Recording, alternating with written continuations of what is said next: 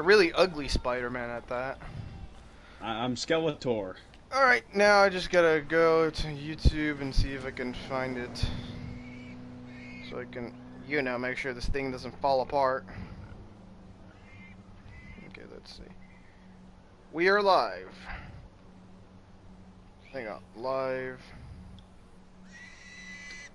Shut up! Alright, welcome. Shut up, ladies. I'm trying to shoot a pig. It keeps shutting, it doesn't want to shut up. Bastard. Stop squealing! You're ruining the podcast.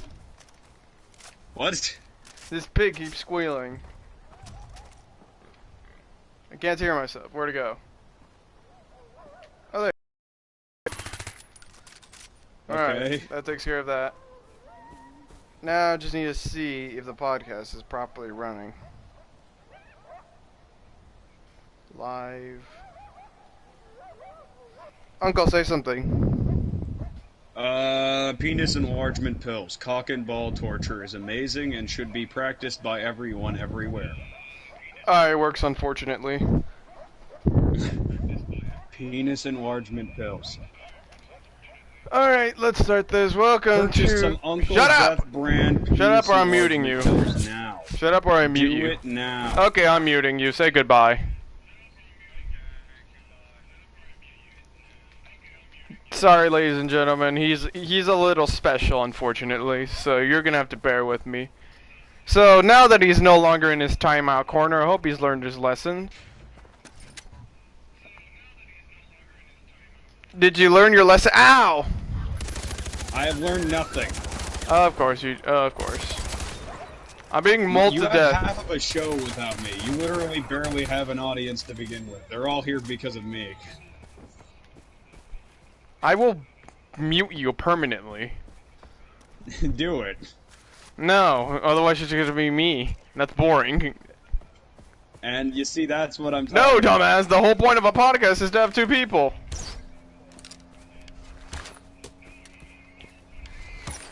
But what if you have just one person because the other guy's muted? Or you're just not that intelligent. Yeah, I'm pretty smart. You are one of the dumbest individuals.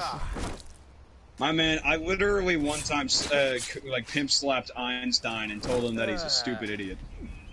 I don't know how to tell you this, but he's been dead for like the past few years.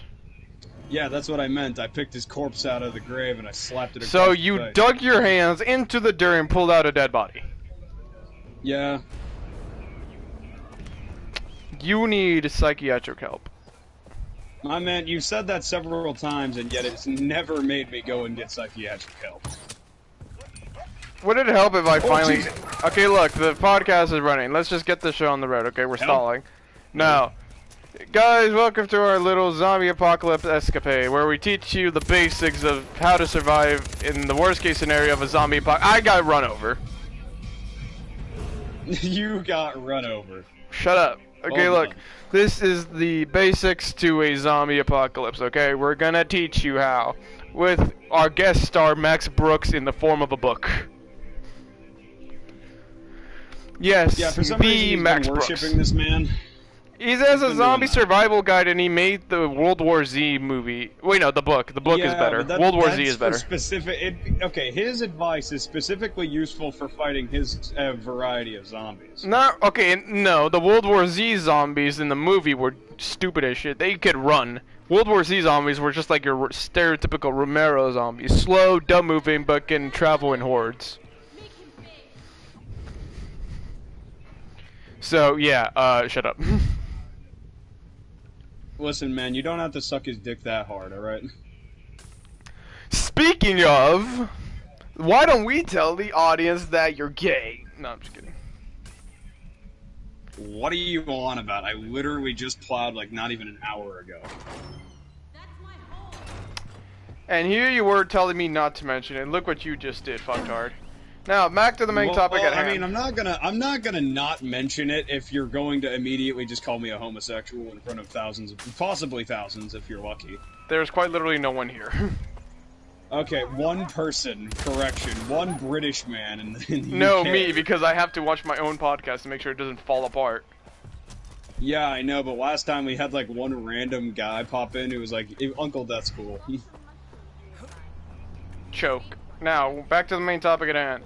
We are gonna give you essentially like WikiHow steps of how to survive a zombie apocalypse. We're kind of geniuses.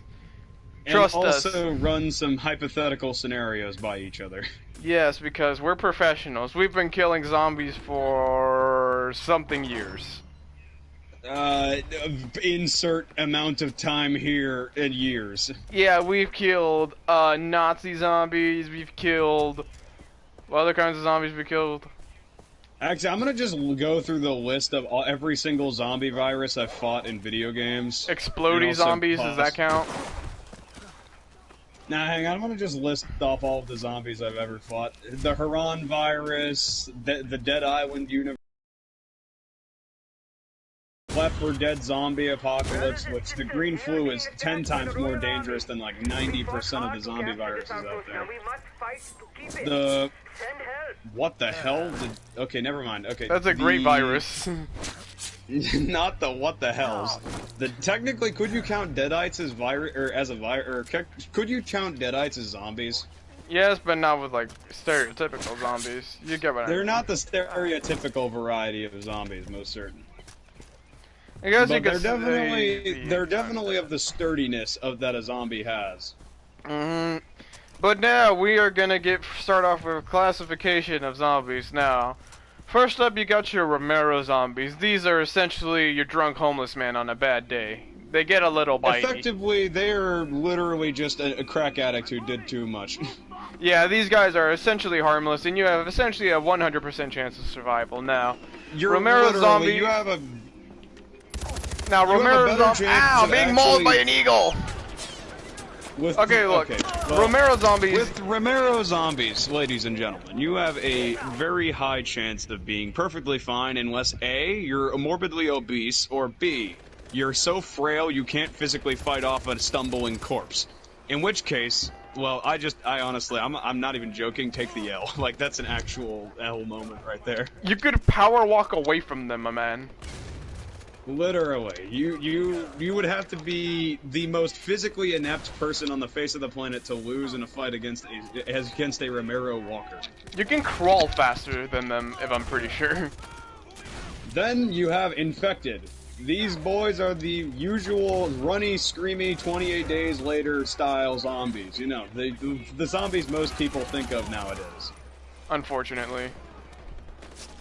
These boys are real dangerous lads. They are basically what happens when you take the homeless crack addict in the alleyway and then turbocharge him with an adrenaline shot. Yep. And there's also the fact that they're not zombies in a sense, they're just under the influence of some sort of contagion. Usually, it's kind of, think of it like the symptoms of rabies usually, but sometimes it can be more questionable. Like, for example, the 28 days Last later. of Us universe. Like 28 days later. The Last of Us universe is... The Last of Us universe also. Yeah, well, the thing about The Last of Us is they deal with fungi. Yeah, that's the thing. That's what I mean by questionable. Well, in most instances, they're mainly going off of rabies. Like, you got 28 days later. Viruses of some variety, but generally there is a universal kind of idea that if it is counted as an infected, it does mostly two things. It runs really fast. It runs basically, attacks extremely aggressively, and generally screams like a banshee. Thanks, Daisy. Now we got a maybe section. We got Deadites from the Evil Dead universe, where they're essentially zombies in the safe word, considering, you know, they rise from the ground. They're the undead, but you also have to remember they come back because of demonic forces, also. I guess. It depends upon what type of Evil Dead you're talking about, because for Let's example, go with the first Evil Dead. Let's go with the first Evil Dead. So the first Evil Dead's Deadites are not really zombies by any means. They're more like possessed humans that can take a lot more punishment than a normal human ever could. Alright, then let's go with Evil Dead number 2. Evil Dead number 2 also doesn't include any skeletons or anything like that that would be similar to zombies, but the thing is that it is a little bit more funny in nature, so think of it as like zombies, but with a little bit of funniness added in for good measure. Okay, I guess that's fair. Okay, and then Evil what Dead else 3 we is got? where the zombies really start to come in, because we have necromantic zombies, which is what I would call the third category of zombies. So you have Romero stumbling corpses, you have infected, which are a bit more of a particular case, and then you have the necromantic zombies.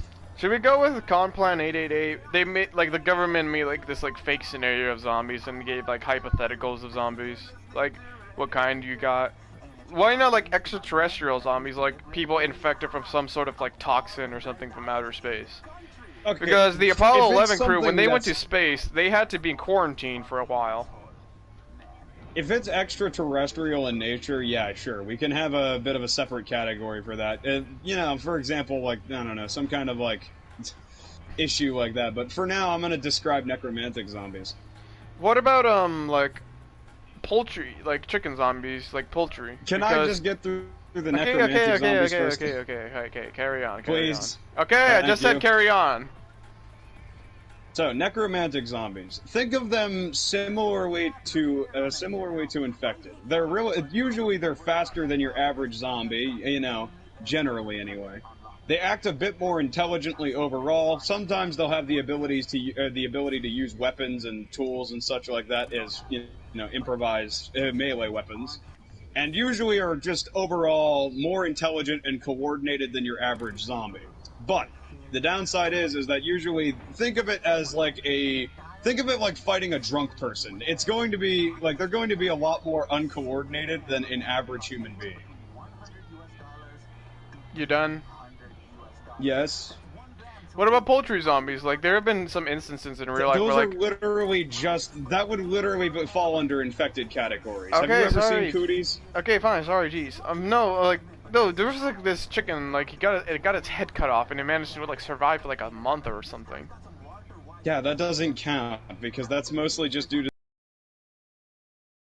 So no cock? Fucking of course. It into a dick joke. Hey babe, okay, I'll stop.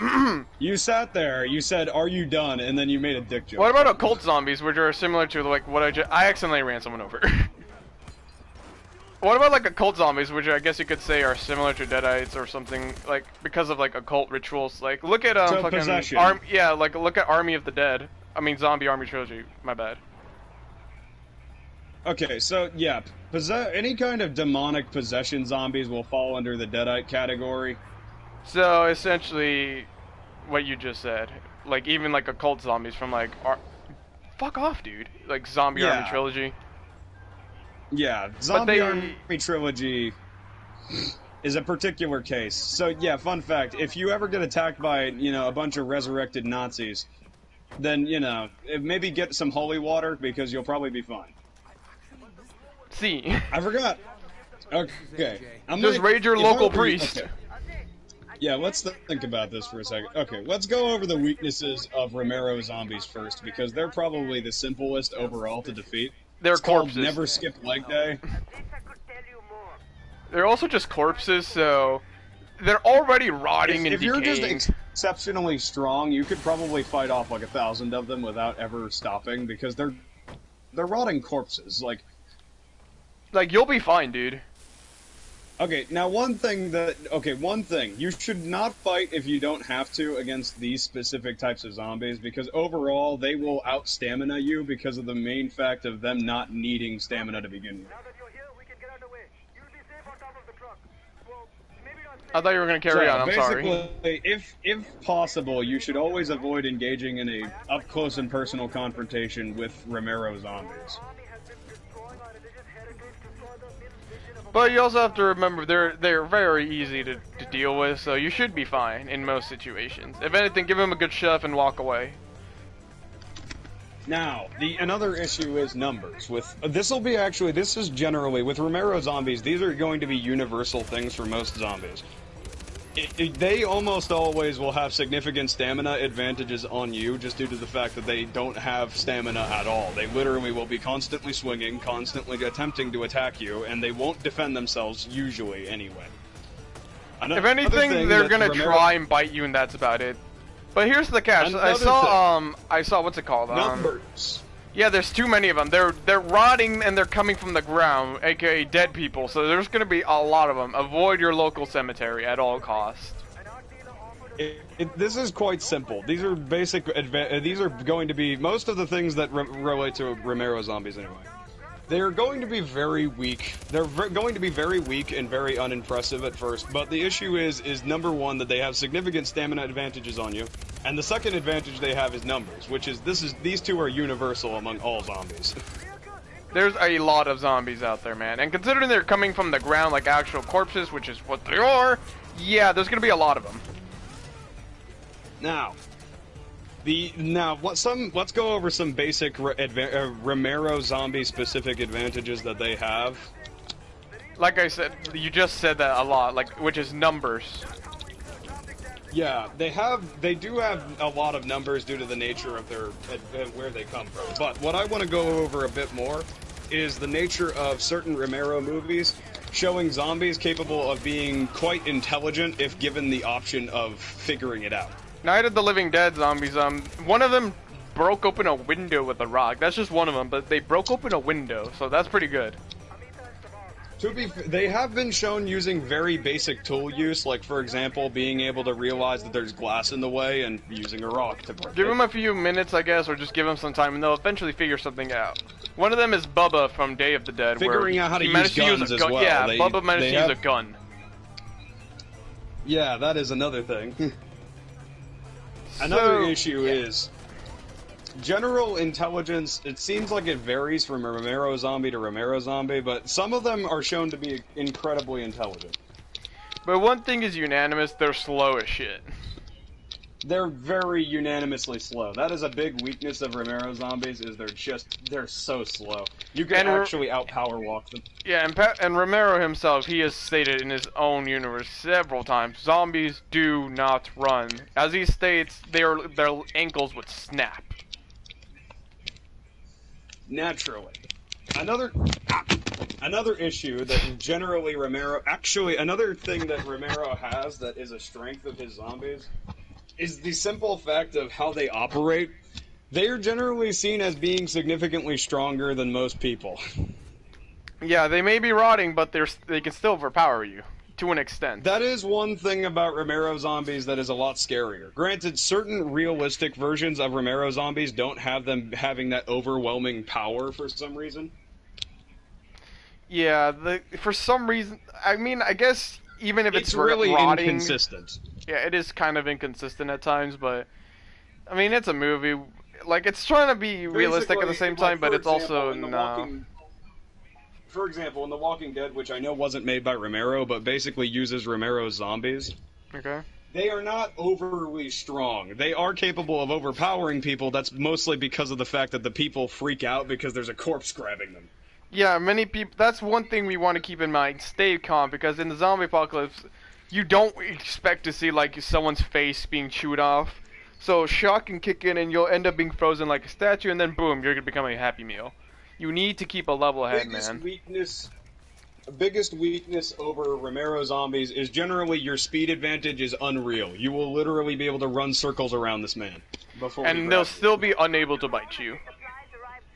Now, a second thing, armor very much is a massive advantage if you can get your hands on it under any context. So just in general, if you can, get your hands on something like, for example, thick clothes, riot gear, football armor, it doesn't matter, as long as it protects you from being bitten or scratched or anything like that. And to reiterate, they are rotting, so their teeth would most likely fall apart like fucking dentures. Yeah, I was about to say, it'd be like watching George Washington try to bite into a tree. It wouldn't end very well. Their teeth would fall out like dentures. Another big thing, generally you should not try to fight. They have an advantage in fighting just due to the nature of the way they operate. They usually come in groups, and they usually have significant advantages in groups. Which is a simple way of saying know when to pick a fight and know when to leave a fight. It doesn't matter how strong you are. You can be a 7'1" Polish gladiator that rips up trees with his bare hands. If there's enough zombies, they're gonna overpower you eventually. Yeah, you may be on top of the world, but eventually the one-man army just becomes a one-man massacre.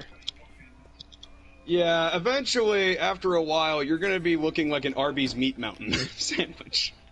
Fucking dick, why'd you run me over? Anyway, yeah, you're essentially just a meal on legs. That's what you look like in the eyes of the Conclusion on Romero zombies: run if possible, fight if necessary.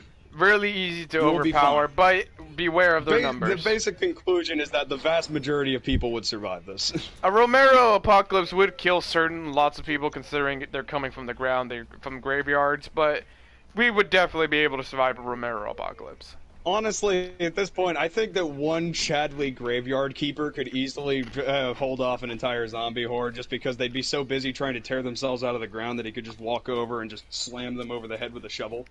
I'm sure a homeless man has a better chance in a zombie apocalypse.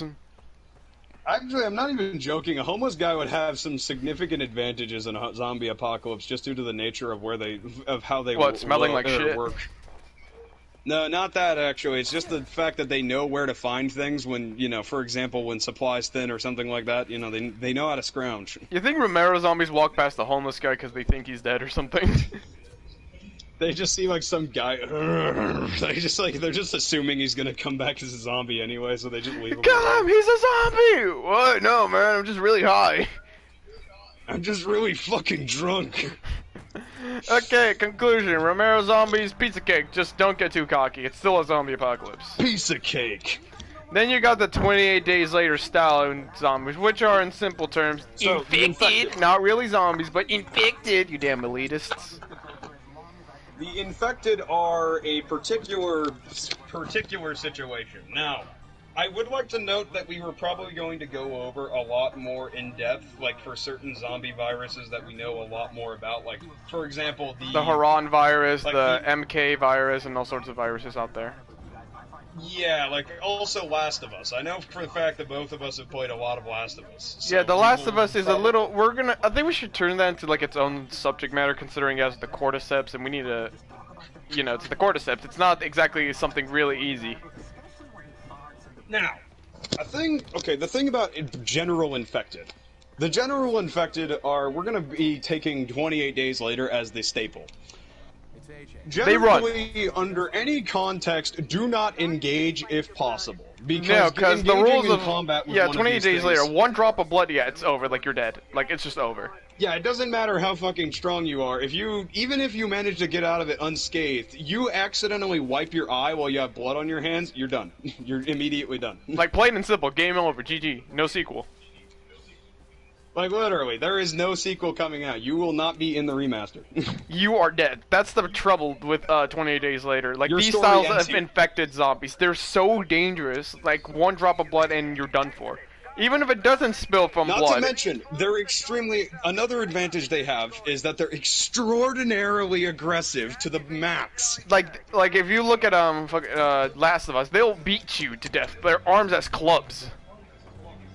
They don't even, most of them, the thing you need to worry about most is actually just them straight up beating you to death. Like, they won't even bite you. That'll be their second thought. Their first thought is beating you. They will attack you with whatever they can, whether it be biting you, scratching you, clubbing you to death with their limbs. Doesn't matter. They will kill you. Uncle, have you seen monkeys? Like, you know how they attack? Like, they use their arms as bludgeoning weapons. Like, raise them up and down. Not their fists, just their arms. Yeah, that's them. That's a zombie. That's an infected right there. That's what they will do. They won't punch you. They'll bludgeon you. Yeah, that's the thing. That's the thing you need to keep in mind. Like, for example, in certain games, you'll actually in certain games and movies, you'll notice how certain infected, they more so go for knife hand strikes rather than actually trying to claw you. They just keep their claws out because of the fact that they could potentially land the claw if they're lucky, but they usually just go to club you, basically. And most of the time, these infected zombies spread the virus through blood and cuts, so them just scratching you, they win automatically there.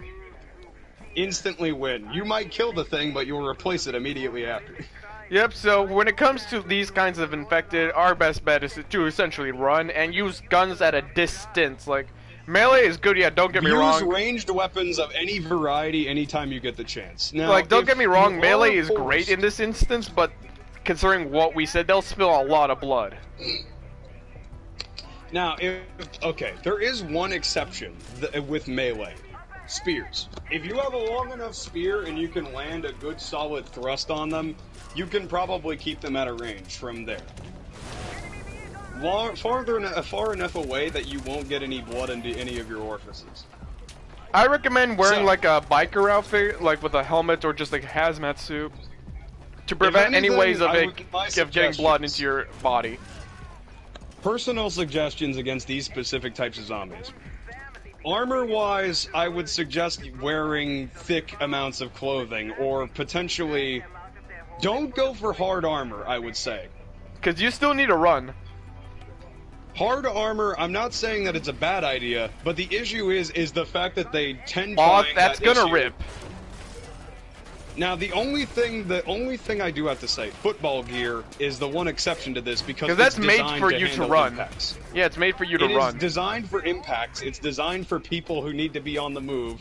You have a sizable advantage with football gear. So, Ranger, local high school, or NFL sign-up SWAT team, armor, whatever. No, do not go for. I would not go for that if I were you.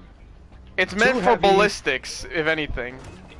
It's too heavy. It's more so geared towards being shot at rather than beaten. But the issue is that while yes, it provides substantial protection against being beaten, riot gear tends to also be pretty damn heavy. So you can't exactly defense. Like unless you deadlift really good, no. Yeah, you can't afford to run around wearing that all day. It's just not gonna work. Oh my gosh, imagine Usain Bolt as a zombie. It's game over for us. Overall, it'd basically just be the Flash from DCeased. Yeah, so, as Columbus said in Zombieland, cardio, man, cardio, that's gonna save your life. Yeah. What? He was true, man, cardio, you gotta run away from these things. The biggest weakness that you can have against these infected is that you need to have tremendous cardio to outrun them. And that's if you can outrun them. With 28 Days Later style zombies, they don't think about stamina, they don't think about how much they're burning, they don't even think about the fact that their muscles are aching. They just sprint after you, full speed the entire time. They go as fast as they can physically go. They push their body to the absolute limit. You, on the other hand, are a squishy person who is going to eventually get tired of running. Because, fun fact, your body doesn't like being pushed to the max all the time. There's also the thing that... What was I going to say? Hang on, give me a minute. You carry on. I'm trying to remember something. Carry on. So, in the situation of fighting a zombie, if a 28 days style zombie, you should either avoid confrontation completely, run, and then finally, if absolutely required, fight. Also, even though they're not that good, like, it's been proven it's not completely silent, try investing in silencers. They could help to an extent. Guns are highly unsuggestible in the situation of a 28 Days Later style zombie apocalypse. For me, I would say just get, like, rifles so you can snipe them at a safe distance. That's my advantage. That's another issue, is that shooting one bullet kills the zombie if you're good. Oh yeah, let's also go the fact that it's loud. Yeah, you also gotta remember that unless you're just sitting there with, like, I don't know, the best suppressor in human existence, you're gonna have a lot more problems coming in on you soon after firing that one round. Yeah, Uncle, have you seen that one? Okay, we've obviously seen 28 Days Later. You know that scene where he's walking around London and it's super empty? Yeah. Yeah, that would be the situation. Just silence, one gunshot, and boom, they're all coming out. In general, you should... Yeah, in general, you shouldn't really use guns, but if you do have to, even though they suck ass in reality, invest in silencers. An overall thing. Firearms in the situation of a zombie apocalypse might seem pretty damn kick-ass, and they are. Against but the issue is number one, bullets, and also just the sheer amount of noise they make. So you should only really be using it like in an extreme oh shit situation, like you have to use a gun. Yeah, basically, if there is a situation in which only a bullet could solve this problem, you should do it. And remember, melee weapons are also your friend. Try investing in some of those. But against these guys, we really recommend you running, if anything, because considering it is so easy to get infected. With infected, I'm gonna just take a moment to go through the strengths that they have. They're obviously extremely fast. They don't believe in the idea of getting tired. They are overly aggressive. Engaging in melee is such a bad idea against these guys. This is a terrible idea unless you're immune. And being immune is no guarantee. You won't know if you're immune. You won't know if you're immune until after you already have blood in your eye. Yeah, that could also be one of those situations where there is no immunity and you get infected no matter what. Yeah, that's another issue right there, in and of itself. Yeah, because in some outbreaks there is no immunity. Everyone gets sick. Another issue with the infected subtype is that usually, anyway, for most of these, like, infected style ones, there's usually there is usually mutated zombies running around that are a bit more specialized at murdering people. And this is where Uncle's department goes in. Let's touch on the special infected kind of zombies. Uncle, take it away. Okay, let us talk first about a particular game series that I think most people probably have in their eye right now, Dead Island. A really great game. It has a few problems, but it's a great game. In general, I would say that the issue is that with the idea of special infected, most of them are in the realm of video games and their related fictional viruses. But in the situation where, for example, the mutation pushes something like, for example, enhanced muscle mass, or, for example, causes the body to go into, like, overdrive on leg muscle, like in, for example, like Left 4 Dead, or a game like that, you are kind of boned. There is nothing you can do about that, especially against something like, for example, Dead Island's Bruiser. And the tank, which from Left 4 Dead, which is a simple word of saying you're fucked. Yeah, basically you are fucked. Like, actually, if you're going up against any of these big Bruiser-type enemies, if you are going up against any of these big Bruiser specials, you are actually fucked. You may as well just shove your thumb in your ass and kiss your ass goodbye.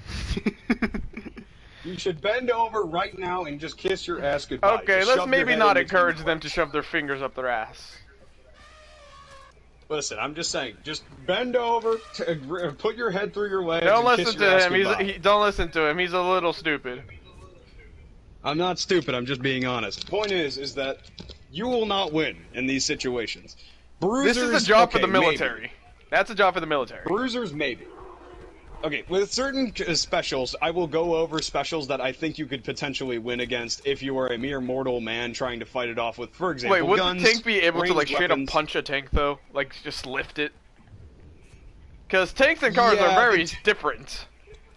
Yeah, the tank from Left 4 Dead is a particular case, because the tank... Yeah, you're not winning. You're just not actually winning that. The Bruiser from Dead Island, on the other hand, you might be able to survive that if you are a god-tier dodger. But like, that's a big maybe. At dodging.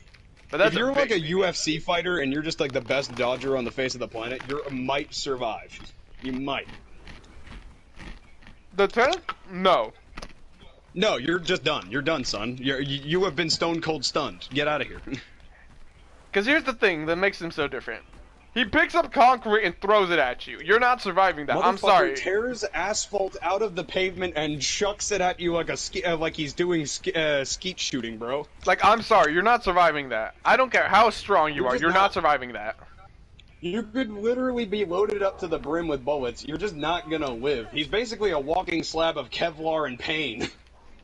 Yeah, which is you're gonna die. Like, it just plain and simple. You're gonna die.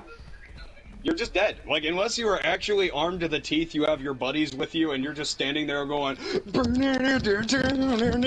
get your ass kicked. No, you're dead. There's also the fact that he also chucks cars like they're nothing. Actually, correction, he throws cars around like they're nothing. Exactly. He literally throws them around like he's playing. He throws them around like he's a kid playing in a sandbox. But that's the thing. He can only punch them. He can't pick them up. We've never seen him pick it up. Yeah, but I wager he could probably pick it up. Yeah, I guess he just doesn't. I don't know. I don't know, Remember, fuck he's you. kind of... Okay, the only thing that you have an advantage of against these bruisers is The legs. the simple factoid of intelligence and maybe, if you're lucky, speed. I was about to say might the be a legs, little but bit then I faster. remember he literally does not use his legs ever. He uses his arms. I'm an idiot. The tank is a particular situation because the tank himself is shown being able to hold himself up on his legs, but it His looks like arms, he's just Uncle. barely His able to. arms. Yeah, his arms are his preferred method of travel. But the issue is that with these zombies, the only thing you really have is your speed and intelligence. They are usually pretty dumb, like overall. They either are overly aggressive and will literally die of agitation, or are just straight up stupid. Like, for example, the bloater from The Last of Us. He's very stupid, but he's strong as hell. Hang on, give me a minute. There's also the fact that Tank is immune to pipe bombs. Like, he doesn't get distracted. He does not get distracted. He is that determined to kill you. He just sees something he wants to kill. He sees a loud noise and he just wants it dead. So don't think a pipe bomb is gonna save you. Well, the explosion is probably gonna save you, but distracting him? No. Yeah, maybe if you sprint towards the tank while holding a pipe bomb, just screaming, "Allah Akbar!" Then yeah, maybe, no. yeah, It is very you guaranteed might that live. it's gonna kill you. You will kill the tank, but you probably will die in the process. Yeah, because remember, it's not gonna focus on the beeping. It's gonna focus on tearing you in half. Oh no, bludgeoning you in half. Literally, you know that scene from where Wolverine fought the Hulk? Yep. You know where he just tears him in half? That would actually be literally that would just be the scene right there. Simple as that. Now, let's continue on. Besides the bruisers, I'm going to go over certain game series in a bit more depth than others. Like Dead Island, they have a couple specials. What about the Charger Exploders. from Left 4 Dead? What about the Charger? No, I'm going to just go over basic stuff. So first, we've already gone over bruisers. Generally, The Last of Us bloater, you have a chance of fighting because he's blind. He doesn't know where things are. And you got the ones that go boom boom. No, hold on. Okay, I'm gonna keep going over. So, first we have the Bruiser from Dead Island.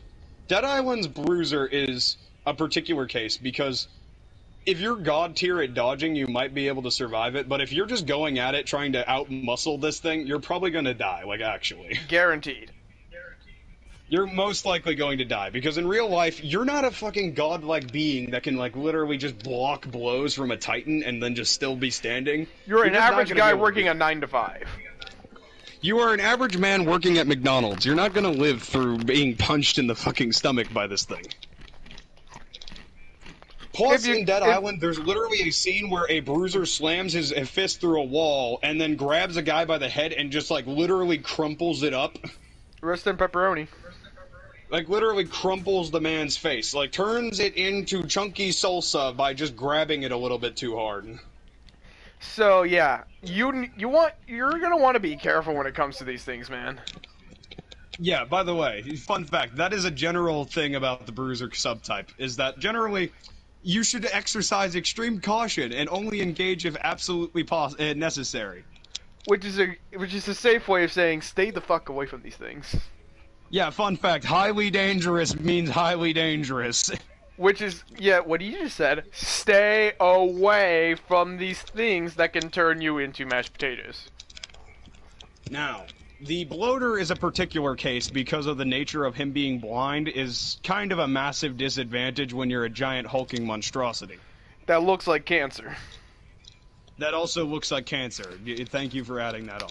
You're welcome. You might be able to stay alive if you can manage to, like, for example, if you have some kind of partner, like, to lure it off while you're shooting at it, like, you know, basically go back and forth getting its attention.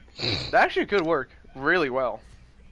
But the issue is that you're just an average Joe. We're going by the idea that you're alone and you're just trying to fight this thing off by yourself. Yeah, because realistically, you're not going to be the main character, dude. Like, you're not the main character. You're most likely not going to win against a bloater unless you are god tier, like you actually have enough ammunition to blow away a small army, and also just so happen to also be amazing at dodging. Unless you're a doomsday prepper. Because keep in mind, you know that one death scene in Last of Us 2 where he, like, knocks her to the ground and then grabs her jaw and just... Yeah, ooh. Nasty and stuff. then it just immediately. cuts to black. It just cuts to black suddenly as he just goes. And Yeah, just yanks nasty it clean stuff, off. really, dude. And there's also the fact Yeah, that it fun is fact. that bad, like, it is covered in, like, fungus to protect itself. Yeah, fun fact. He's also basically covered in body armor. Which, unless you have, like, I don't know, 50 cal on standby, good luck, pal. We aren't going to be going over any kind of bandits in this because that doesn't... They're kind of just like born from the nature of the situation. Yeah, like, they're just people. Like, unless they're, like, special operations, field ops, no, they're just people. That's it. Now, another thing is that, for example, there are certain subtypes of big bruiser enemies that are a bit more interesting. Like, for example, the Charger in Left 4 Dead. Rather than actually deciding to run up and attack you head-on like a tank or otherwise, like, you know, any kind of other style of He's like an bruiser, ambush enemy. These boys they prefer to charge headfirst into you, but not in the literal sense. I mean, they will literally stampede through you and your group, maiming everybody inside. Like a freight train. Think of it like getting hit by a bullet train. You're probably not going to be having fun. Another similar enemy is the Demolisher from the game series Dying Light. He also does a similar thing, and acts more similarly to the tank overall. But, I digress.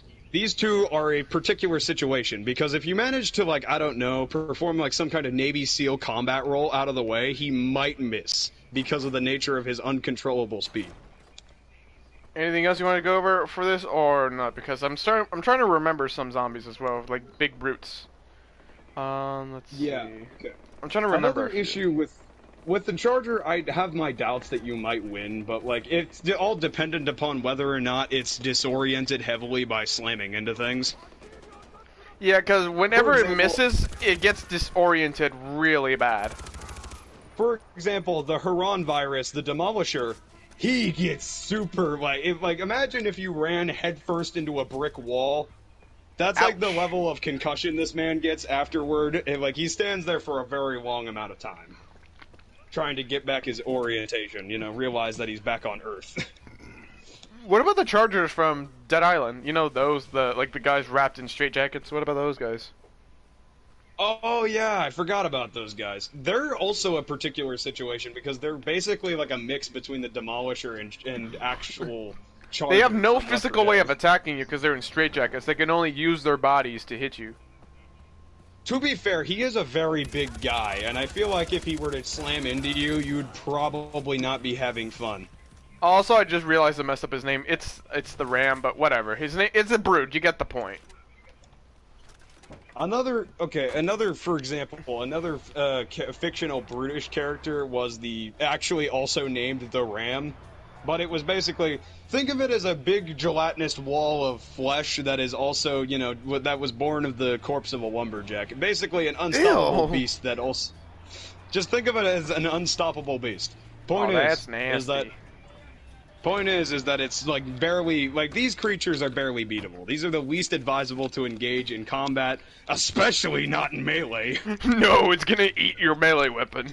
Dude, if I saw, it doesn't matter how much of a Chad you are, you could be like Navy SEALs, 300 confirmed kills, trying to fight this thing off with a pocket knife, and you would probably still get your ass handed to you. And not to mention, it is disgusting. Yeah, not to mention, half of them are usually filthy. Like, they are usually pretty bad when it comes to their looks, like, generally. Yeah, it's also just, like, You very don't wanna be fucking grabbed. disgusting to look at. You don't want to be grabbed, basically. Just don't get grabbed. No, just Don't stay get far grabbed. away from them. Okay, next, we have Rangers. Rangers? What's that? What's a Ranger? Rangers, I would consider Rangers to be any kind of long-ranged infected under any context. Oh, like spitters in most games. Spitters, the Smoker, and the Hunters, I guess? Yes. But mainly, I'm going to go over the Smoker and one of the Spitters, because I feel like all of the Spitters do the same thing, really. Yeah, they do. Well, some do it differently. Like the Spitter from Left 4 Dead 2, they leave acid behind. The Spitter in Left 4 Dead 2, the Spitter in Left 4 Dead 2 is a particular situation because she is good at crowd control, meaning that she will generally leave a massive puddle and keep people from going through an area. Very good at area denial. That would be devastating for somebody who's trying to run or flee from a particular thing like a car alarm. And there's also the fact that it burns. It's acid. It's stomach acid, bro. You're not gonna be having a good time if you're just stepping in it.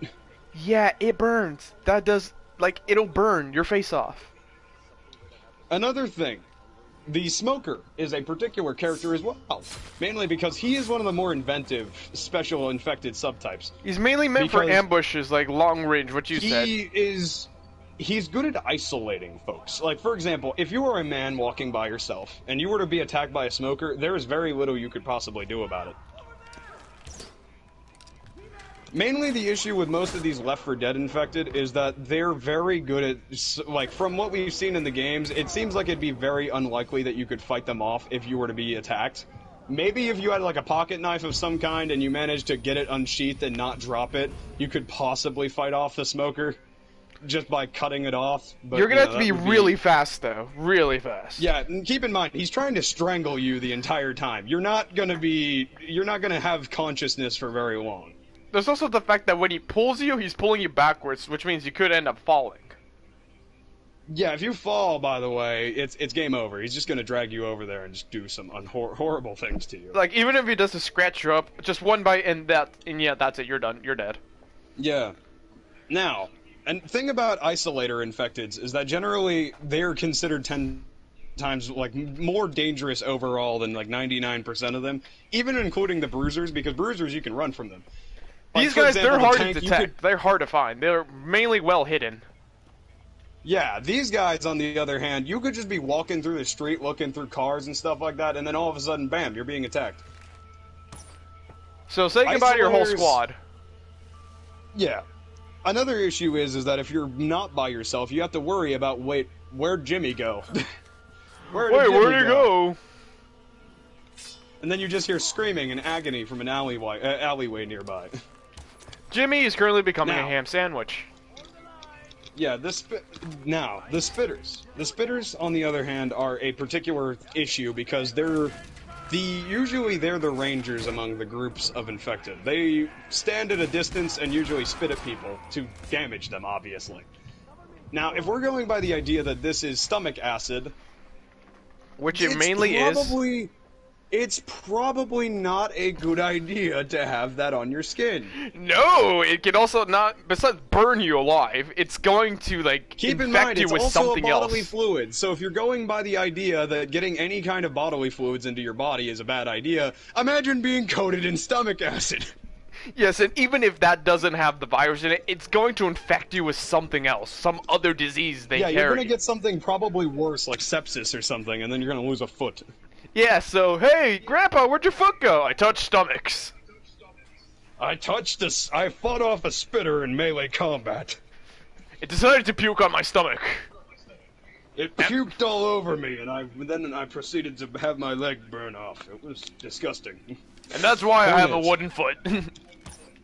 Point is that generally spitters are a danger, but I would say right now that it depends upon what the spitter does. Like, for example, the spitter from Left 4 Dead, I have no doubt that if you tried to get up in her face in a real-life confrontation, she would likely just spit up around her instead of actually trying to target you in melee combat, because it just seems likely.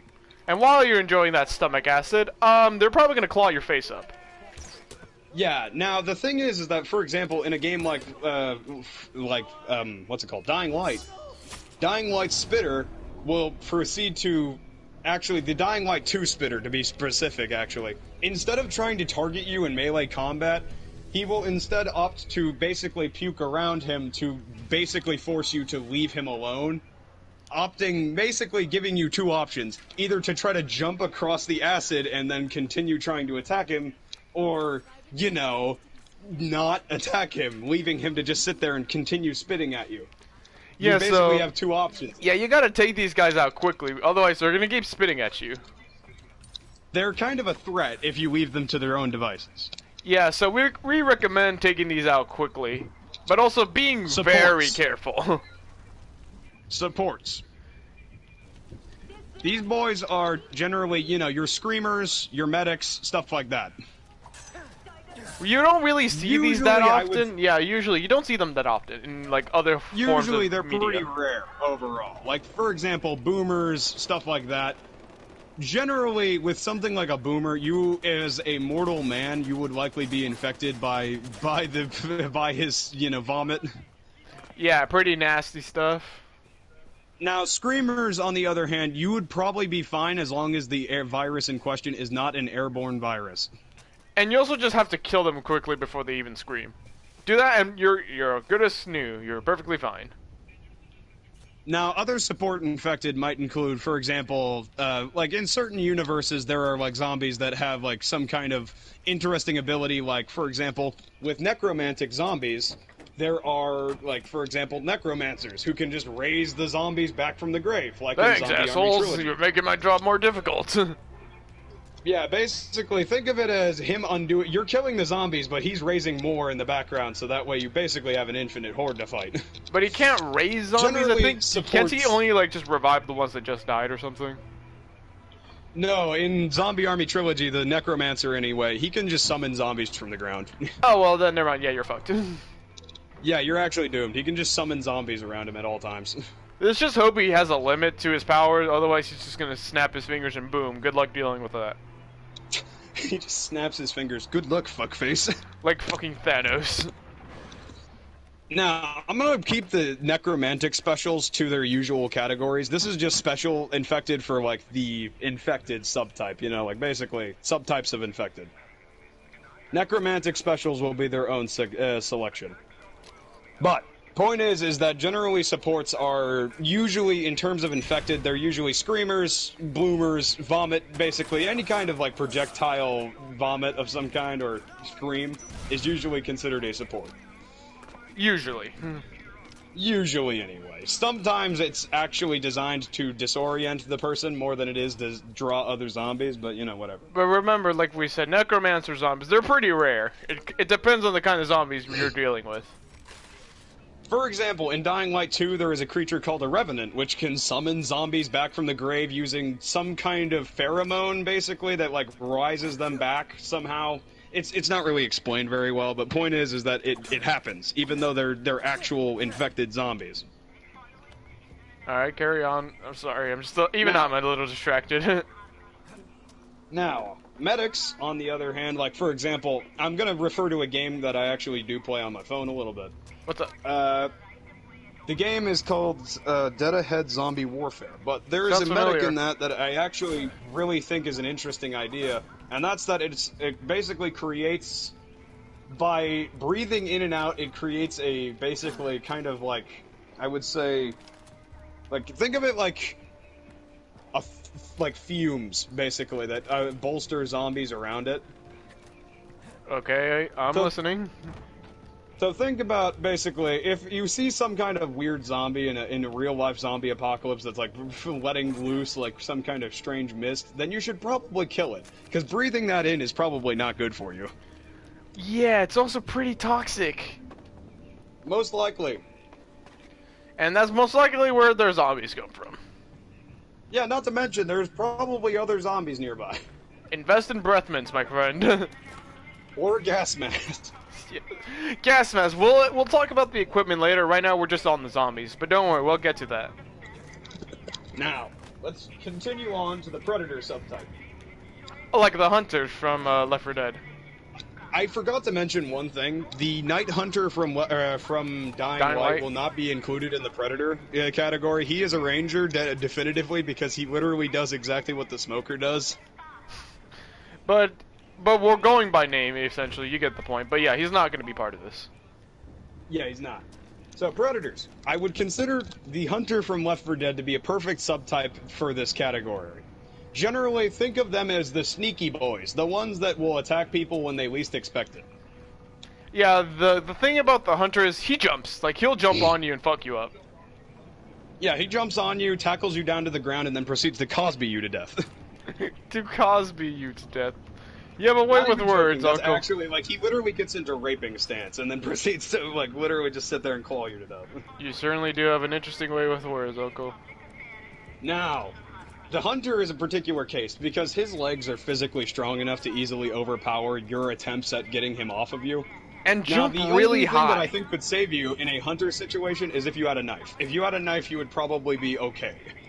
Maybe.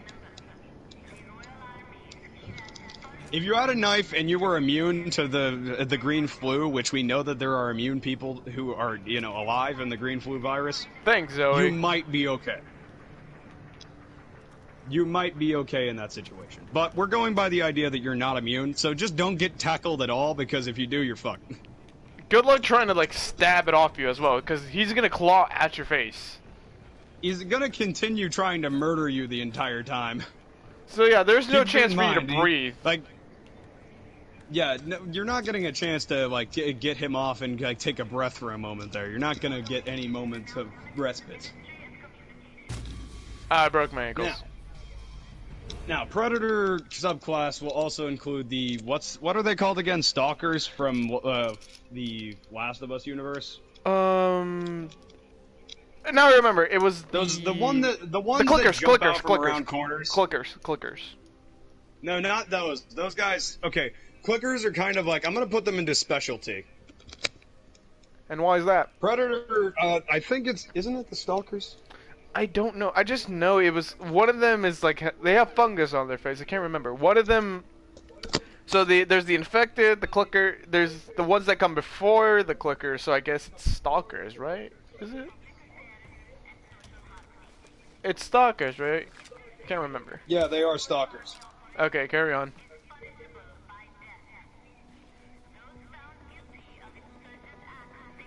Yeah, so generally the Stalkers, anyway. Yeah, okay. With Stalkers, they tend to hide around corners and stuff like that and wait for people to basically walk in, usually. Funny thing is, Zombieland, they made fun of that. exercise- Zombieland made fun of that. They call them the ninja zombies. Yeah, I'm not going to talk about Zombieland because they just introduce these zombies and then they never do anything. I know, but don't tell me that's not kind of funny. Yeah. But yeah, these are what Zombieland and what you just said. These guys, they hide around the corners to ambush you. They're ambush zombies. That's what they're good for. Yeah, Predator is generally, anyway, just keep in mind that any kind of Predator subtype that I'm going to go over is basically just kind of like the usual. Like, they're going to be trying to stealthily attack you or jump out suddenly and get you, basically. Think of it as like a subset of Ranger. Yeah. They want to do the same thing that the Rangers do, but, like, they do it a little bit worse because, they have to be in melee range. Point is, just don't get jumped. Keep exercise caution, check your corners. You will likely be fine. And to always be at the ready with a weapon, because if they get the best of you... Literally, never have your hand off of your weapons at any time. Even if Because you never know what's going to be there when you turn the corner. Now, we have specialty zombies. This is like the witch, the clicker, stuff like that. These guys are extraordinarily dangerous, usually. I'm also going to include the mutators from Dead Island 2, because they're an interesting case. Alright. Usually specialty zombies either act strangely comparative to the usual zombies, or otherwise are generally extremely dangerous, but due to different reasons. The clicker, for example, is completely blind, but is so you just have to be really ferocious. good at stealth, like super ninja walking, because they hear you for everything. Yeah, instead their other senses are enhanced. And echolocation, they're really good at that. The witch is another particular situation because overall, all of these zombies and specialty are incredibly dangerous, but they have their own kind of disadvantages that cause them to either not be as effective as killing machines. Because realistically speaking, the witch is so frail. Like, yeah, that's good for her because, she can run so frail. Just a good thwack with a melee weapon realistically would be enough to incapacitate her. Yeah, but then again, you also see those overly long nails, and then you wonder, what would happen if those went through my throat? I'm just saying though, realistically speaking, if you're good and fast enough, you could incapacitate her with a good blow.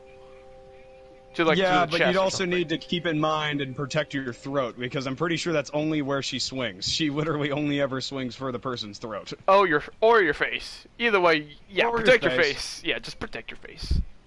Don't protect your face. Protect your throat. Your face is kind of a minor issue. Just It's protect your okay, throat. man. You're handsome just the way you are. Yeah, you might be ugly and irreplaceably ugly and unrepairable by the end of the battle, but But at will least still you're be alive. Yeah, your throat will be in one piece. Yeah. Now, the thing about her is that overall she is extraordinarily dangerous in the games anyway. But like usually, I would say that having a edgy teenager wearing granny panties running at you isn't exactly a threatening thing. Oh, sorry, that's just funny. Granny panties. Yeah. So basically, she's overall extremely dangerous, but the issue is that usually anyway, she doesn't interact with humans, instead opting to She'd rather just sit bitch and alone. sulk Yeah, she'd rather like bitch to herself. Like, just leave her alone and you're fine. Basically, leave her alone in general. It's kind of like, think of it as like the Screamer rule. Just don't interact with it at all and you'll probably be fine. Probably. But Yeah. if push comes to shove, we recommend just attack or just running, just run. Yeah, she can run fast, but dude, just run or hold your ground if you have enough weapons or ammo. I forgot to mention, I don't really know where to put the volatiles from Haran into this, so I'm gonna add them to the specialty category. I guess you could put them as like offensive zombies because they're mainly meant for that, aren't they? Ow! I would say, Ow, no, they're why is not the rhino offensive. fighting They're me? more like... Sorry, just carry on. I'm being attacked by a rhino. The issue is that they're incredibly dangerous, but they're going in specialty because of the fact that they only come out during the night. Okay, yeah, that's fair. They're extraordinarily dangerous, but they have a special way of being dealt with, and that also is another thing. They are basically, volatiles are extraordinarily dangerous, very strong, very ferocious creatures that can basically kill any mortal man very quickly. But the upside is that while yes, they are incredibly dangerous, incredibly fast, and very smart, they are extraordinarily weak to UV light. Meaning, if you have a flashlight that does that, you can basically just sit there and cook his ass like he's a cockroach underneath of a magnifying glass. And bada bing, bada boom, he's done for. Now, if there's multiple of them, you might wanna start running. Yeah, unless you have like floodlights, no, just go, man, just run. Now, what would be like another special kind of zombie? Like what would it be? Suiciders. Oh yeah, These boys suicides are the run, explodey bang bangs. Because unlike boomers, Chili which will boys. just cover you and shit, they shoot their bones at you because they explode, which is a safe way of saying you're gonna get lacerated really bad. Yeah, needless to say, fun fact, if you're dealing with infected, I feel like the last thing you want to do is, be run through by bones, viscera, and blood, and also being concussed by an explosion. Bones have the blood, which is infected, so if it impales you or just straight up cuts you, yeah, you're dead.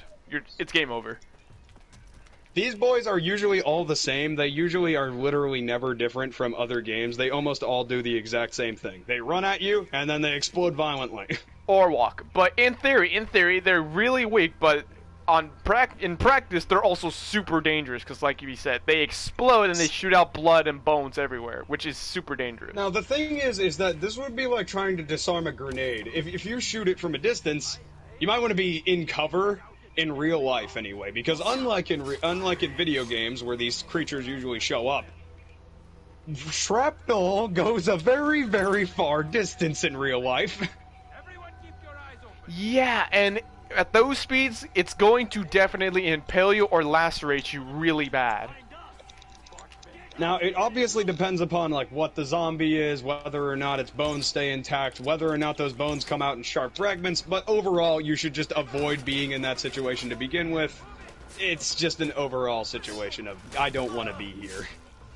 Yeah, it's a pretty Keep in bloody mind mess. also, usually these creatures don't come at you by themselves. They are usually followed by other zombies.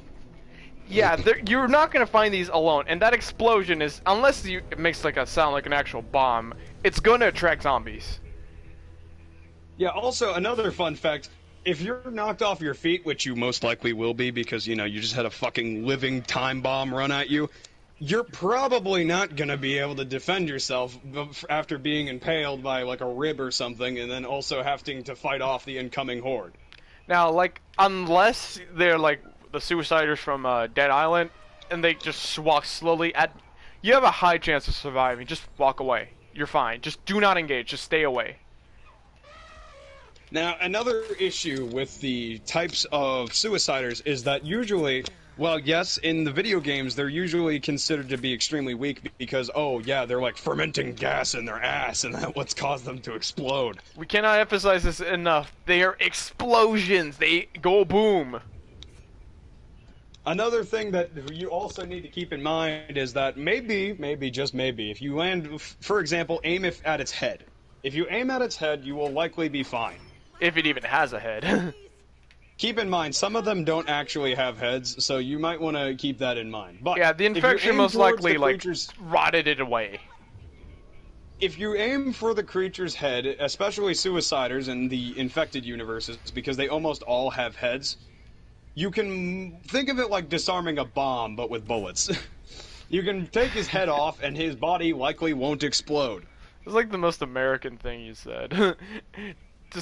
Just shoot it with... Defuse a bomb with guns. Defuse the bomb with bullets. I'm sorry, that's just pretty funny. Anyway, carry on. Actually, I would like to mention one specific bandit situation that I want to go over. The military? Infected bandits are a particular subtype of, like, kind of... Think of it as lunatics. Alright, carry on then. So they're a kind of subtype at this point, but, like, I think of it like if you had somebody who's on the verge of turning, but hasn't quite done it yet. So they're kind of like, they're semi-intelligent, but they're overly aggressive. They use their weapons and stuff like that, and guns and crap like that. But overall, they're a bit dumb and easy to anger, you know? Irritable. Okay. So generally, if you were to encounter an infected bandit clan, you'd do your best to not anger them, because the last thing you need is to cause two separate types of issues. Mainly because once you kill them, or possibly one of them will just turn during the meeting, and you'll just end up having to deal with that. Good luck with that, buddy. Yeah, good luck with that one.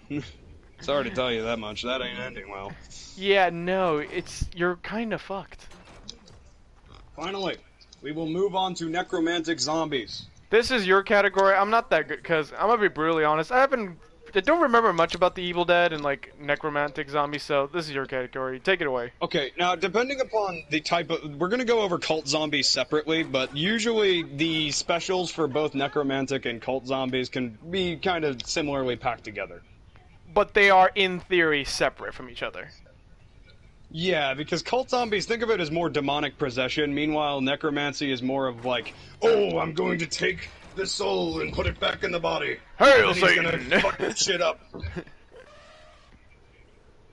There's also, yeah, I guess you can say, there's also one special category, but I'll tell you about it later. So for right now, carry on. If it's relating to the infected, then say it now, because I want to get that in before vampire zombies, essentially, from which would be from I Am Legend. Okay, vampire zombies. Or is it technically just normal vampirism? I think vampires don't count as zombies. No, I mean, because, like, have you seen I Am Legend? They're quote-unquote zombies, but they're essentially vampires, I guess? But they do spread infections. So is it just vampirism, or...? I think it's just vampirism. Alright then, but I'll talk about it myself later, just by myself. But for now, just carry on with the necromantic zombies. Necromantic zombies are a particular case because think of it as fighting a drunk person. It's like they're going to be obviously a lot more disoriented and generally looking like they lack cohesion in their movements, but they will be using weapons and such, because in most storybooks where there are necromantic zombies, they act more like undead soldiers than anything else. Like, for example, in the Shadow of Mordor games, when you bring back a zombie foot soldier, well, he acts mostly like a foot soldier, just a bit more slow and generally a bit more silent, I would say. They usually just make groans. They usually forget how to speak. Sometimes, obviously. Skeletons are a bit of a different issue, but generally anyway. They're usually very hard to take down. They are very, very like, very particular, because it either bounces between them being usually, like, at or below human strength, or way more powerful than a living being. There is never an in-between. It is always one or the other. You carry on. I need to read more about the book so I can get some more info. Carry on. Necromantic zombies are generally summoned by necromancers by putting the soul back in the body after it's died, right?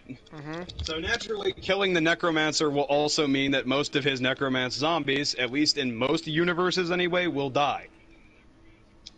Sometimes that isn't the case, but killing the necromancer can help by, you know, stopping the source of zombies. Okay, carry Generally, on. think of it as fighting uncoherent soldiers. Like, you're going to be basically fighting really sturdy, uncoherent soldiers. Sorry. Special subtypes for necromantic zombies usually include necromancers, skeletons, the usual characters that you would think of. Okay. For necromancers, yeah, you want to take them down very quickly. Like, there is no question about that. Yeah. You already know all of I've told you about necromancers. Usually they're, you know, usually they're sorcerers of some variety, or sometimes they're just some mean German asshole with a gun. I'll pause. Let's just. I'm sorry to interrupt you, but you think? I know we probably should have planned just a little bit more ahead. That's my fault. I'm sorry. You think we should also, like, for certain things, like, one of us should just cover one topic and the other just, like, agrees or gives input? What do you think? Yeah, I know. My voice is already starting to hurt. And Yeah, it's because I don't really know much about necromancer zombies. I'm sorry. So that's why I just asked you. Skeletons are also a particular issue, because usually in films, anyway, skeletons are... Think of them like smarter, faster zombies, but they're easier to dispose of. They usually have the ability to speak and also the ability to wear armor, but generally are a little bit weaker than necromanced corpses. But point is that they're usually a subtype nonetheless. Sometimes they come in wizard varieties or archers or something or other, which zombies usually don't come in. Now, Are you okay? I forgot to mention bone golems, which are usually, like, think of it as a bunch of, depending upon what source you're going by, it can either be a bunch of skeletons that have molded together to form a giant skeleton, basically, a giant golem made from bones, or it can just be an actual, like, golem that has been constructed from bones and then had a soul put into it. Generally, bone golems are... Think of it as, like, trying to fight the Terminator if he was made from calcium. It's not gonna end well for you. The Terminator, if he was just made of pure calcium. Yeah, that it's got not me gonna for some end reason. well for you. That got me for some reason. I don't know why. The Terminator just made of calcium. Uncle, hang on. As they say, got milk. Motherfucker breaks into your fridge and steals all your milk. What you gonna do about it? What are you doing? Got milk. Got milk. Carry on. Okay. Another thing is that usually golems, anyway, are extraordinarily loyal to whoever summoned them. Usually, anyway. So, think of it as like having an eternal bodyguard who also just so happens to have an irresistible urge to consume all the milk in your fridge. Master, give me milk. Imagine if the necromancer's a female. Master, give me milk. Okay. No, not that kind of milk. Not that kind. He just like starts screaming in agony. In the words of Strong from Fallout, Uncle. In the words of Strong from Fallout 4, the milk of human kindness. Wrath, or correction, wraiths. Wraiths are particular because they think of it like the soul, but without the body. They're usually untouchable via normal weapons, but however, they are generally considered to be even weaker towards magical attacks, for example, which usually necromantic zombies have magic in their settings. Like, you know, because usually necromantic zombies don't run around with fucking AR-15s, I'm just saying. That'd be terrifying. Imagine a fucking skeleton running at you with an AR-15, that would be fucking terrifying. It really would. Point is that skeletons with guns is scary. So basically, it's usually there's magic in these situations. Wraiths are very easily disposed of by magic, but are basically untouchable via physical means. They can usually kill people by just merely touching them. Like, literally, they can usually just take your soul by touching you. And wait, really? Just by touching you? Considered pretty damn OP. Like, straight up, just by touching you, they take your soul? Yeah, just by touching you, they can fucking take your body. They can just kill you right there instantly. Oh, fuck that, dude. Fucking touched you. Try to fight that thing, yeah. No, not even a chance. Correction, not... Occult sorry, zombies? I'm having a fucking stroke. You mean occult zombies? No, I'm trying to remember the final one that I was saving. It's okay, take your time, take your time. I'm trying to think, hang on. Alright, when we're done with this, like, category, I'll deal with, like, buildings and situations. You, okay? Actually, I'd like you to take occult zombies. I feel like you know a good amount about the Zombie Army trilogy. So, I've been playing Zombie Army Trilogy a lot, and number 4, thank you, Uncle, for recommending me that game. So, occult zombies are essentially taking the form of, like, the occult, like, satanic forces on your side so you can help raise the dead. Now, normally, these zombies are, yeah, they're essentially deadites, but I guess just a tad bit intelligent. So, the thing about occult zombies, hang on, I got something stuck in my mouth, hang on. So, just hang on. I'm gonna really quickly add. Deadites are kind of their own separate category, but usually are they're considerably more intelligent, but they, tend to take themselves too, they don't usually kill their prey very quickly because of the nature of their comedic nature. Like, they don't like to kill their prey very fast. You see, the thing about occult zombies is, like I said, they take the forces of Satanism alongside them, so they have, like, satanic forces working for them. Now, that means they're more intelligent, they actually know how to use firearms, because that's the thing about, the Zombie Army trilogy. They're intelligent, they know how to use firearms, and usually they're kind of tougher to kill, so even if you kill one, they're gonna regenerate. Like, we've played the original trilogy, so whenever you kill one, there's a slight chance of them coming back. I would like to add, the issue with the demonic forces is that usually disposing of a zombie might not actually deal with the issue in hand because of the nature of occult zombies being usually possessed by demons more so than being actual zombies. Especially deadites, for example. They usually also happen to be extremely sadistic due to the nature. Granted, some zombies, like, for example, Zombie Army Trilogy, don't do that because of the fact that they are more primitive. Meanwhile, the Deadites would opt to not use guns because of the fact that they're that much of a sadistic asshole that they'd rather kill you slowly. And even if they don't use guns, they could just bludgeon you to death with, like, tools, like clubs, knives. Yeah, literally, they are strong enough to rip somebody's arm off. They can rip their own limbs off to use as clubs. It's seriously fucked. And here's the thing, they don't spread viruses, they just care about killing you. That's about it. That's the only thing they care about. Another issue with the Deadites is that usually where a Deadite is, the evil force is following behind you. So keep in mind, you kill the Deadite, but that doesn't stop the evil force from just possessing you. Yeah, you're just releasing it out there so you can see, like, oh, well, this one's dead, might as well go again. It's like a Wendigo. It's like a Wendigo. It's like a Wendigo. You kill it, but you release the essence so you can it can possess you instead. The only person badass enough to actually avoid just straight up being permanently possessed was Ash. And he's the main character, so unless you're the main character, good luck with that, buddy. Good fucking luck, buddy.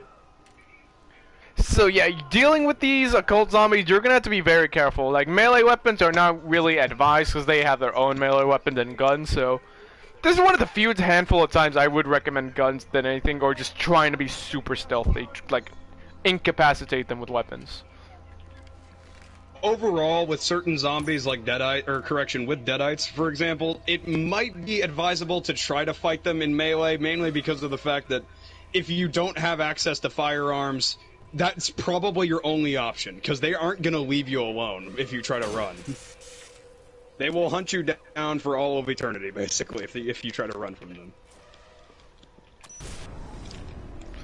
So, now, normally, the thing that makes the occult zombie so dangerous is, like we said, they're under demonic forces, and they could just keep coming back over and over again, like Uncle said. If they're following the Deadeye rule, if you kill them, they're just gonna say, like, okay, well, we'll just possess you instead. So unless you have some sort of, like, talisman, like a holy crucifix with you, the chances of you getting possessed as well are pretty high. generally a good advisable thing to always have on you is possibly holy water or some kind of holy object in order to avoid that situation. As in the movie, or in specifically Evil Dead, a character, which I'm not sure if you've ever seen Ash vs. Evil Dead, but Pablo ends up avoiding, basically kind of warding off the evil force using a talisman that was blessed by his uncle. So while you may hide in a church, they're gonna go in, but talismans like such as what you said, holy water, probably crucifixes, they'll most likely work against these kinds of zombies. The thing about, like, the occult zombies in general is that, okay, the Deadites do not fear the churches at all, but they are very scared of certain things like artifacts from their realm, like the Kandarian dagger or other things like that. So feel free to beat one over the head with the Bible. Meanwhile, the whole Zombie Army trilogies, yeah, I'm pretty sure if you just walk up to them and start shoving scripture down their throat, they will probably start dying. just give them a Hail Mary and they'll probably... Christ! Yeah, just give them a good Hail Mary and they'll probably die. Yeah, basically, if you just go like this, if you cross yourself, you probably should be fine. Yeah, because we're realistically just trying to add like realism to these scenarios. We're not gonna stick like 100% to it because we're trying to, it's a real thing. Specials. So specials, if I guess you would put. Does our joke of Luigi count? You know him? Does he count as a special? Yes, I think you're allowed to call the LMG gunner from. I think you're allowed to call the super elite from Zombie Army Trilogy Luigi for this. Okay, so context real quick. So in Zombie Army Trilogy, there's this special zombie. He's always armed with a machine gun, and he's hard to kill. So I don't know why we've just been calling him Luigi Schwarzenegger. Back He's then, pretty funny. I don't know why, but I'm pretty sure it came from like a song I was listening to, and I was like, "Oh my God, it's Luigi!" Because like you were sitting there, we were both back then. He was Mario instead of Mr. 1980, so I was just assuming that was like his angered, pissed off brother. Yeah, it's a Luigi. He's bad. Fuck you. Apparently, he became a Nazi. Fuck you, Luigi. Well, fuck you, Luigi. I guess Luigi became a Nazi. Yeah, he heard "fuck you, Luigi," and then he was like, "Alright, I'll show you." Now he's best friends with the funny mustache man. Point is that, okay... Hang on, I'm trying to kill someone with a flare gun real quick. The super elite is a particular situation because you have a man armed with a light machine gun with bulletproof skin walking towards you like he's the Terminator. So yeah, you're gonna want to be very careful when it comes to this, and not to mention he has a machine gun, not like a submachine, a machine gun. Like machine gun. Yeah, that thing shreds you. The MG42 shoots aggressively. That fire rate is killer, literally. It only gets worse in the second game, because in the second game he actually gains an even bigger, stronger gun. Yeah, I forgot what it was called. What was it called again? Or do you not remember either? Isn't it like the Brown? Or no, it wasn't a Browning. It was the. I think it was like the MG. It was another machine gun, but I can't remember the. Yeah, it's okay. Number. But it's a machine gun. That's all that matters. It basically it wasn't even a machine gun. Think of it looking like he wielded it more like a minigun than anything else in the second game. And if he's holding it like that, then yeah, you're a goner. Our best advice is trying to snipe its head off. Yeah, basically try to blow his head off. Also keep in mind that depending upon the game, he also has a tendency to fall to his knees for a moment, to regain his posture. Yeah, but here's the thing. So grenades and rocket launchers aren't common, so try using like improvised Molotov cocktails or something. Those could probably do something to him. Basically, if you get the chance to, and he's taking a moment to refresh himself by like sitting there rebooting like he's playing on, like his brain is functioning on Windows 90 like mine is, then yeah, walk up and, do unspeakable things and then proceed to, blow him to smithereens. But you also got to keep in mind that you are not a main character. You're not going to be able to just run up to him and like uppercut him or something. Yeah, you're not Chris Redfield, dude. You're not going to be fucking Boulder Puncher Redfield over here. Just like, oh. So good luck, buddy. You're not killing him though. Yeah, so unless you have super good armor, no, you're a goner. Yeah, basically you'd have to be about as well armored as Boris is from. We're talking about shirtless Boris, or? We're talking about shirtless Boris with those massive guns. So I think that covers the cult zombies, right? Or there's still more things we need to talk about.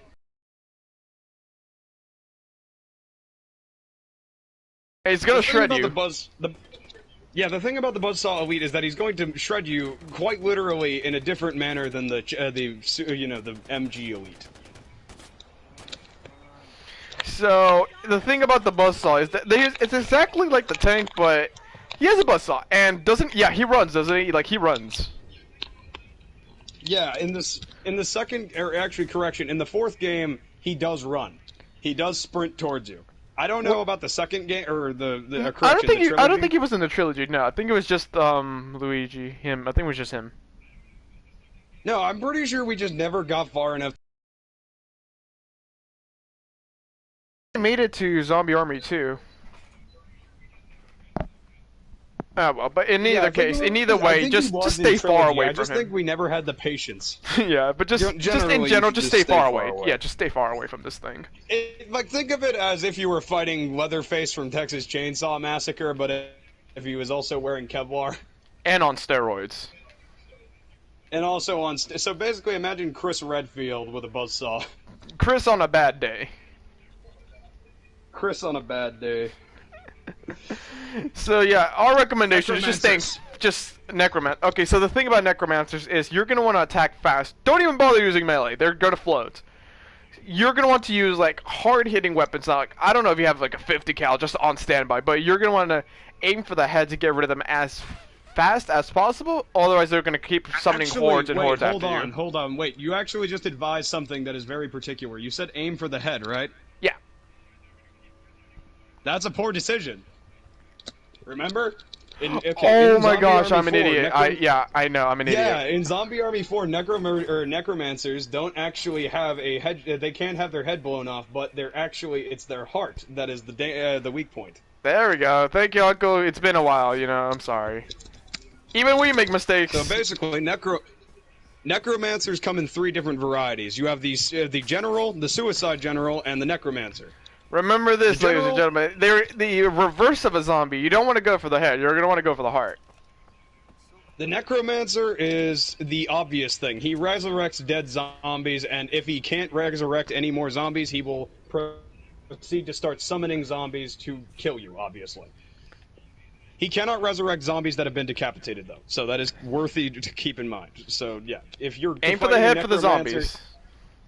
If you're fighting a necromancer, it's either kill the necromancer quickly or just solve the problem by never letting him necromance anything in the first place. Yeah. Otherwise, you're going to have to be wasting more ammo or wasting your stamina just trying to kill the remaining zombies. I don't know if you know about the Suicide General or not, but I'd prefer if you go through him too. I think I've dealt with him. I can't exactly remember. Okay, yeah, he revives Suiciders, right? Yeah, no, he summons Suiciders to your location to blow up immediately. Okay, yeah, this guy, he's a top tier priority, because the thing about him is, like you said, he summons the ones that blow up. And he's not going to stop. He's going to keep at it. Keep in mind, the grenaders and Suiciders, the Suiciders from that game are covered in actual grenades. So imagine a Suicider from any other game, but 10 times worse. Yeah, and they run. They do run. Fragmentation grenades. And they run. They have literal fragmentation grenades. They are covered in shrapnel, basically. And they scream, so you're gonna shit yourself. Yeah, you're gonna be shitting yourself because you just hear. Yeah, it is. It's actually kind of scary. It's honestly kind of scary, even for me. And I play horror games. Because you're just sitting there, and all of a sudden you just hear. I guess it's just the original Zombie Army. I guess it's the graphics to make it look more scary. No, I love the fact that in the original one, it was just like a guy wearing a Japanese headband, and he's just swinging the grenade around, windmilling towards you. I know, that's what's so funny about it. He's like running towards you, windmilling the grenade, like he's about to hit you over the head with it. And then he just says, okay, show's over, and then boom, he blows up.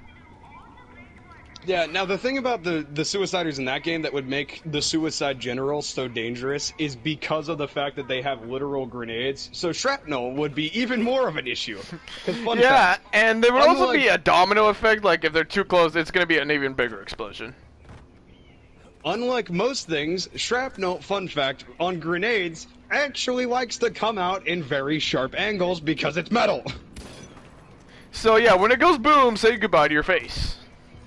Say goodbye to your face, your internal organs, your shoulders, your body, your buttocks, and your penis. It's all gone.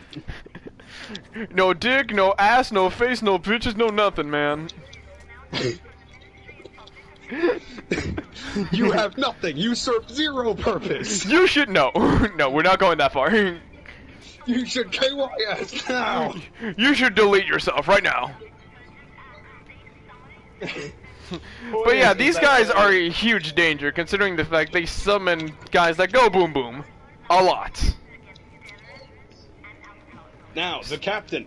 He is a particular threat as well, because unlike most enemies in this game, he is a direct support. He actually prefers to stand behind the lines, shooting at you, obviously, the entire time with his pistol. But the thing that's really scary about him is the fact that he causes all nearby, like, he will cause all infected, or correction, all zombies nearby. I'm not going to call them infected because they're fucking zombies. So all nearby zombies near him will become enraged and begin sprinting towards you as if they were, like, as if you were the fucking ice cream truck and they were young children. Now that's terrifying.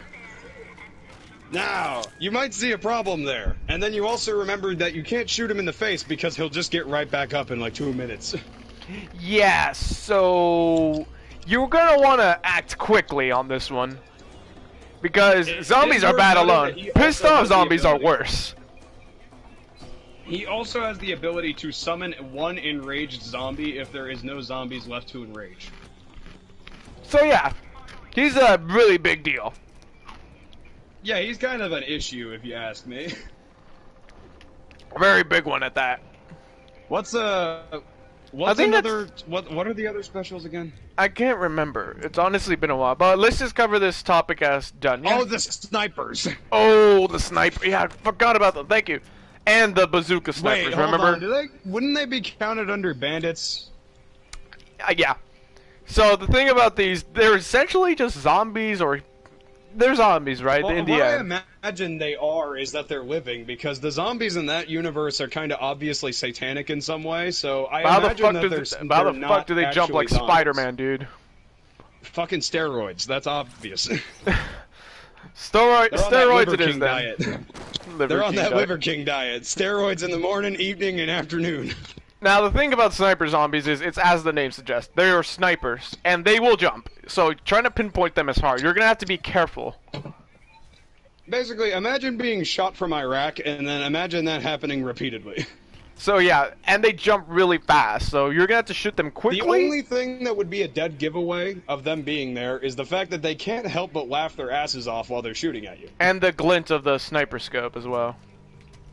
Yeah, but that's more of a Zombie Army 4 thing, and also in real life you really wouldn't, it would not be that noticeable in real life anyway. I know. Just saying. Yeah, in real life you're cooked actually. You're like only like the moment that he gets you in his sniper scope, you're cooked.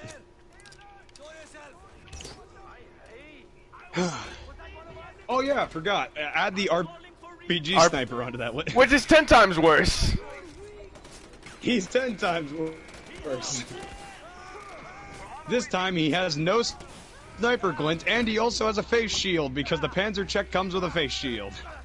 Ain't life grand, so yeah, we suggest you kill these guys really fast, or just say, you know, I lived a good life, and then die. Yeah, well, once again, basically you have two options. Kill him instantly, or, you know, slam your head in between your legs and kiss your ass goodbye. So that's what makes the occult zombies so scary and hard to deal with. It's the fact that they know how to use weaponry. They have specials that can literally raise them from the dead. Again, to say, you know what? I heard you wasted all your ammo. That's a real shame. Revives them. Alright, go again. So that's what makes them so hard to deal with. I forgot. We need to add one more onto there, the Grenader. We're not counting Hitler, guys. We're sorry, but no. The Grenader, he is a particular character, because imagine if you had a SWAT officer cowering behind his tower shield while throwing tear gas bombs, and then imagine if that guy was instead a Nazi soldier throwing hand grenades at you. Yeah, enjoy that mental image. Yeah, you're definitely hurting for certain.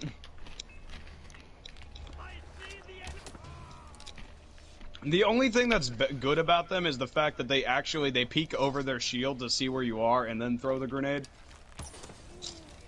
So yeah, you can identify them easily, but like we say, it's a big problem. Yeah. Fun fact. Fun fact, zombies with grenades being thrown at you is 10 times worse than just having zombies.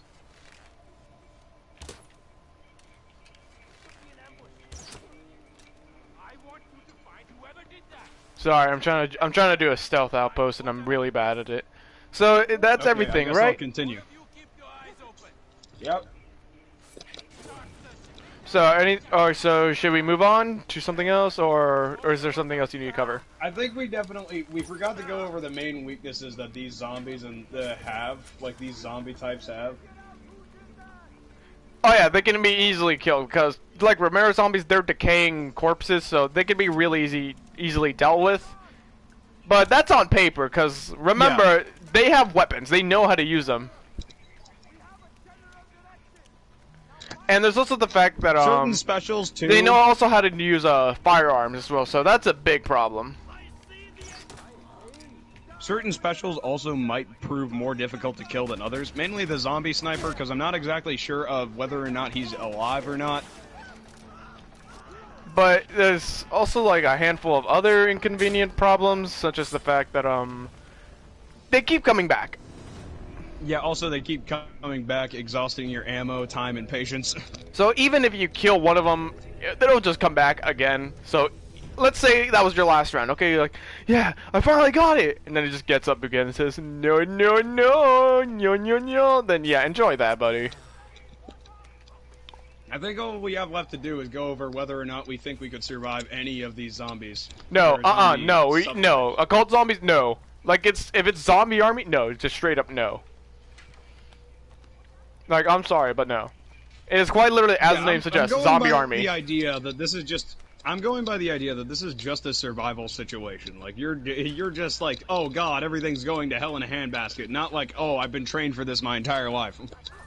Yeah, zombie army trilogy, like those kind of cult zombies, straight up, no. It is, as the name suggests, a zombie army.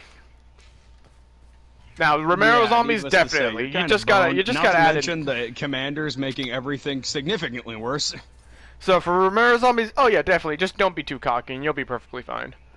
For like Deadeye kind of zombies, I mean, it depends, but there's also the fact that there's the incoming Deadeye invasion, so probably not.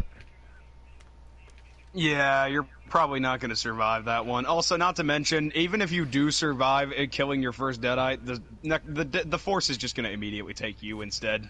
Yeah, so killing a Deadeye's not really encouraged unless it's like, oh shit, I'm going to die. You're not even really fixing the problem. You're just killing the immediate threat to you. Yeah, so we don't really recommend fighting Deadeye's unless it's an oh shit scenario you have to. At best, you just gotta run. Yeah, needless. So, like, 28 days later, like, rabies infected, it depends on the kind of genre we're talking about, because if it's, like, just strictly also 28 days later, depends upon how far along we are, too. Yeah, like, if we're talking just strictly 28 days later, only just running zombies, then there's a chance you'll be perfectly fine.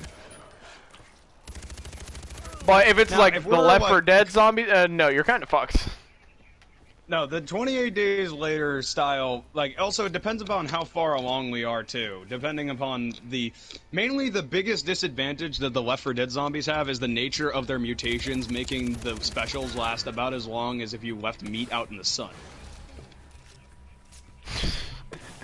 You guys certainly know how to make interesting, connections, I guess, with fucking meat out in the sun. Yeah, like just if you left raw meat out in the sun, that's basically about how long their shelf life would be.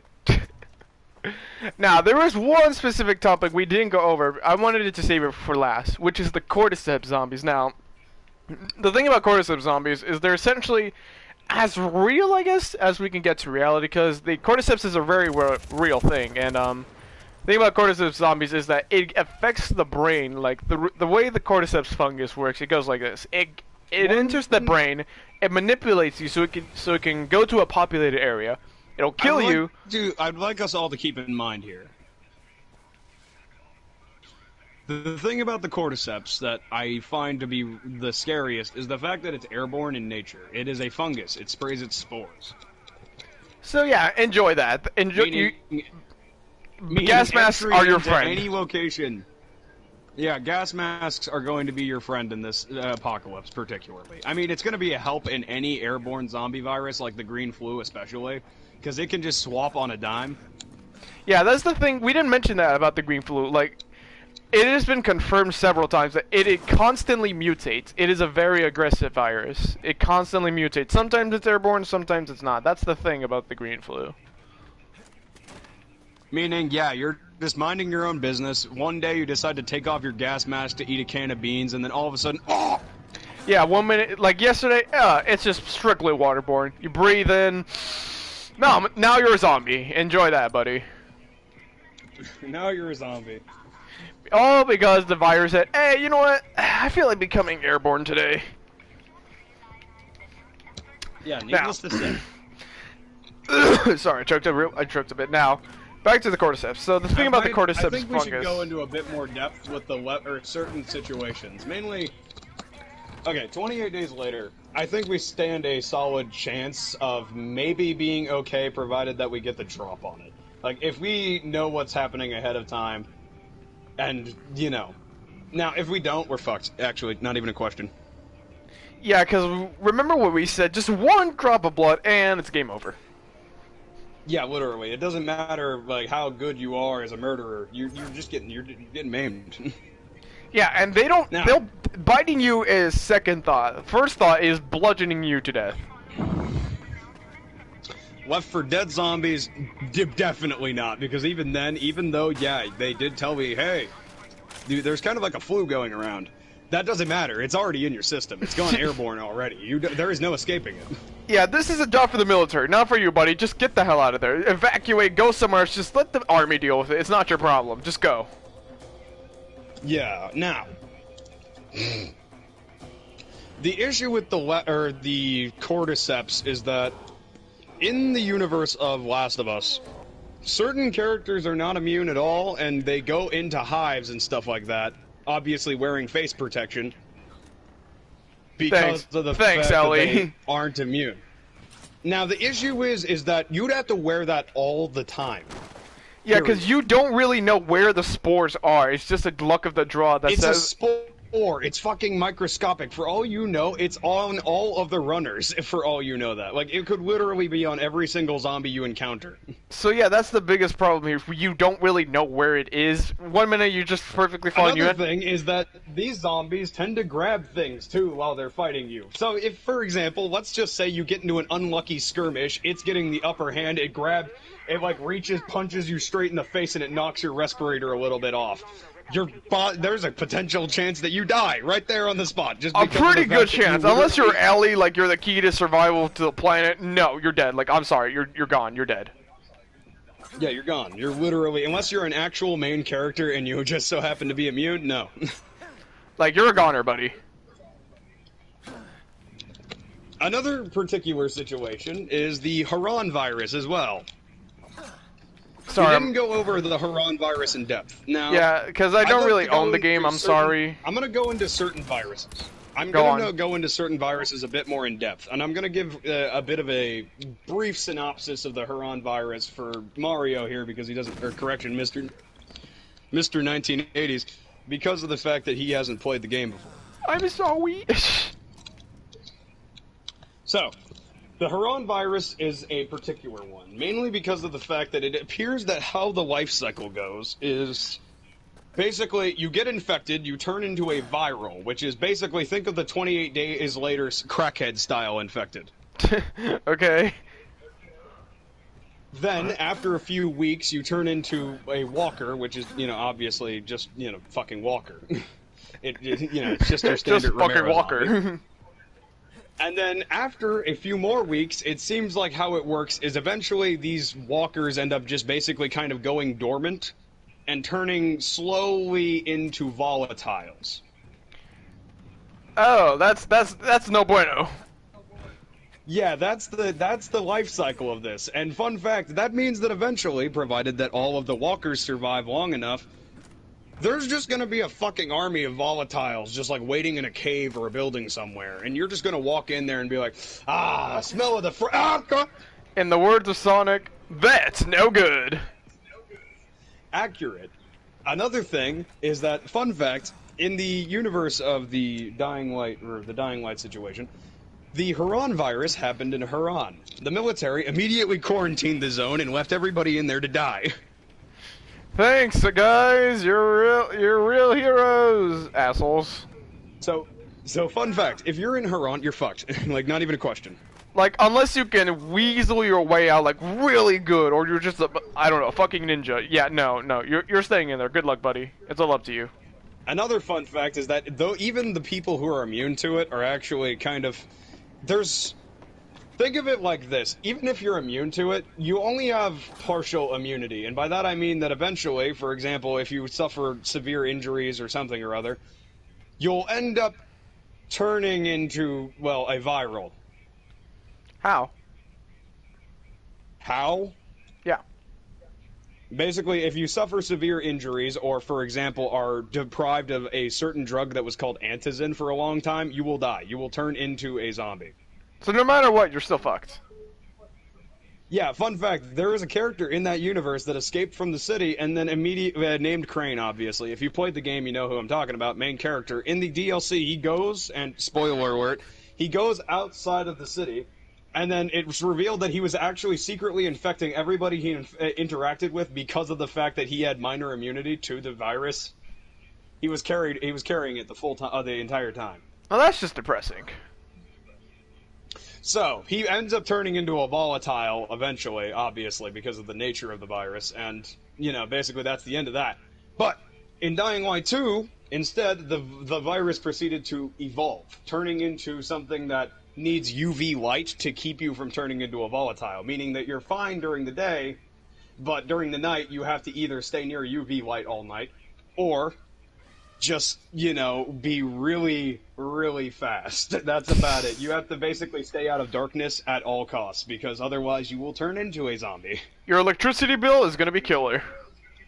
Yeah, needless to say, also the entirety of the world is just kind of fucking destroyed in that one, so... Great, so the military just fucking failed at their job. Not to mention, they also stole all the guns after somebody did, like, a mass shooting. Thanks, assholes!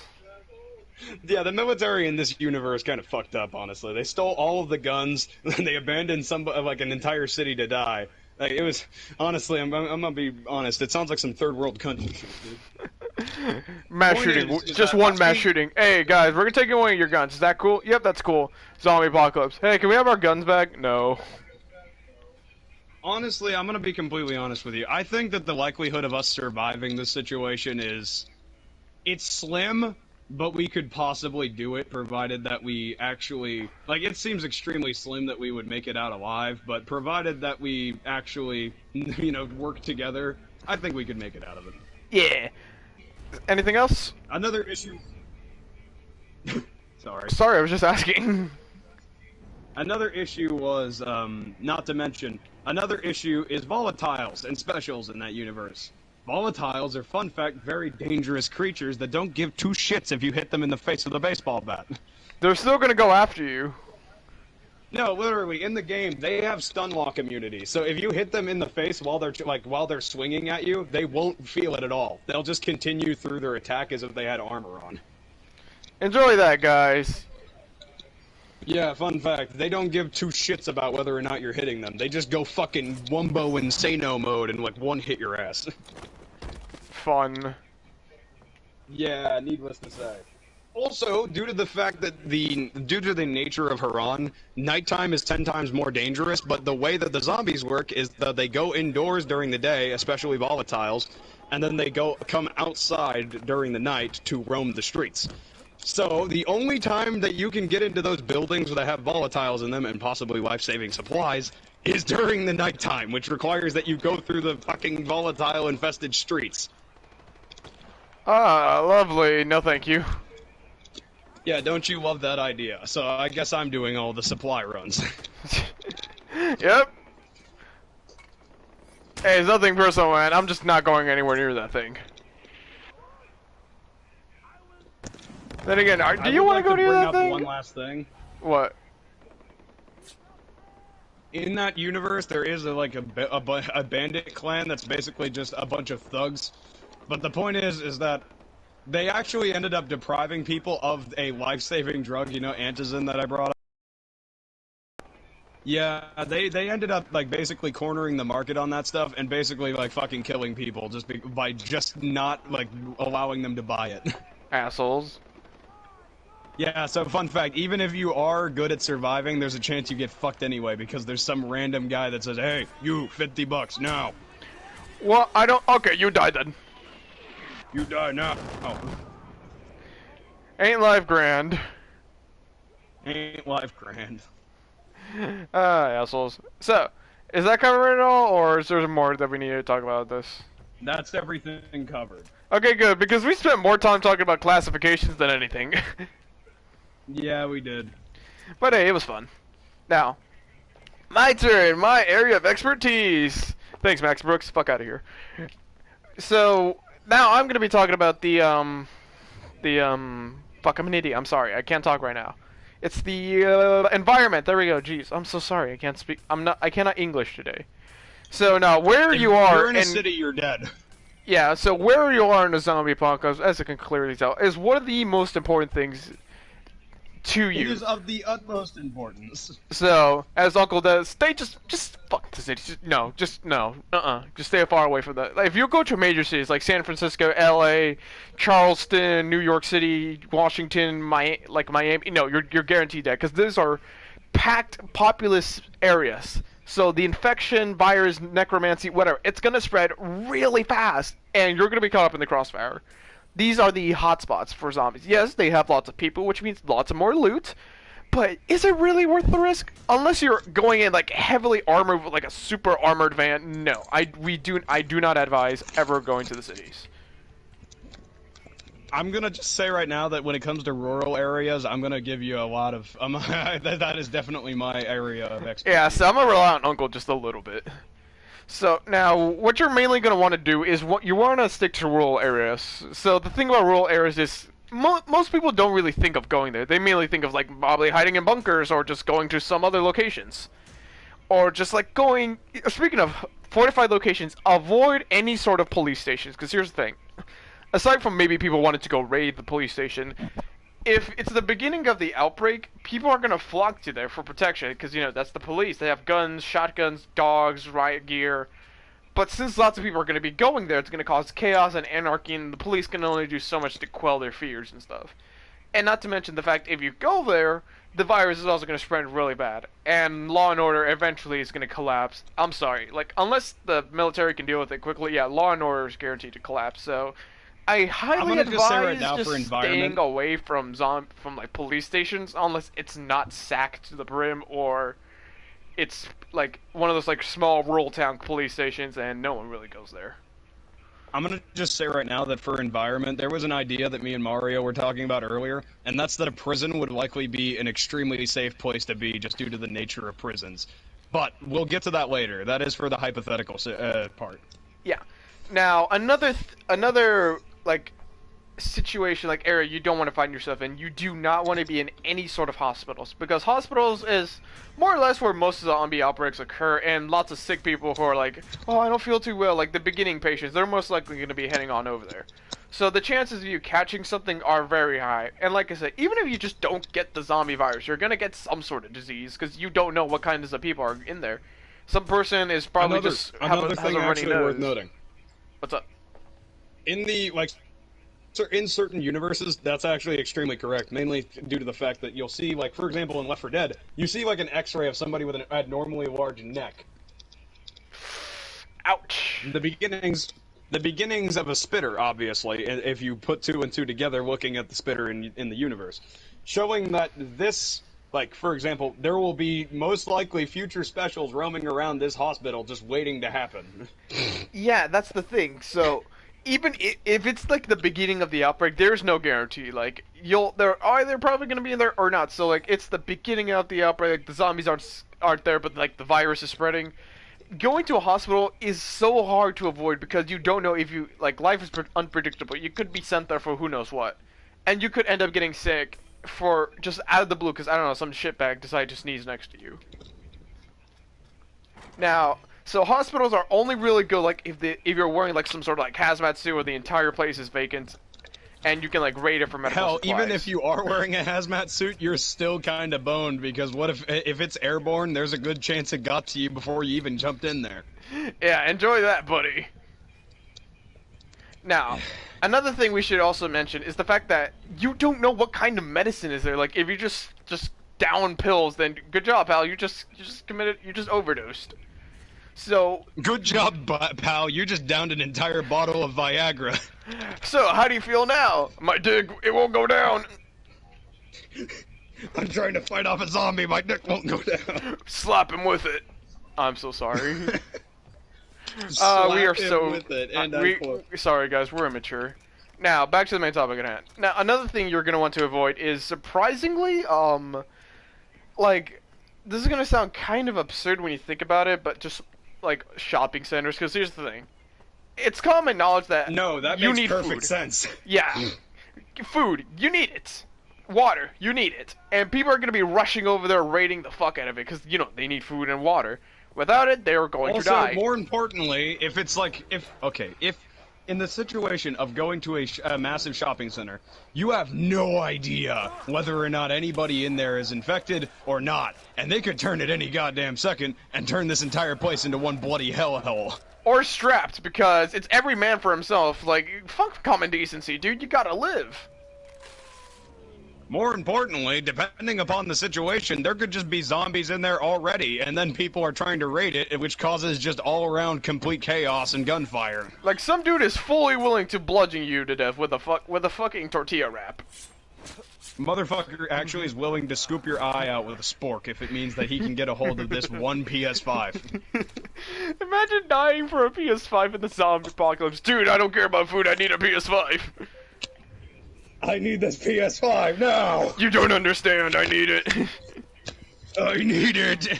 He's just like, you don't need it! Just like stabs you. Like fucking SpongeBob, I need it! Guy actually sprints up to he sprints over, throws a brick through the window, and then just tackles the GameStop employee and just yells, "Where is it?" My controller fucking died. Yeah, Point is, avoid shopping centers at all costs. Only really realistic. After. Yeah, realistically, just wait. Just go there when everyone is gone. If you're lucky, actually, if anything, it'll be full of zombies, and then everything inside will be mostly untouched. Yeah, just also, ow, fucking eagle, fuck off. Also, just in general, just stay away from malls. If Dawn of the Dead has taught me one thing, good luck defending that, buddy. Yeah. Now, sorry, I nearly just got assaulted by a bald eagle, so I'm trying to focus really fast. Okay, now back to the main topic at hand. Yeah, shopping centers are a huge no-go, unless, like you said, unless they're unscathed, no one has been there. It's more risk than reward. You don't want to be in these situations. Like you said, the zombies could already be in there, and you have no idea. I'm gonna just mention right now that if it's like, for example, the Haran virus, that's actually where the first outbreak occurred, was inside of a shopping center. That's funny. Like, imagine, like, oh, little Timmy, you want a PS5? Yeah, Mom. Like, you go to, like, the shopping mall to get your... and then all of a sudden he just gets tackled to the ground and bitten by a homeless man. Awesome. Mom, I want that PS5! Oh, sorry, Jimmy. The manager's currently being eaten alive. He's being eaten alive by a crack addict. Isn't America beautiful? Where is Haran, actually? Let's pause. Just where is Haran? I don't know. I'm pretty sure it's in some kind of, like, backwards Africa country or something. Okay, damn, dude. I'm actually pretty sure it's, like, somewhere... Like, it's like some kind of backwards village country in, like, the middle of somewhere. You didn't have to say backward. Okay, now you're... Okay, we're gonna get canceled. I'm not getting canceled. I'm just saying the truth. Fuck you. If I get canceled, I'm not even of you- joking. There is a guy that suffers from a mental disability that somehow survived the outbreak, but his mother didn't. Uncle, if I get canceled for this, I'm gonna sacrifice you to what's fucking Todd Howard. Todd Howard, thank you. The great Todd Howard in the sky. Point is, I don't think we would be able to. I think that another big no-go area would definitely be. It would most certainly be Airports. Airports and any kind of public transportation. And government facilities, because people are going to be flocking to the military bases, like, and people are going to go to, like, I don't know, the fucking bang on the White House, like, let us in, let us in. No, dude. If lots of people are going there, and most likely they're going to shoot you on sight because they have a job to protect the president, protect themselves, so we don't really recommend going there unless, you know, like, it's been bare bones, abandoned, no one's there. But you should also avoid the landmines. Maybe you can go steal Sleepy Joe's diapers afterward. You can successfully wipe your ass with the Declaration of Independence. Wipe your ass with the Declaration of Independence is not a sentence I thought I'd ever say. I think one of the few areas zombie apocalypse is like warehouses and stuff like that. Warehouses, I mean, Navy. Depends, obviously. Okay, you see, the issue is that, okay, with warehouses, I don't know, because it's either going to be full of people who know where to raid for things and are actively, like, had been planning this, or it's going to be completely empty because nobody in that town is that paranoid. I would also recommend, surprisingly, like, what about trenches? Like your own makeshift forts, like trenches. Like, you know, like they made in World War I. Once again, depends heavily upon how well you built the trench, how well you actually are defending the trench. There is a number of issues with that idea. What if it rains? Okay, that's fair. Never mind, I don't recommend trenches. What if it rains? The last thing that you want to do is get trench foot and then have to go, oh god, I got sepsis, while trying to fight off zombies. Okay, I get it, I'm sorry. Now, there is another, like, thing I would also be wary of. The boats and oceans. Now, I think it was also Donna that's like, just hop on an island. Okay, so you're on an island. What the fuck are you gonna do now? You're just gonna rely on coconuts and that's it for life? You don't know where you're going. Yeah, you're gonna go full castaway mode and just like live solely off of coconuts and talking to a beach ball. There's also the fact that if you get lost, yeah, you're a goner. You're actually dead. Like, unless you know what you're doing, no one's gonna answer your flares or distress calls. You're gonna have to do it by yourself. So, you know who would probably be fine? Like one of those fishing boats. Oh yeah, so you could just survive on just the boat. But then again, boats rely on the boat fuel. would be big enough. Like, for example, like one of those crab fishing boats, you know, those big ones that are like huge. Yeah, but they rely on fuel. Side note, yeah, fuel's gonna go bad. Like, I'm sorry, but their shelf life is dog shit. It will go bad eventually. So you're gonna have to find some way to get around. Hear me out. I'm hearing you. Install some kind of oar system into the sides of the boat. Just install, like, fucking solar panels. No, oars. I mean, like, as in just having people row the boat. Like, having all of your boys rowing the boat in their spare time. Okay, I can roll with that. Anyway, so... Actually, I think that the safest place would probably be, like, one of those, like... an airstrip mounted on the top. Yeah. You could use that for literally anything. You could put Wait, are you talking about an aircraft carrier? Yeah, aircraft carriers. Where the fuck are you gonna get an aircraft carrier? Those things are probably gonna be sunk by the Navy at that point. If you're in the military, you would. If you're in the military, if you're in the military, you're gonna be on the front lines. Yeah, but if you're in the Navy, what the fuck are you gonna do on the front line? You haven't been trained with a gun. You've been trained how to fight at sea. The Navy still uses guns. You know that, right? Well, yeah, but they aren't gonna go on land and fight off the fucking zombies from land. Honestly, I think you have a point there. I think sailors have a higher chance of surviving. Like the Coast Guard, the Air Force, and the Navy, they have a pretty high chance, unlike the Army. Now, the Coast Guard and stuff like that are actually on land most of the time, they're probably not going to be in good of shape. Now, the Navy, on the other hand, Coast I have Guard, my they don't doubts fight that on the land, dumbass. They deal with the ocean. Yeah, I know they do, but most Coast Guard members usually aren't out at sea all the time. Then a large Navy majority of the members, on Coast the Guard, other how's hand, that? are usually out at sea almost all of the time. Okay, how about this? The large majority of the Coast Guard, then, how's that? What the fuck are you on about? You said they aren't all at sea, so that's why I said just the large majority of the Coast Guard, then. Dude, okay, you realize that the Coast Guard has to go home sometimes, meanwhile the Navy literally live at sea? Carry on.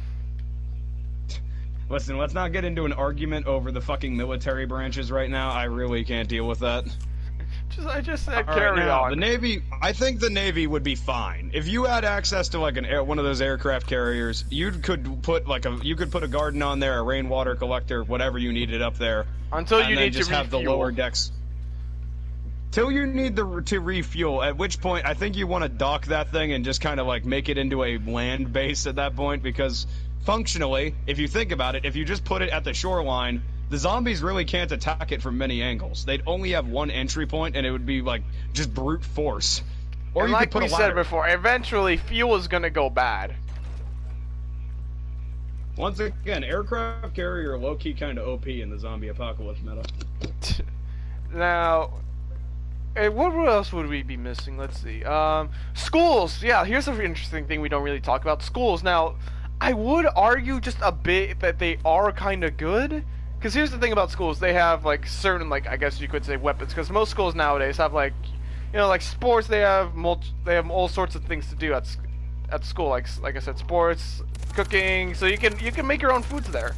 Most things have cooking classes nowadays. But there's also the fact I'm being attacked by a bear.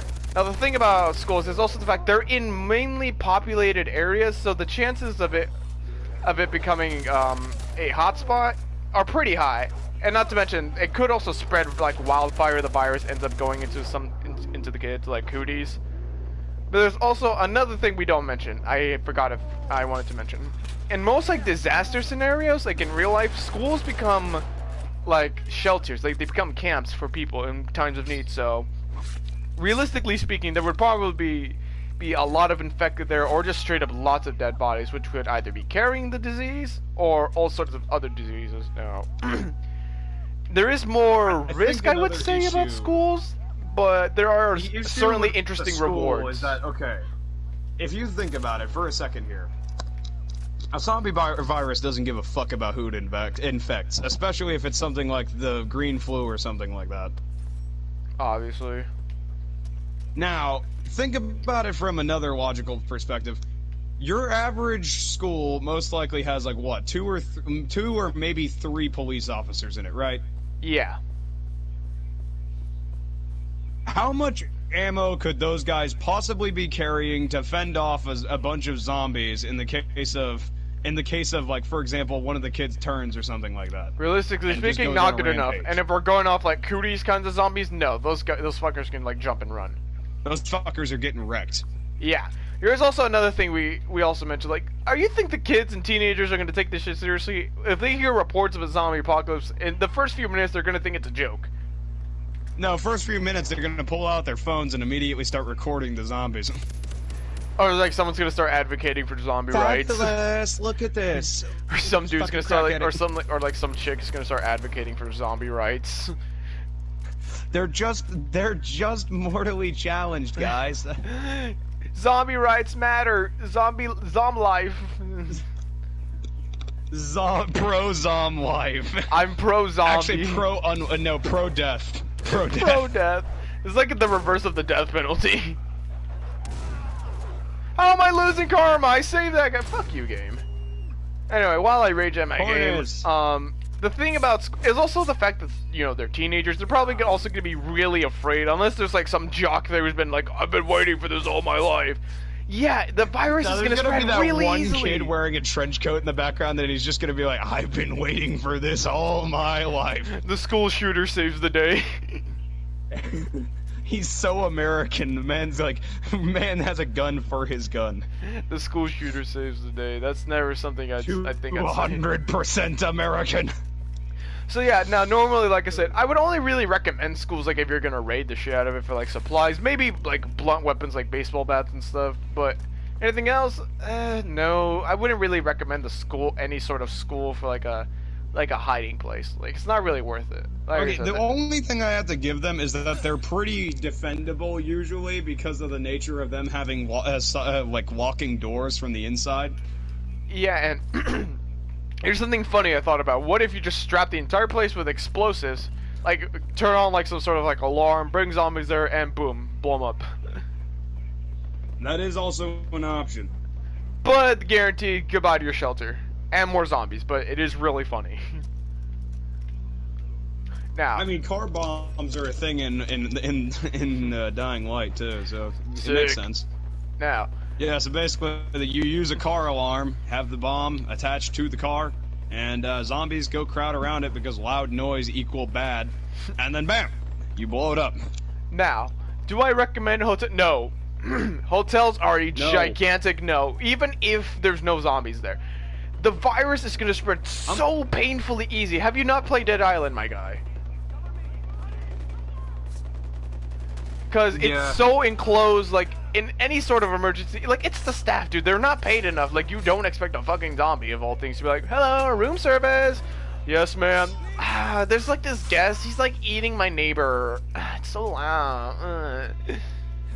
Hey, could you like go get those two to calm down? Then like he goes like and knocks, and then all of a sudden you just hear. I told you to deal with it. Ow! Why did he's screaming in agony. I feel like I should call the cop. The cops already got eaten. Like the cops are outside. They're just oh god. He's eating my face. I can only really recommend hotels, like, if you just want a raider for supplies. But the thing about hotels is they don't really carry that much good supplies. Like, yeah, they have food and stuff, but at best you're gonna be looking at you know, like when you go into a hotel, they have like that shitty ass bar that you can like buy snacks from. I was about to say, the only place I think that I want to say now, prisons are kind of OP in the grand scheme of things. It's extremely defendable, full of gear and guns, and also full of people who are probably extremely violent and strong. But you're gonna have to try and convince them to work together. Sure, it's an apocalypse. That unites some people together, but like I said, you're gonna have to have a good luck with that, buddy. Another thing you also have to keep in mind is that it's probably extremely likely that the jailers inside are probably still alive, considering the fact that, you know, riot armor and fucking guns. And these are bad people, so even if you unite under a cause... prisons have a lot of food in them. They have to keep all of the prisoners fed. And even if you unite under like a big clause, you also have to remember the fact that there also could be like vying for power. Like, no, I want to run this prison, you know? No, that's another thing I would like to tell you about the prison style, is that, okay, if you were to find a prison that's completely undefended, nobody's there, but it's completely untouched, like, there's gonna be guns, armor, food, water, and almost everything else on the face of the planet you could possibly need inside of that building. It's even defendable. It's actually an OP structure. It really is when you think about it, but you just have to be very, very careful. You just gotta be on guard a lot in the situation. Also, remember one thing also. Turn off the security system immediately, because, the fun fact, prisons don't like when their jail cells get opened, so if you open one of those jail cells by force, you probably are going to activate some kind of alarm. And now you have an entire swarm of zombies after you. Yeah, fun fact, zombies don't like big loud noises, especially when they're coming from buildings. Yeah, which is essentially saying, come and get it! Here's your food, assholes! Hey, fuckers, come and get it! There you go. Now, to an extent, prisons are really good, but also, no. Imagine a British guy standing on top of a car screaming, "Hey, fuckers, come and get it!" Like, while groin thrusting. That's basically what the zombies see whenever they hear a loud noise coming from a building. Now, what would be another, like situation, like building or, like, scenery you'd find yourself in? Rural areas, the woods of any variety. Good luck with that. You're probably gonna get lost. So that's one thing you have to be careful of. The only downside to the woods is that if you are not an outdoorsy type, you will likely get lost and most likely won't even know where to find your food from. Now, if you're a hunter, lumberjack, if you're a hunter, lumberjack, insert other masculine name in here, you're probably going to immediately know your way around the woods. Probably. Basically, if you have any kind of, like, a masculine outdoor job, you're probably going to immediately be fine out there. Especially No guarantees, people though. like lumberjacks. The thing about lumberjacks in general is that, well, yeah, they do work together in teams usually on their companies. They work pretty far away from pretty far away from, you know, modern, like, cities and stuff like that because of the nature of where logging tends to take place. You know, the fucking woods.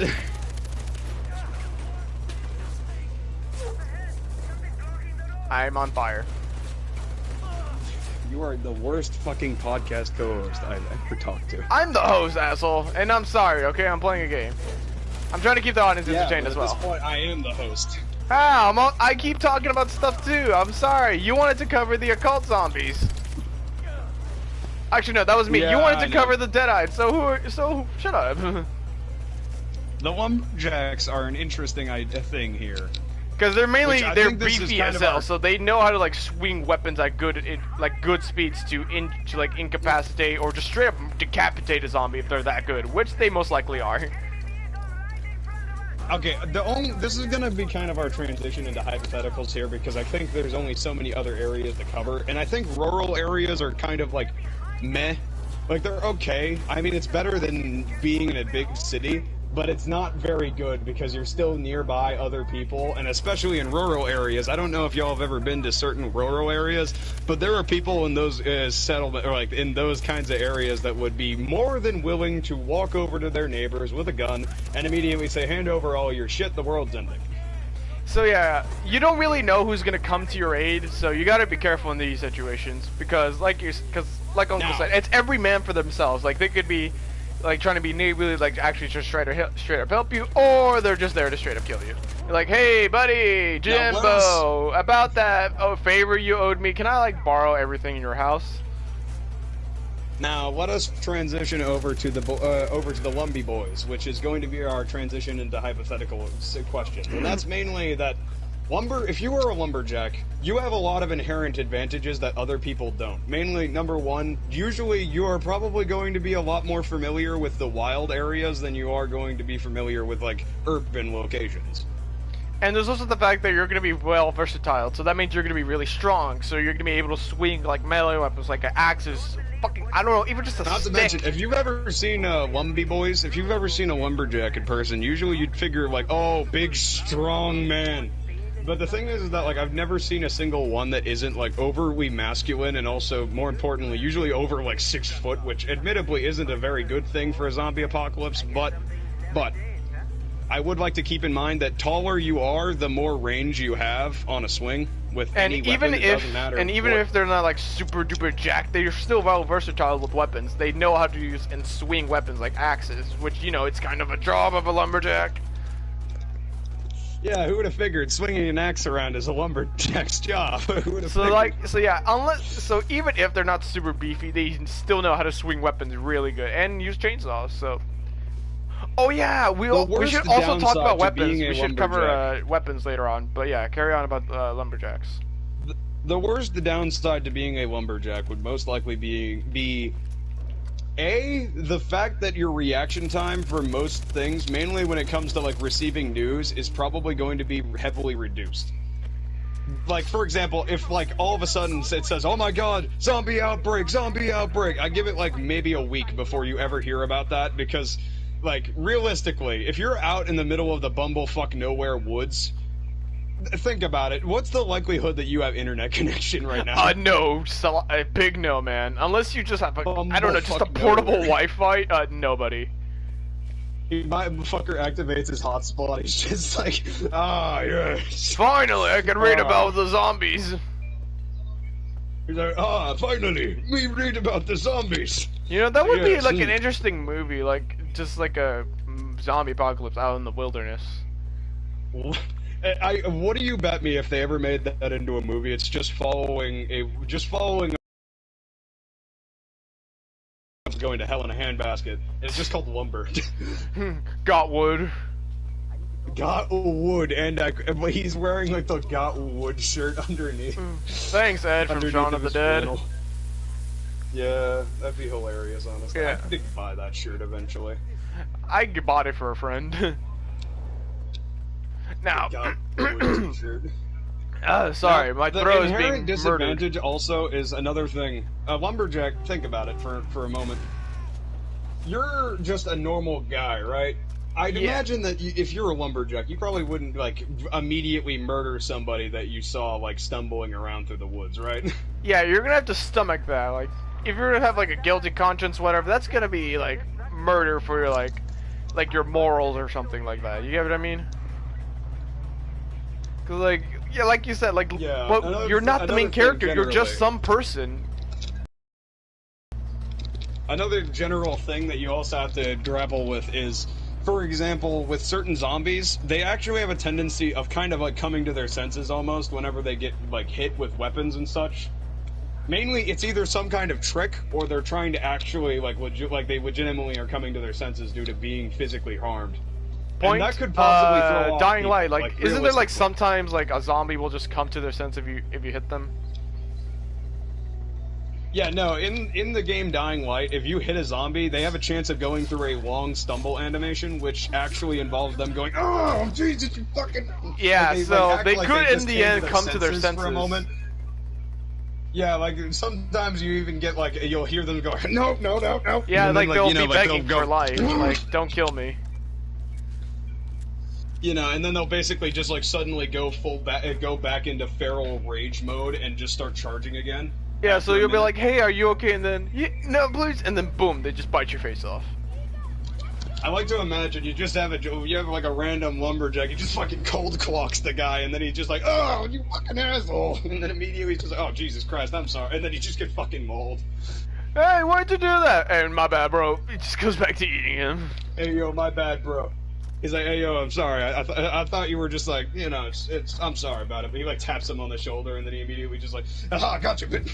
Oh, it's Fucking perfectly tackles fine. Gotcha, bitch. So yeah, now what would be like another like location you really wouldn't want to be in a zombie apocalypse? I'm trying to think. We kind of went over all of the actually obvious ones. Let's try to think. Let's try to think World outside of the box. countries. Okay, pal. All right, we understand you're racist. Listen here, I'm not racist. Are you sure? Yes.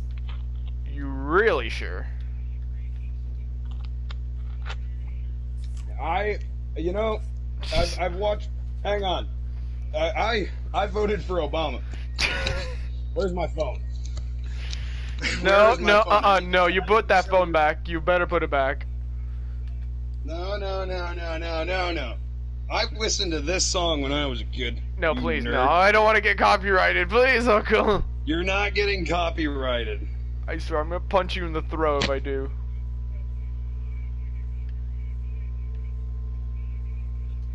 You bastard.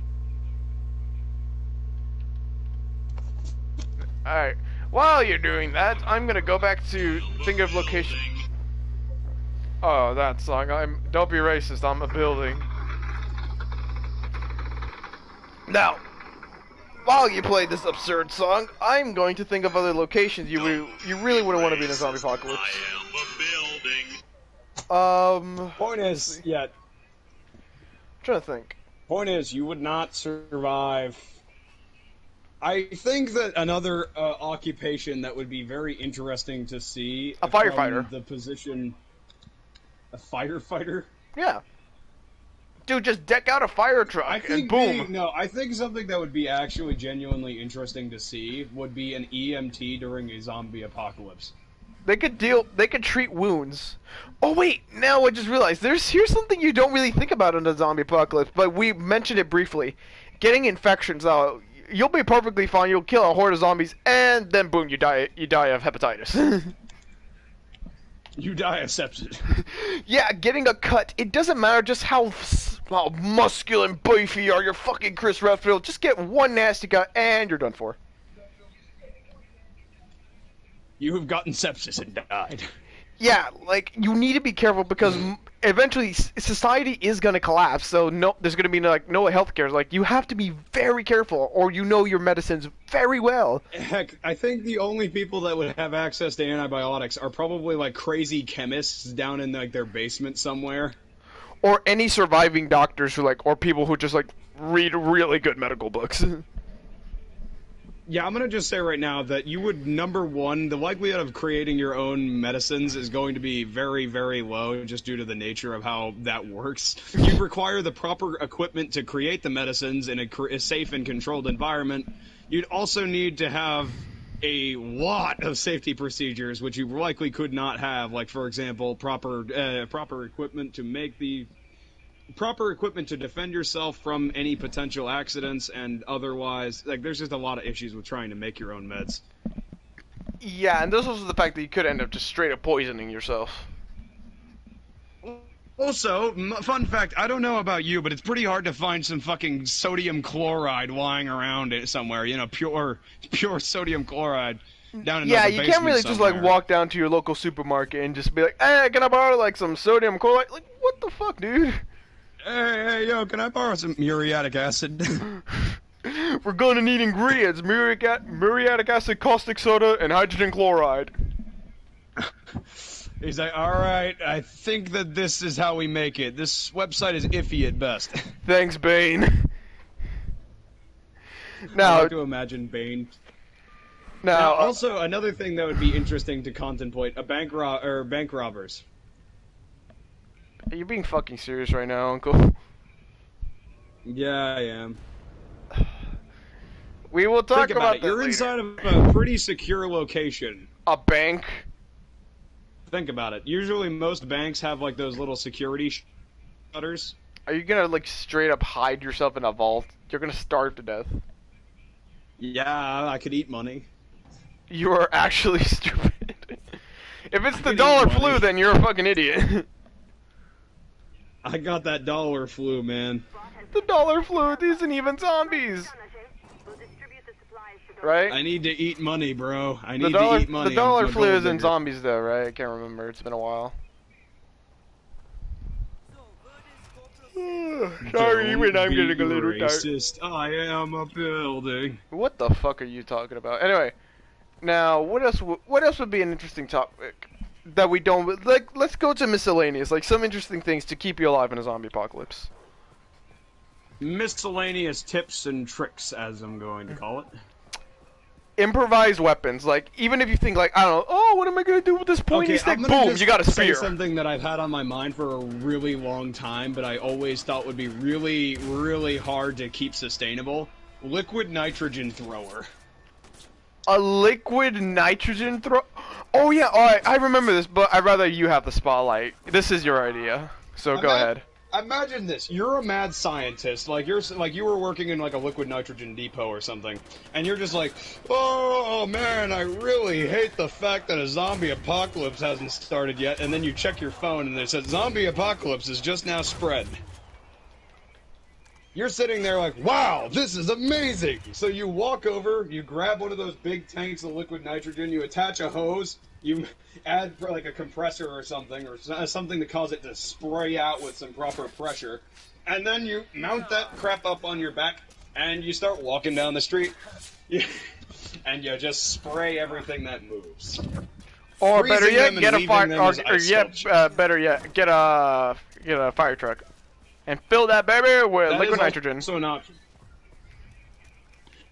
The issue is that trying to keep it at a proper pressure inside of the liquid tank of a fire hydrant would be pretty difficult. Yeah. Correction, not a fire hydrant. Also, you should invest in booby traps. I mean, the Viet Cong didn't. They fucking massacred American troops. Invest in punji pits. The thing about flamethrowers and my liquid nitrogen thrower idea both require proper protection to be used actually accurately if you really want to be real. And there's also the fact that, you know, you could end up straight up using it on yourself by accident like the dumbass that you are. Okay, number one, another thing about a flamethrower that is a terrible idea with a zombie apocalypse, if any one of them ever sneaks up on you, you effectively have what is a grenade attached to your back. Just like one good thwack, and it could potentially like puncture, and you're both going up in a ball of flame. And if you're not careful, that fire is gonna spread uncontrollably, and the fireman is straight up dead at this point. So good luck dealing with that, buddy. The entirety of a city is gonna go up in flames because you weren't careful. I can see it now. I can see it now. Like, you just have a flamethrower operator freaking the hell out because he has a zombie on his back, just, like, moving around erratically, and then all of a sudden he just explodes. Get him, Fireman Sam! Hey, Fireman Sam! What about Postman Pat? Postman Pat's gonna, like, give them all paper cuts. Postman Pat and his black and white cat. Postman Pat has had enough. What about Bob the Builder? Can he fix this? He can't fix it. He can't fix this. Imagine Bob the Builder just like straight up rolling people over on a fucking truck. I think he could. I think he could be handy-manny. wait, Uncle. I just realized something. A really interesting weapon. You know those steamrollers that building companies use? What are they for? Like concrete or something? Yeah. Yeah, that would be perfect. Now, it depends upon what kind of zombies you're talking about, because if it's the infected, yeah, no. Now, if it's Romero zombies, yeah, you're winning, period. Like, what if you attach flamethrowers to it? What if I attached flamethrowers to it? I feel like that wouldn't help, but maybe if you attached, like, a light machine gun, that way you can pick off the guys that try to flank you. But come on, don't tell me that wouldn't be a really cool idea. No, I can imagine it now. Like, you have like this like complete lunatic, like some inside of some like twisted metal looking car, and it's just a steamroller, and he's just blaring heavy metal out the windows. Now here's something interesting I want to talk about. Cars just in general, like cars make a lot of noise. So I'm not saying go on a bike or walk. I'm just saying conserve your gas or try to travel on foot as much as you physically can, or try to use like normal bikes as well, whatever you can. Tips and tricks. Yeah, that's what we're saying. Tips and tricks. That's what I'm saying. Tips and tricks and stuff. Just like other things as well. Okay, tips and tricks. Generally, I would tell you this much: if you have the opportunity to fight something, don't. Yeah, just get the fuck out of there. You're gonna waste stamina. You're gonna waste ammo. If it's a zombie, unless it's like a zombie. If it's a zombie running around with like a backpack full of shit on his back, then yeah, okay, maybe that would be a situation where fighting it would prove to be useful. But that's a very particular situation. Sorry. At most, you're probably getting like, I don't know, some wallets out of it. Maybe like a good piece of pocket lint. A good piece of pocket lint. If you're lucky, maybe one of them drops up muriatic acid. Or caustic soda. Or hydrogen chloride. Maybe if you're lucky, it's the guy with the liquid nitrogen thrower, and you just get immediately leveled up to level 99 Mafia boss. Now, back to the topic at hand. You should also try investing in punji sticks, punji pits, or whatever they're fucking called, from the Vietnam War, where you dig a hole, cover it with like is that a fucking pig? Sorry.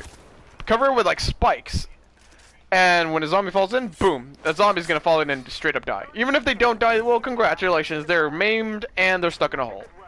Okay, I'm gonna just say right now, another tip. Actually, just in general, if you have the chance, get a hold of some kind of construction company immediately.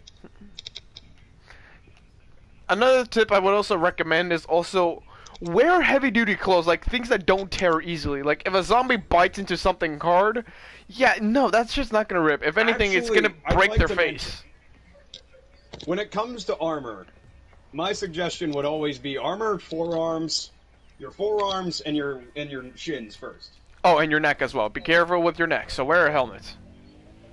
So basically, in general, what you want to do is you want to armor forearms, neck, and maybe your shins if you need to, obviously. Depends upon what kind of zombies you're fighting. Because depending upon the zombies you're fighting, it could either crawlers are going to be a very common thing, or it's going to be like something that should literally barely ever be around. Like, for example, with infected...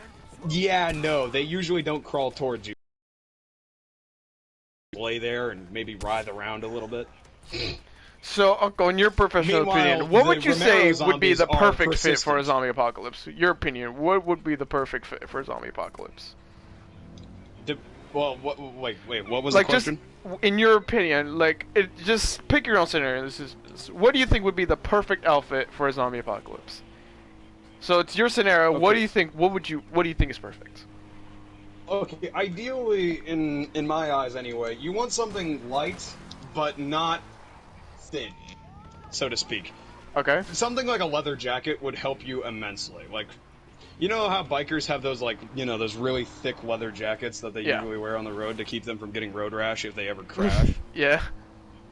Yeah, like, one of those would be extremely useful. If you get one that's particularly long, that can actually be very useful because it would cover more body mass.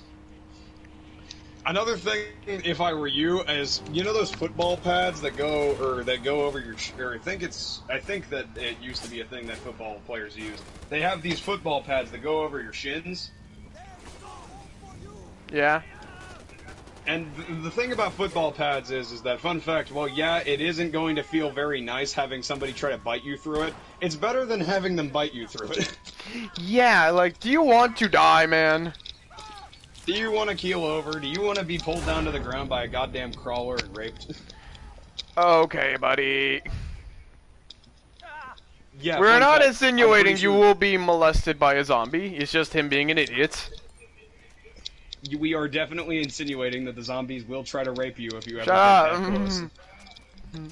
Now, okay, basically football pads for both your shins and arms would be very nice. And ideally, if you can, get a hold of some gloves that are pretty thick, because I'd like you to keep in mind that if you ever at any point get like some kind of limb stuck in their mouth, it's probably going to be gone, because like literally there's no point. And you want to be Maybe wary a of glove cuts could and save. splinters as well. Like, okay, splinters, but still, they could infect you if you don't get that shit out. Ideally, anyway, if I were me, I would probably get a hold of some kind of mask to protect myself, mainly a gas mask of some variety. Both for obscuring identity and also for, you know, obviously if it's a, you know, viral air infection, then yeah. Okay, that's fair. So, you done, or is there more do you want to add about what you think would be perfect for a zombie apocalypse? I don't think helmets are very useful. I'm just going to be plain out and obvious with you. Helmets are not very useful against something that doesn't give a fuck about hitting your head. It just wants to bite you or scratch you or beat you to death. It doesn't care about your fucking head. It literally gives no shits. I thought of, like, what if it just tries to just bite your skull? Now, the one thing I do have to say that I would actually really like to get a hold of, for the sake of fighting people exclusively, is some kind of shoulder, like, some kind of metal shoulder protection. Shoulder pads? Fun fact, if you've ever done sword fighting before, usually you lead with one arm whenever you're swinging, and that's your most exposed arm. Okay. Like, for example, if possible, you know, like one of those, you know the football, like, chest pieces that they usually wear to keep them from, you know, breaking each other's ribs? Yep. If I could get off the shoulder pad from one of those that, like, reaches down to their, like, you know, their upper forearm, then yeah, I think I could put that onto the, like, right side of my body, because I do have a katana lying around, and I do Yeah, Uncle Death has a fucking sword. After all, if you're trying to fight somebody, I feel like having a sword is a lot better than having a knife. Also, here's one trick I want to tell you guys about. Do not overcompensate. Don't think that your years of playing Call of Duty is going to save you. Because, like, there's been like bullets testing. Run out. You run out of ammo.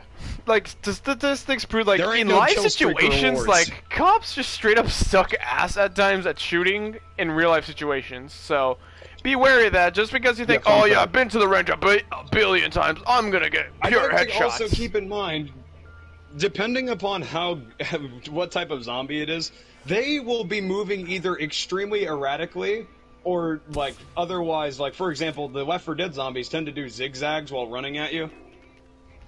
So basically, imagine trying to shoot a moving target that's running around like a crack addict. Like, you're actually going to be struggling, especially because even police officers struggle to hit moving targets in real life.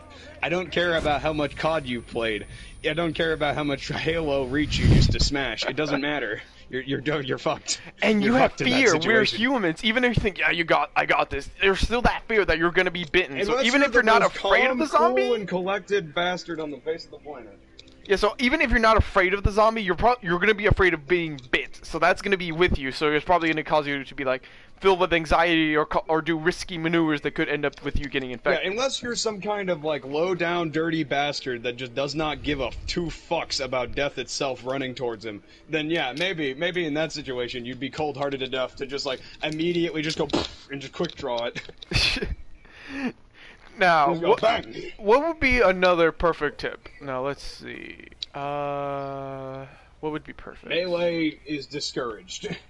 Unless it's like Romero zombies or they're just like pretty fucking stupid, we do encourage melee. It is actually recommended. Because you're going to be wasting ammo, and eventually you're going to run out of ammo. No, actually, I think infected in general are probably the least.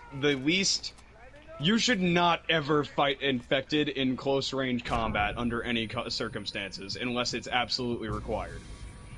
Yeah, but and also the fact that you don't know your own strength unless you like I don't know deadlift or something, because it takes a lot of force just to break a human skull. Like bone is strong. And let alone damaging the brain. Like, if you just damage the brain, if anything, you're just inconveniencing a zombie. You need to destroy the brain. Everyone knows that. Like, brain damage ain't gonna do shit. To keep in mind is that depending upon the zombies you're talking about, some of them are stupid enough to let you grab them without actually getting into too much of a scuffle over it. Yeah, there's also that. But you just need to be careful with those facts. Mainly in, like, the Walking Dead universe, because if you're quick enough to just grab them and then stab them straight through the skull, you might be able to actually get away with it. What's up, Uncle and Mr. 1980s or morons in the zombie apocalypse? Accurate. Very. Sorry, I'm currently suffering from tuberculosis. Now then, I'm gonna just say right now that overall, a perfect tip I would say that would probably save your life more than once is... just overall, watch your step and keep a close eye on your corners in general. Yeah, because we also mentioned as well, like what was it? Yeah, like stalkers from shit of fucking The Last of Us. If you don't check your corner, and boom, you're dead. Yeah, you forget to check your corner once, and bam, instantly dead.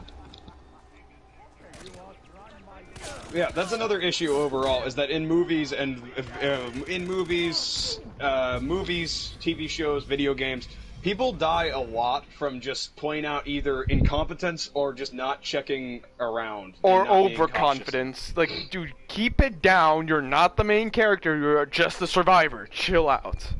Bro, I can't help but, while you're saying this, I can't help but think of that one time that one of the characters from The Walking Dead walks into a horde of zombies and just starts going fucking ham, and everybody thinks he dies, but then he comes back, like, not even, like, an episode later, and, like, it's just like, what the fuck? How did you survive that?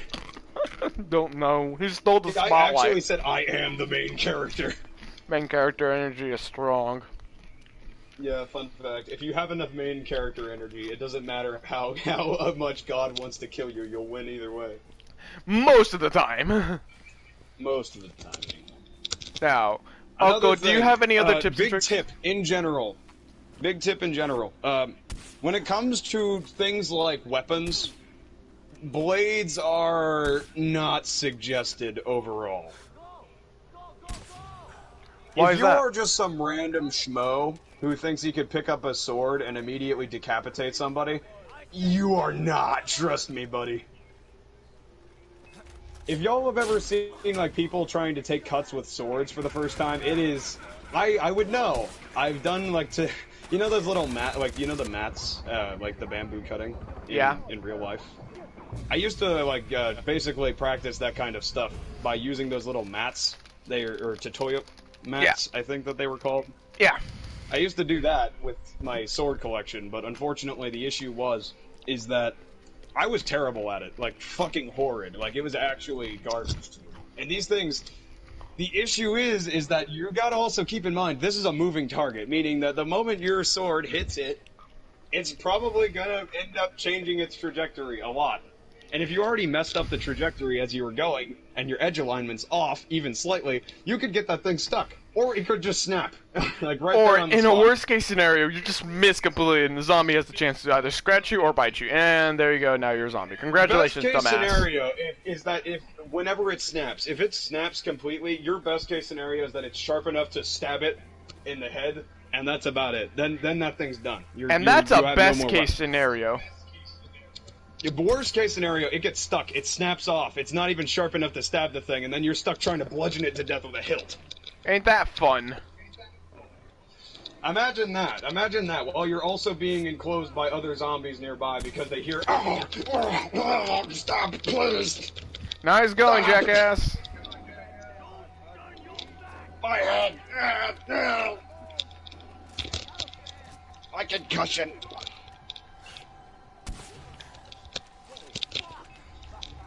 Also, guns are a big no-no unless, like, you know, oh shit, some shit's going down, or you're fighting humans. Sorry, I was a little distracted. Yeah, the thing about guns is they're really fucking loud. Actually, the only situation I think you should leverage a firearm in a zombie apocalypse is if you see a group of, like, for example, bandits or something that's trying to rob you. If they don't know the gun's loaded, you can leverage that both ways. They can either assume, oh, he doesn't have it loaded, he won't shoot. Even if it is loaded, he won't shoot because of the fact that there are a bunch of zombies nearby that'll come out and rip his ass open. And intimidation, But, if like, used there's right, also- will cause someone to be like, hey, bro, chill, and surrender. Yeah, there's the other option, and that's that either they're either going to call your bluff and assume you won't shoot them, or they're going to, you know, immediately back off because, you know, I don't feel like getting shot tonight, you know? And if they call your bluff, just bludgeon them with the gun. Okay, the thing about that is that if they're trying to challenge you on that, they likely outnumber you to begin with and could easily take you down either way. Okay, that's fair. One guy isn't going to challenge you on that. He isn't going to go, whoa there, buddy. I bet you won't even shoot. Come on, do it, nerd. Pull the trigger on yourself. He's like, do it, pull it, I dare you. Sissy. I dare you. He like walks up, he grabs the gun, he like puts it to his forehead, he's like, do it! Bite his nose. No! Point is that you should only ever use it as like a bargaining chip to get out of a bad situation. Sorry, I'm a little distracted. Yeah. Even if it's not loaded, what Uncle say, you can use it as a bargaining chip because most people are going to assume a gun is loaded. Because this is an apocalypse, dude. Are you going to think it's unloaded? Like, who does that? No, here's another fun fact, actually, overall, is that if they know anything about firearms, they will automatically assume it's loaded, because that's just how most people who are familiar with guns think. Another thing that a lot of people who actually understand firearms will immediately assume is that if you pointed at something, you are fully willing to destroy it. Yeah, that's Meaning the that one if you thing about pointed at them, guns. they- Never you point are at fully anything willing to kill unless them. unless you're willing to kill them, don't point at anything. And if you're pointing it at them, they know that you're fully willing to kill this person. Yeah, basically, you need to, like, if they are familiar with guns in the slightest, they will immediately probably default to this the type of mindset. And we humans have a fight or flight response, and most of them are probably gonna flight. They're gonna surrender to you because I know how to put this. Dying isn't really cool. Dying isn't cool. As a legendary man once said, Dying is gay. Dying is gay. As a legendary man once said, dying is gay. And Uncle is a homosexual. Fuck you. See? Proof right there. Eat shit, Poindexter. Who are you calling Poindexter? You. Fuck you. I think, okay, I just now had a very interesting idea. What's up? Okay. You know, like, okay, you know those paramilitary nuts? You know the people who are always like, oh, I have a fucking bunker full of guns and shit, and I'm gonna go murder some people whenever the world ends. Yeah. Yeah, you know, like those guys. So I have to wonder. Do you think that they would actually go through with that plan if it was a zombie apocalypse? Most likely. Because it's every man for himself. Like, who's gonna arrest you, dude? I know, but they also have to wonder, what if it's airborne, right? Oh yeah, there's also that. Well, most likely, most people aren't immediately. Some, like I said, some aren't instantly going to be thinking of that. They're just wanting to get their jellies out. They want to. I forgot instantly... to mention. Did you know that Dallas from Payday is in Dying Light 2? Fuck you mean he's in Payday in Dying Light 2? He's in Dying Light 2. That's all I have to say. I'm gonna look this up later after this. You piqued my interest. Now. Let's see. Let me take a gander of Max Brooks' book for some tips. Uncle, you carry on with your tips as well. I've said enough for now. Just for now. Okay.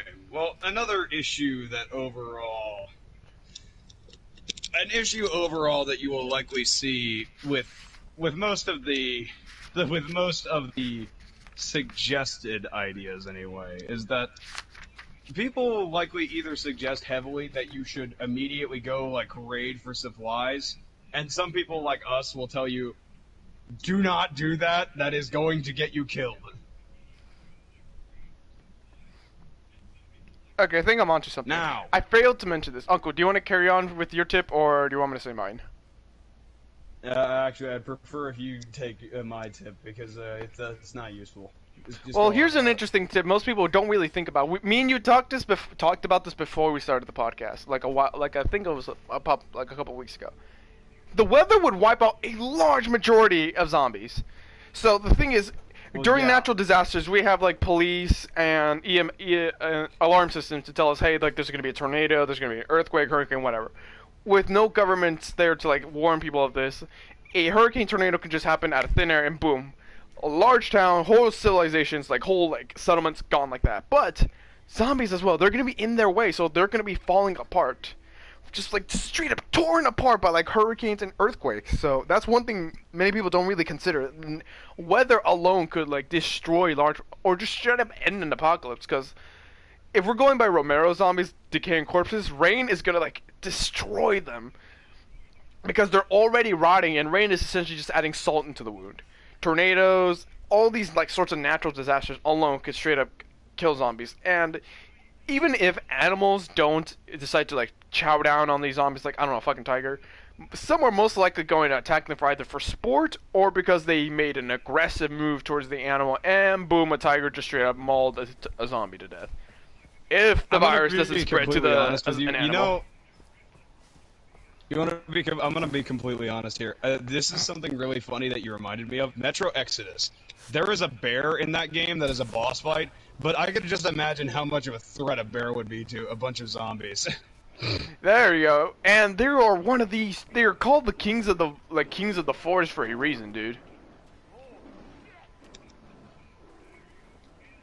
Actually, that's another issue entirely for the lumberjack idea. Is if you were a lumberjack, you'd also have to worry about all the wildlife. Fun fact, just because a zombie apocalypse has happened doesn't mean that every single animal on the face of the planet is just going to disappear. Yeah, because animals are still going to be around. They're still going to try and eat you, man. And depending to worry about. And here's something else we should mention. Generators are going to be your best friend. Electricity is eventually going to die. Like, the power grids, dams are going to be overgrown. They're most likely going to be broken. I'd get a hold of some solar panels. Yeah, solar panels and generators maybe, because fuel is only going to last you for a few years. Well, yeah, where the fuck are you going to get a windmill? You're not going to rip one off the ground and attach it. You are aware that you can build a windmill, you fucking idiot. Fuck you. But yeah, he has a point. Like, fuel is eventually going to go bad. Windmills were made, right? Shut up! They didn't just appear one day. Shut up! You are aware that windmills didn't just appear suddenly out of nowhere, like some kind of alien obelisk, right? Shut up. Something tells me you actually didn't know that windmills were built by people. Fuck you. Fuck you, How could I not assume? You know, Okay. It doesn't help that I'm playing... Are you done being an asshole? Yes. Uncle is a fuck you, man. Even What did I'm you being say? made fun of by my own friend. What did he say? That you were right. Did you just assume that windmills just came out of nowhere? No, dumbass. I mean, if you did, I honestly, that sounds like something, like some kind of crackpot theory that I would subscribe to, like windmills are alien obelisks or something. Windmills aren't real. They're part of the government. Windmills were never real. They were all fake. Mario was never real. Oh, Luigi was the only real one. He just was always on crack and made us assume that he had a brother. You can now play as Luigi. Another interesting thing to think about, too, is avoiding humans in general. You should almost always do that when it comes to tips. Unless you know damn well these people are nice to you, like, they don't mean any harm, like, they're trying to, I don't know, fucking rebuild civilization, Preston Garvey style. Avoid people, they're most likely just gonna kill you. Because, like we said before, hundreds of times, it's every man for himself. Like, people are gonna go hungry. People are gonna lose their fucking minds. Even if you can trust these people, you also have to account for the idea of, like, for example, in the Dying Light universe, there is a thing called Plague Bearers who basically... Imagine if, like, one of your friends dies, and then they proceed to release a toxic gas from their body that immediately causes everybody nearby to almost immediately become infected. Yeah, imagine that just happening because, oh, I trusted one of my buddies and he was, like, infected. And carriers as well, because carriers, they don't show any symptoms of the infection. They drink some water like, hey man, are you thirsty? Yeah. And now you're a zombie. Because even if you're, okay, if you have a buddy who's immune and you are not immune, that means that you're immediately exposed. Just by him having immunity. So yeah, that's another thing most people fail to realize. Now, what would it be another tip? Like, another essential tip most people don't really think about? I'm trying to think. I got one. Most people would most likely die in their homes from, like, the sickness. Like, even if they don't become zombies, the sickness alone would probably kill them. Oh yeah, I forgot to mention. If you know anybody who has some kind of specialty sickness, like asthma or something like that, I'm gonna just tell you right now, you better be prepared for them to be either A, a massive nuisance amongst your group, or B, like, just die immediately. Like, there is no in-between. It's either you're gonna have to care for them immensely, or you're gonna have to just accept the fact that they're literally just holding your group back. I'm sorry to be blunt about that, but it's true. What else would be another thing we don't really fail to... Ah, of course, there's fucking reinforcements. Hang on. I got motherfucking shotgun shells. Awesome. Sorry, I'm just really annoyed right now. I have to deal with this thing. They call me the pee-pee kicker because I kick pee-pees.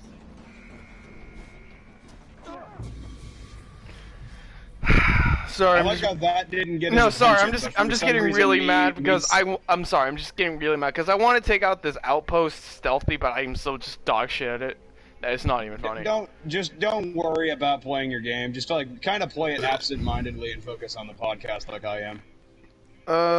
Let's see. I'm trying to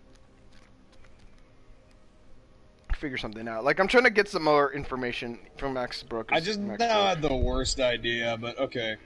Realistically, if you were a person who is trying to, like, for example, put things back together, the first thing you would really want to do is try to either A, get a hold of a radio post, or get a hold of some kind of functioning radio. Yeah, but there's also one big problem to that, and that is you don't know who's on the other receiving end. I know. That's the thing that I'm always. That's the thing that you're willing to sacrifice if you're trying to put things back together. So this is just a tip for people who are trying to actually reestablish some kind of order.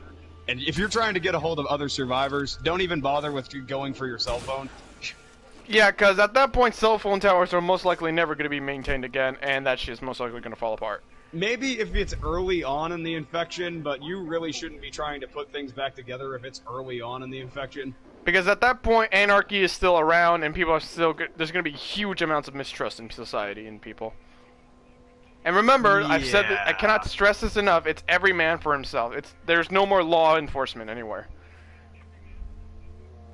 I actually had an idea for a story recently, which was the idea of a SWAT officer and a prisoner having to work together just out of the situation.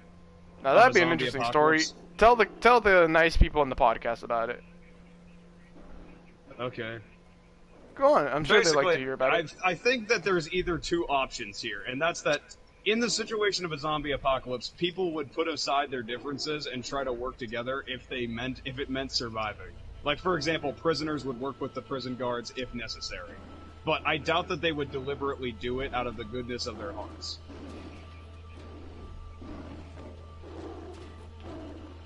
I thought you were gonna carry on. Oh no, I'm just giving tips right now because I don't feel like, I don't feel like telling the entire story right now since we're still on tips. Okay, sorry. I'm just a little distracted as well. Now, where was I? Oh yeah. Should I give another tip or? Yeah, give another tip. I'm kind of like absent-minded right now. I think we need to Okay, move let's on to, see like, here. weapons Max and Brooks. I'm even referring to I'm Max. kind of, like, Oh yeah, don't use chainsaws. Just don't I'm use. trying to get us to move on. Do not use chainsaws, guys. Do not use chainsaws. Like, I don't know, unless you have like fucking dual wielding chainsaws. No, because as Uncle told me in private once, that thing is gonna like snap. A sling that has a second chainsaw. I like how I told Mario about this one time, and originally he used to think, oh, hey, chainsaws were kick-ass, but then all of a sudden I just, like, basically persuaded him that chainsaws are not a good idea. No, because he said, essentially, if you, like, swing it around, that chain's gonna snap off. Functionally, anyway. Due to the nature of the chain, it will most likely end up either... It likely wouldn't snap, but it would definitely end up popping off of the guide, and would end up becoming effectively useless as anything other than a bludgeoning weapon. And there's also the fact that chainsaws are really loud, so unless you're in a big-ass crowd and you know, like, you have to use it, yeah, Buzzsaws no. are a different story. Buzzsaws are a different story due to the nature of it being a blade and not a chain. But it's still kind of one of those things where it's like, you really don't want to be using it too long because, it'll get, like, clogged, and it runs on fuel or batteries, depending upon where you are.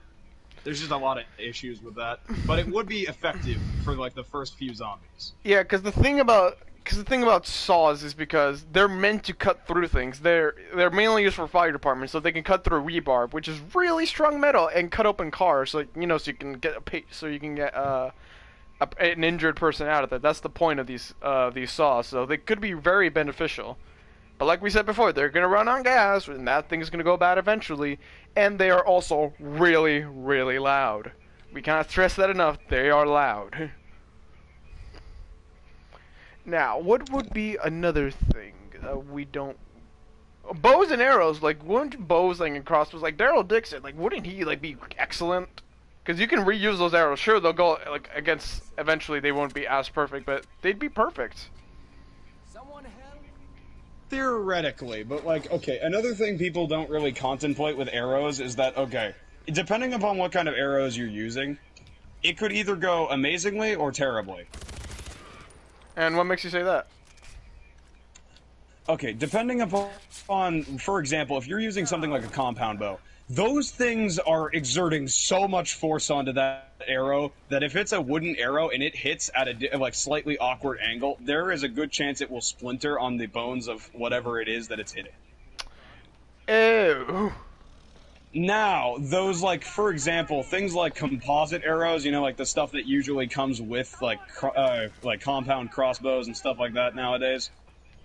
Now, like, those arrows that are made out of, like, composites and crap like that and alloys, yeah, no. Like, those things ain't snapping, even if, like, they hit God themselves. Like, they could strike God, and it would probably not snap. I love how you had to emphasize that. I don't know why. This is funny to me. Yeah, needless to say, like, those are particularly strong for a reason, and that's because of the fact that, it's commercial products, but also because, America's pretty good at making awesome shit. So, yeah. Basically, it depends upon the arrows. If it is really late in the infection, you're probably not going to have access to arrows like, professionally made arrows made from, like, metal and crap like that. You're probably going to be using, like, maybe if you're lucky, you'll be using, like, some good arrows that you made yourself, but that's like a big if, and also you'd have to be, someone who's self-sufficient enough to actually know how to make arrows. You're also eventually gonna have to learn how to hunt because food is going to go bad. Like that stuff on the shelves is going to go bad eventually. Like even canned foods, which are meant to last for years, are gonna go bad. I will disagree with you on one thing. Some things, like for example, peanut butter, can last like literally forever if you. There's leave also it certain inside rice, the, which like... is I think I heard white rice that thing can essentially last forever. Oh yeah, I'm not gonna lie about that much. Rice, if you dry it, can be like literally left. It can be completely out in the open, and it will stay pretty fresh for a very long time. So you might want to go look up some foods that just never expire, like certain beans. Even honey is surprisingly, well, it'll probably taste like ass cheeks, but it could end up being really work for you. And surprisingly, chips. They'll go stale, yeah, and probably eventually taste like shit, but they don't really go bad. You can still eat those. Or what this one commenter said right here: grow your own food, which that's going to be very hard to do unless if you don't know what you're doing. But that could be very beneficial if you grow your own food. Okay, another issue with trying to grow your own food is that, okay, depending upon what kind of zombies these are, there is a very big potential that, like, for example, with something like the, like, for example, like cordyceps, generally would most likely attempt to leech off of stuff like that. Okay, that's fair. Now you yeah, due to the nature of it being a fungus. Fuck you, fungus. Now, let's see. What else would be something else we don't really think of? Also, I forgot to mention one thing about farming that's also very bad. Depending upon your location, there is also the potential that that'll leach onto your water supply. And fun fact, if your water ever runs out, you're actually boned. Like, you can survive a very long time without food, but you cannot survive very long without water. No, like the human body, if I remember correctly, don't quote me on this, I'm not a doctor, can only at max survive like a few days, like 3 or 5. And I heard the max I heard someone survive was I think a week or 2, I can't remember correctly. But you have to be strong for that, man. Like, you gotta be the strongest dude for that. You have to like have some kind of reason to live in order for that to happen. There's also depression. Like, do you want to kill your parents? Do you want to kill your best friend? Fun fact, antidepressants aren't the easiest to find whenever you're in the middle of a zombie apocalypse. And there's also, like, huge guilt. Like, do you want to kill your family, your friend? No, dude. No one wants to go through with that. Also, not to mention, psychopathy is also a thing that happens to people. Yeah, like, certain, like, mental illnesses could end up developing because there's no physical way to treat it properly in this apocalypse because society has straight up collapsed. Like, listen, I know that for a fact that people are going to probably scoff if I tell you to go and find and add a therapist to your group of survivors, but, maybe that could be useful to you. Bottling up emotions is only going to backfire spectacularly. Now, what else would be something we don't really think of? Uncle, do you want to take the reins for this real quick, or should we keep trying to figure it out together? I'd like to add one thing to the list of tips before we probably, try to move on to a different category. Alright, enlighten me. God damn it, stop spitting at me, you asshole. What? Sorry, I'm shooting at this guy. Ow. Sorry, I broke my legs because I didn't deploy my wingsuit good enough. Oh yeah, I forgot to mention, just, never get injured when it comes to, breaking a limb or something like that, because you're actually fucked. Because you have no way to treat that properly. Like, there's no more doctors. Like, unless you find, a pre-apocalypse one that's still alive, or some really good apocalypse doctor, yeah, no, you're gonna have to be your own medic. Also, I'd like to mention one thing, too. Any kind of, if you find some kind of chemist or something, you'd better try your damnedest to keep him alive. And do not get sick, because even if you don't get the virus, some other virus is still gonna get you, like the flu, or I don't know, tuberculosis, Ebola, because there's no way to treat these anymore. Another tip also, forgot to mention. When it comes to clothes, you should always try to keep your clothes in some kind of manageable condition.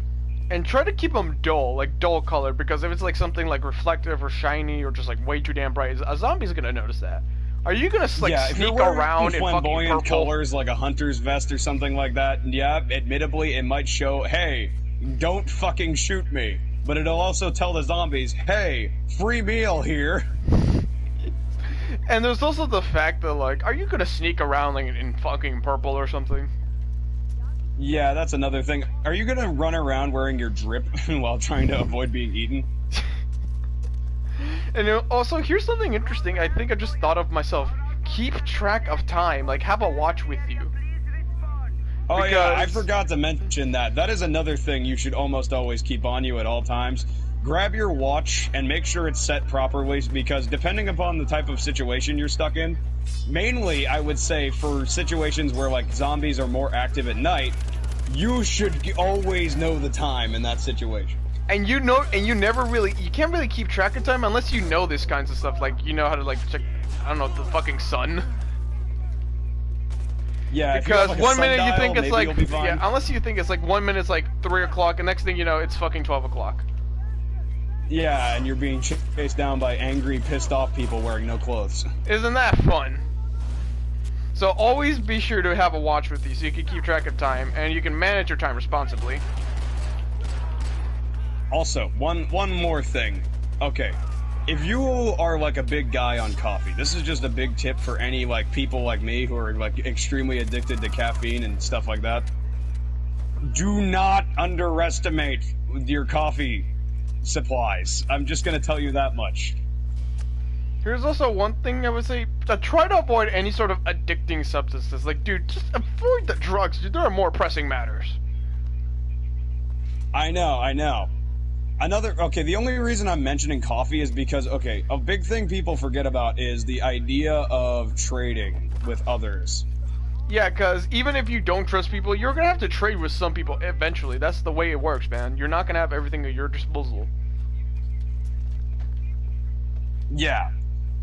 But, okay, a big thing that a lot of people don't really consider whenever they're, like, okay, for example, looking at like things to take, they don't think of, oh, wait a minute, what about this? They don't think about like the future. They think about immediate, like now. Stuff like coffee, cigarettes, and things like that will quickly become like luxury items almost instantly.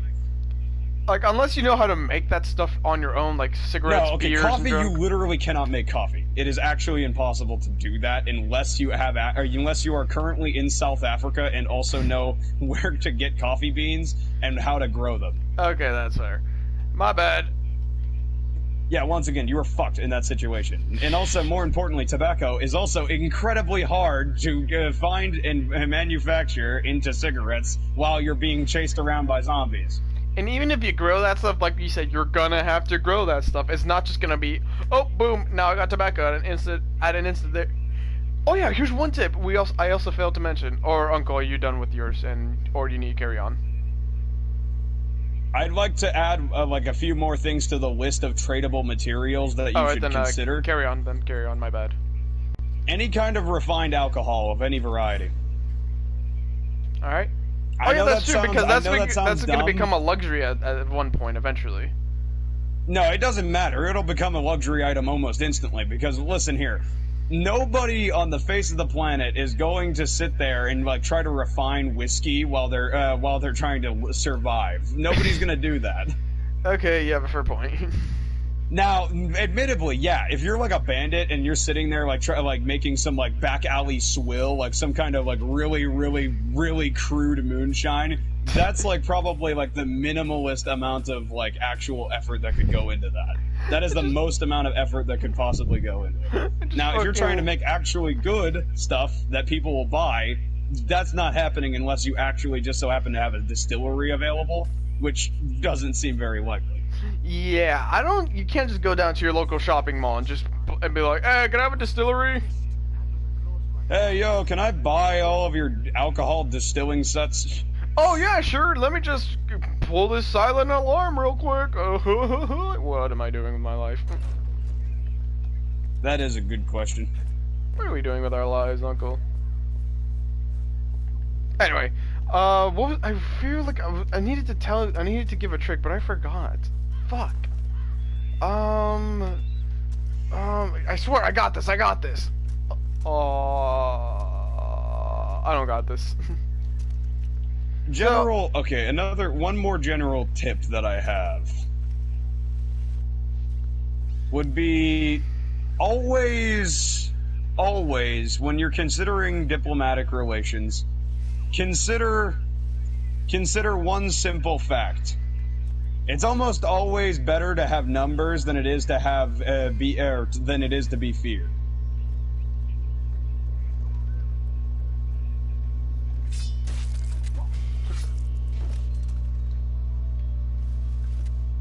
You're gay. I love how you broke the Okay, silence. Mario, you just gonna stay silent all day?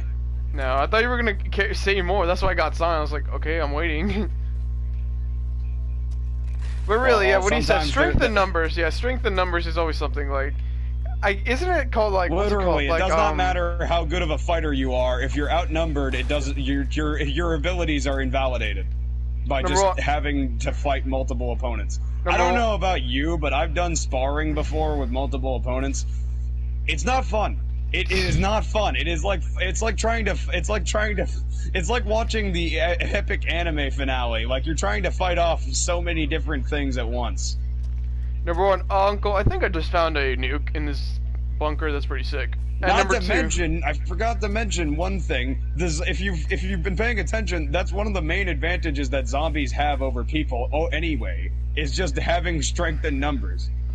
I forgot what it's called. It was like called like battleship diplomacy, essentially like bigger ship diplomacy. Yeah, there we go, bigger ship diplomacy.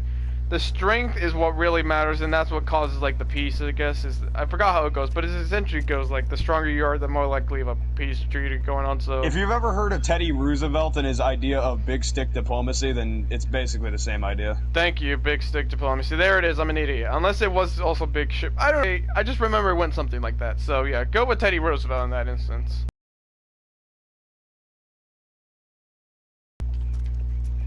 Anyway, I'm trying to remember as well. There was also something else I wanted to bring up, but I can't remember. I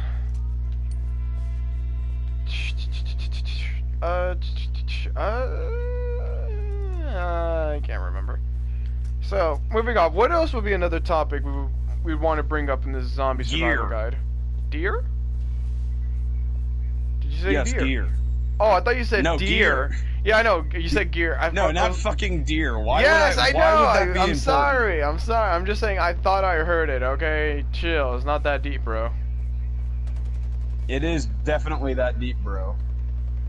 It's not that deep, bro. Chill. It's definitely that deep, bro. Okay.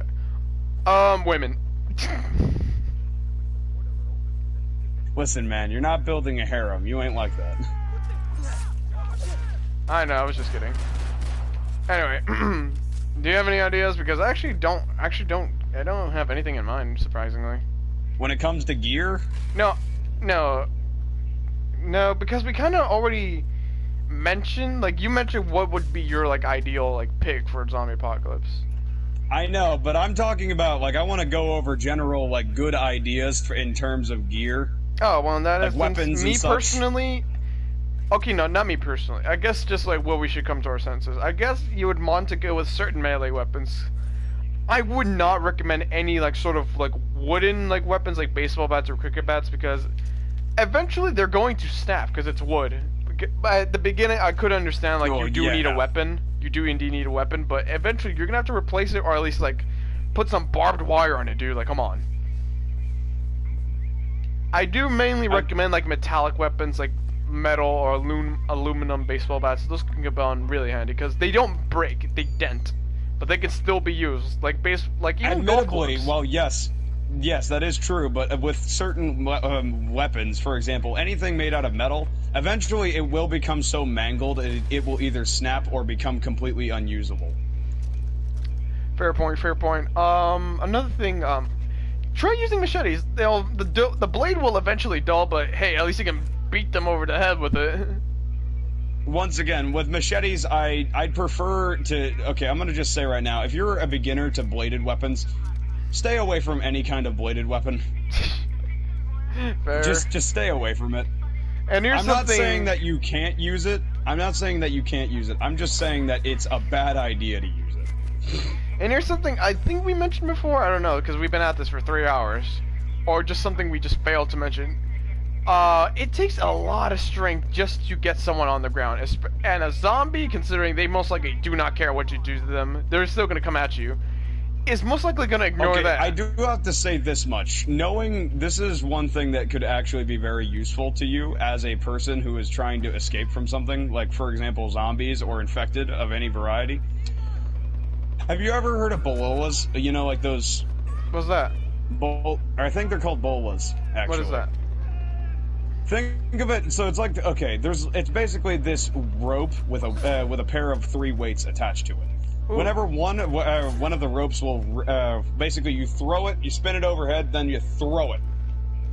That actually sounds so cool. What it's designed to do is it's supposed to wrap around the legs of something that you're either pursuing or is pursuing you, and then it will proceed to take them down due to the fact that the weights will proceed to basically kind of perform a, Newton moment and wrap around due to the nature of the leg being in the way, and take them down due to the fact that, obviously.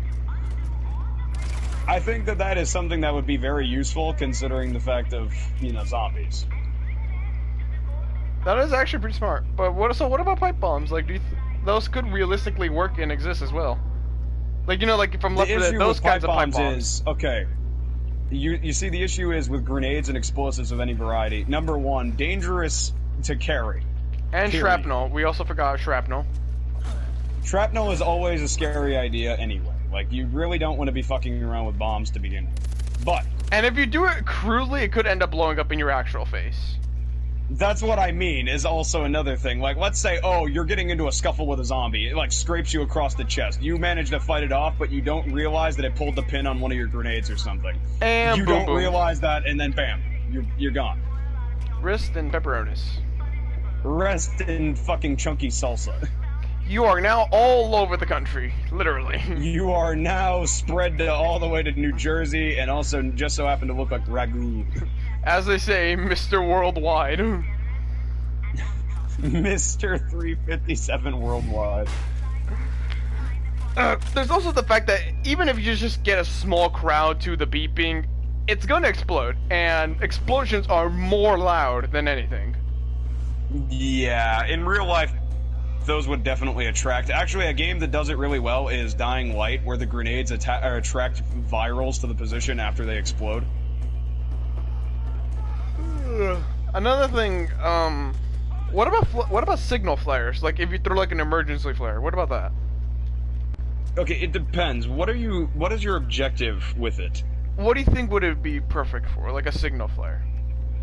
I'm just asking, what your idea is with throwing a signal flare. Like, is it your goal to catch them on fire? Okay, let's say there's a big crowd, okay? Realistically, why don't you throw it at the crowd so, they can go focus on that, and you can make a getaway? Like, not saying, it depends. With certain zombie viruses, something like a UV flare could be very strong, like, for example, against the Huron virus, which is actually one of the main items that they use in that universe to fend off, zombies. Yeah. They use UV flares. But, I digress. Point is that in that universe, they have a very particular weakness that is very specific to them. In other universes, I think it would have to be, for example, if you're going up against, 28 Days Later style infected, maybe... I think it would help if you had some kind of, loud noise-making object, I don't know, one of those chef cooking timers, those? Oh, yeah! Or the monkey from fucking Black Ops. Yeah, like the monkey from Black Ops. Basically, imagine that, but with if you just attached that to a signal flare. Now, that actually would be pretty perfect. Even if it doesn't blow up, in it by itself, you're right, it would distract a large amount of zombies.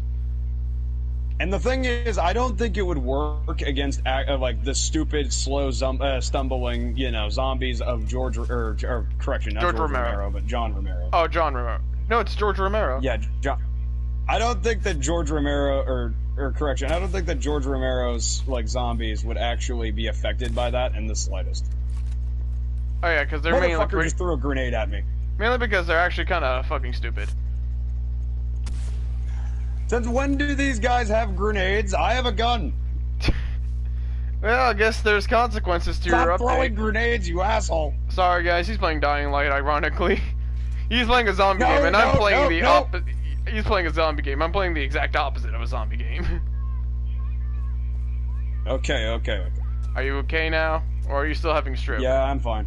Okay, I'm gonna take your word on that. Can you stop throwing grenades? I guess not. Sir, I just need... Are you done? Sir! Never mind, I'm dead. Real man fish with grenades. Never mind, okay. Point is that I'm going to just say right now, wait, what was I on about again? I don't fucking know. Like the dying light. Could you remind me what I was on about again? I can't dying light, was... signal flares and stuff.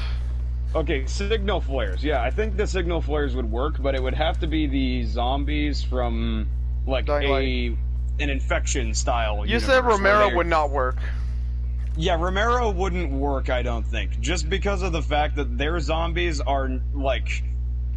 painfully stupid. No, they aren't even that stupid. I'd say it's just due to the fact that they're kind of single-minded in their goals. They don't think of like lights as being disorienting or anything like that to them, because they know what lights are. They would see that and be like, oh, look at that! It's a nice bright light that human threw. Well, I'm gonna go rip his arm off. Yeah. Meanwhile, with like something like an infection, like let's say like rabies, if you take a look at rabies, the thing it does to the brain is that it makes it so that it's kind of hard for them to even comprehend what's going on. They just see things as kind of like gray, like hazy almost. They lose the ability to comprehend what things are, really, and they start becoming aggressive and everything else, right? Yeah. So something like a loud light with like something like a light with like loud noises would be very attractive of a target to attack for them. You know? Yeah, I get what you mean. That would also be just like I said, like a perfect way for you to make a getaway. It would also be a perfect way for you to show that these things are kind of like suffering internally, considering they're just attacking anything that is bright and angers them. Yeah, it's also just kind of depressing when you think about it, because they don't want to hurt you. It's under the influence of the virus. Get decapitated, bandit. Get also decapitated, bandit. It's kind of depressing when you think about it. You die. Get decapitated, bandit. Oh yeah, you sure a lot of human emotion. Get decapitated. Okay, I understand you want to kill people. I feel like you should check chat now and see what's going on. Yeah, I probably should. I haven't been paying much attention to it, ironically. Ow, fucking asshole. Set me on fire. Wee. Dick. Anyway, where was I?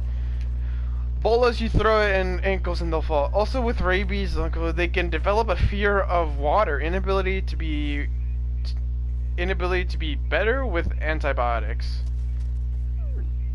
Well, they can't really drink water, so... Oh yeah, there's also one thing we also just failed to mention. They're going to rot.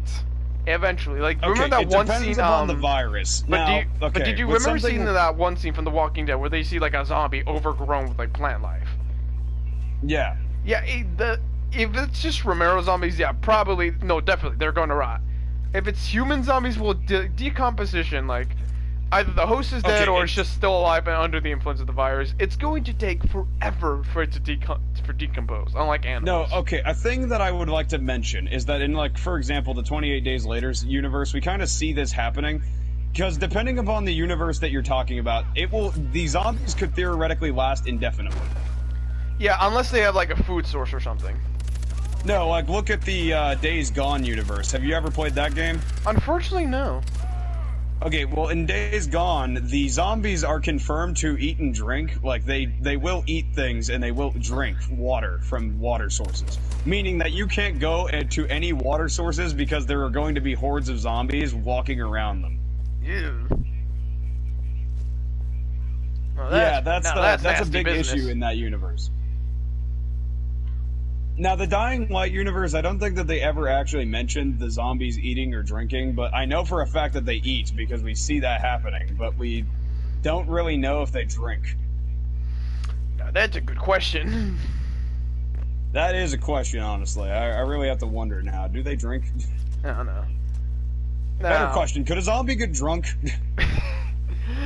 No, because it doesn't really have the functions of us humans, because Okay, well, everything no, is I mean shut an down. infected. Could an infected get drunk, theoretically? Theoretically, possibly. I don't know. I don't know. I'm not I mean, fucking- considering the fact that they're still a human and they still would process alcohol properly, I wager. Maybe. I mean, I doubt that that would make them become friendly suddenly, but I'd love to see them stumbling around, like, unaware of what the hell's going on. That would be really Drunk funny. zombie. Imagine that as a movie, Drunk Zombie, from, like, France or something. Now that would honestly be a really funny and interesting scenario when you think about it. But how are you gonna get a zombie to drink alcohol in the first place? I don't know, like, let's say you have, like, a zombie tied up in your basement.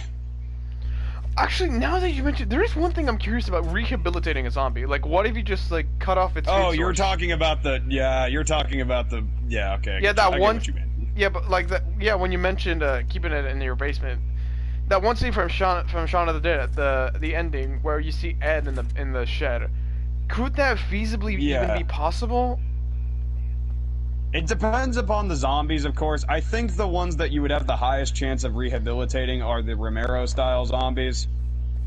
What about Uncle? Have you, by any chance, read or heard of Marvel Zombies? Yeah, I've also heard of Deceased as well. Yeah, but here's the thing about Marvel Zombies: the hunger, flesh, whatever. It's essentially like a drug. Like, get rid of it for a while, and they'll be like, "Hey, I'm not really that hungry." But of course, you get reintroduce it to them, and they're like, "Hey, you know what? I'm pretty hungry." But so, and there's even a zombie that got like rehabilitated. Bring up something. Like what? I'd like to bring up something interesting too. What's up? With certain like zombie viruses, have you ever noticed that, like, for example, with a game like, okay, have you ever played Undead Nightmare? Yep. You know that there's that one crazy lunatic that has a zombie sitting by him playing cards. Yeah. You know what? You ever notice that zombie doesn't ever try to kill him until, like, you know? Yeah, I do know. I have to wonder if that's just due to the fact that the zombie either just doesn't care enough to kill him, or actually just genuinely remembers him enough to not immediately try to murder him. Well, that's very nice of that zombie, at least. So I have to wonder, theoretically anyway, like something like a Romero zombie would definitely be something that you'd have maybe a chance to rehabilitate. I just don't think that you'd be able to rehabilitate something like, I don't know, like a bloater from the Last of Us universe. Not at all. That just doesn't seem like a chance. And not infected, for the simple chances of, how do I put this? They're angry. Yeah, they're always pissed off, and like they are constantly suffering, so like they aren't gonna be in the mood to talk, you know? Yeah, you can't really exactly have like some sort of civil discussion with these things. Especially, for example, with things like the tank mutation strain from the green flu. They literally will boil over from rage if they cannot kill their target. They will literally end up dying due to just being too damn angry. Uncle, you know that one meme, like that one fucking angry guy with a fucking microphone, so, like, breaking news, man literally too angry to die. You know that one scene? You know that one scene from King of the Hill where he's just like, "You got the dog barking," and then he just like has a fucking heart attack. Man literally too angry to dog barking. Man literally too angry to die. No, it's man dies from being literally too angry. It's like the reverse of Doomslayer in every way. He got a little too angry. Hang on, I'm gonna try and kill a rhino with a mortar. Another issue I have to wonder, actually, is whether or not people would be able to identify certain, like, for example, in the Walking Dead universe, you could probably just, like, willingly persuade yourself in the early stages of infection that that's probably just some crack addict or something. There's also one thing, what about camouflage? Are you referring to, like, the wearing the walker skin style camouflage, or? Yeah, or, like, even just draping yourself in zombie guts.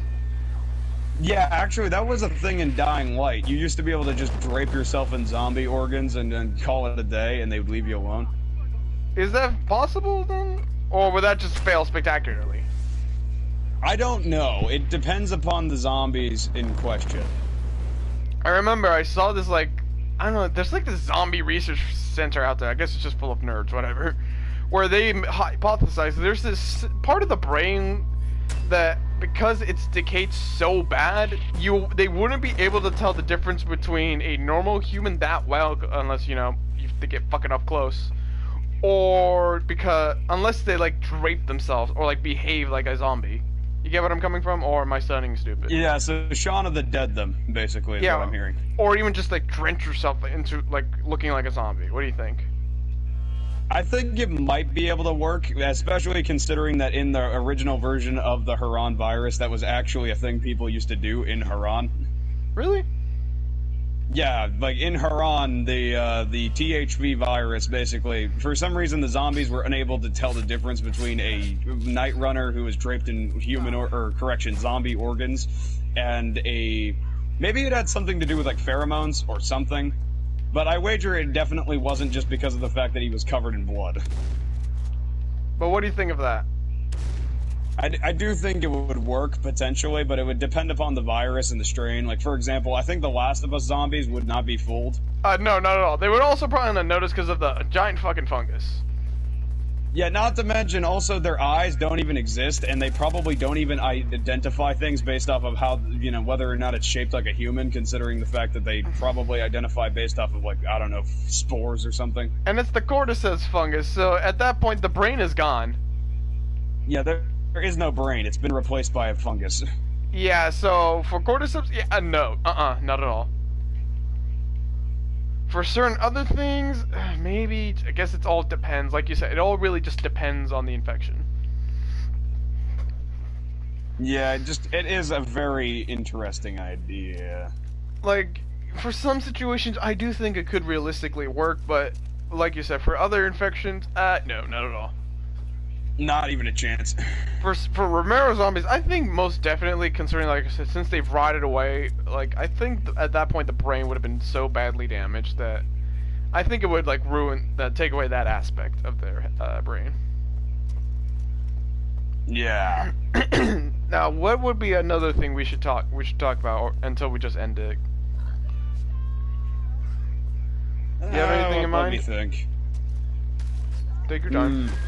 Ow! Fucking I'm trying asshole. to think of, like, okay, what's like a particular situation that might potentially pose an issue?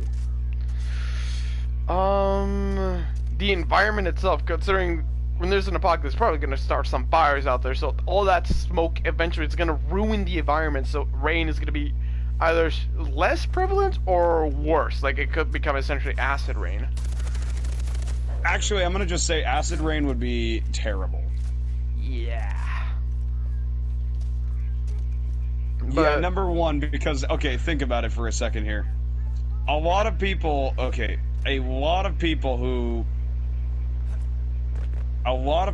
would likely survive would most likely be using rainwater collectors. You literally cannot, you don't bother even trying to drink acid rain. It won't end well, very well. No. It's just, you're probably gonna get dysentery or something. Yeah, the only thing you could realistically do in that situation is collect some sort of, like, dirty water and find, like, some purification tablet, or find some way to purify it. And that takes time and effort and could possibly end up fucking killing you if you do it wrong. Yeah.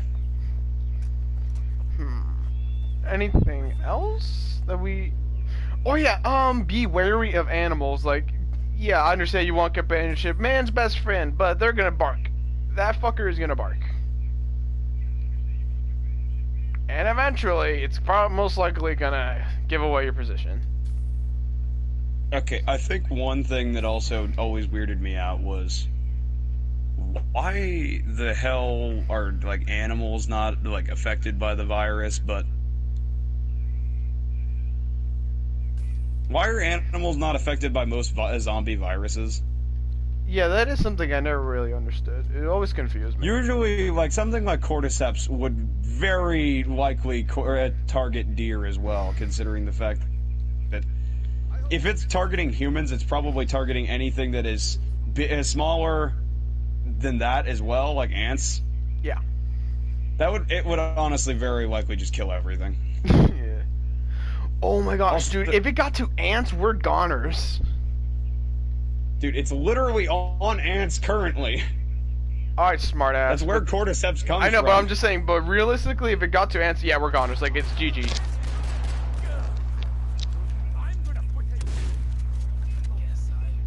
I was about to say that's literally where cordyceps comes from. It's from ants. It comes from fungus, but yeah. Fucking idiot. That's literally what it targets, is ants. It targets other bugs, you do know that, right? Not just ants. I know, but ants are the most common. I know, I was just saying, Dan, chill, it's not that deep, Also, bro. maybe termites too, but that's a bit more of a... Alright, but chill, it's not that deep, bro. Depends upon where. I love annoying you with the, like, it's not that deep. 1783. I know, but I just love annoying you with that. It's not that deep, bro. 1783. Are you looking something up? Sorry, I'm looking up a safe code because of the fact that I found a note that says the date of the Declaration of Independence. 1783. Yeah, I know. So I just what decided to else, look it or up. should we just end it here? Because I can't think of anything at the moment. I'd actually really like to go over some particular ideas and situations. Alright, I feel like another issue during the zombie apocalypse is probably problems with not only disease, but maybe blood prone. Dude, he's actually right, like bloodborne pathogens or like some other like diseases, because there's other kinds of disease out there, like there's like the actual like stereotypical virus, bacteria, like we mentioned as well, fungi, and one that I can't remember at the moment. Just give me a minute. It was from Zombieland. It was the it's prion diseases as well. A prion disease. Because there are kinds of there are other like types of like, you know, like diseases out there. You know that, right? Yeah, yeah. Now we covered the apocalypse, but how would it realistically start, Uncle? Let's brainstorm. How would a zombie apocalypse realistically start? Because I don't think where it's gonna go with the stereotypical sci-fi. Let's raise the dead experiments. Rabies seems like the most likely chance that anybody would ever have to, like, realistically bioengineer some kind of, like, zombie virus. Yeah, because I'm gonna be brutally honest, I don't really think scientists are gonna go out of the way that early on, just like right now, to be like, let's raise the dead, what could possibly go wrong? Like, listen here, I'm pretty sure that if like, literally, they tried to bring back dinosaurs, so I'm pretty sure I wouldn't put it past them. I don't see any dinosaurs outside now, do you? Well, yeah, but that's mostly because people said, hey, maybe you shouldn't do that. Why? I don't know, maybe they'll fucking eat people. Like, what the hell do you gain from bringing back dinosaurs? You're just trying to prove that you can. You're just trying to prove that you can literally play God. Do you want to know why, Uncle? Do you really want to know why? Yeah. So, money. Jurassic Park. Yeah, I know, so money. Yep.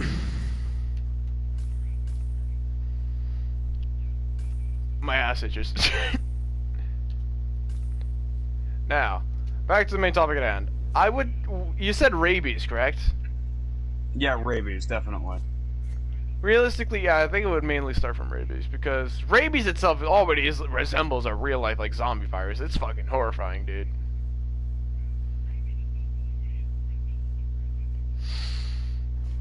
But if I had to guess, I would realistically say, like, I'd say Zombieland kind of style apocalypse, like, from mistreated, like, mad cow disease, if anything. Like a prion disease. Okay, I feel like if you're going for a bit more of, like, a Romero-style zombie universe, I think cordyceps might be able to reenact that a little bit if you were to, like, engineer it a bit further, but I don't think it would be able to, like, okay, you see how the zombies in, you see the zombies in the Last of Us universe act nothing like what they probably would if they were actually being puppeteered by a fungus. Okay, I guess that's fair. Like, let's be real here. If your brain has been replaced by a fucking a literal fungi, maybe you probably wouldn't be running around screaming. Realistically, just yeah, saying. no. If anything, it would just move you there, see, okay, die, spread spores, and that's it.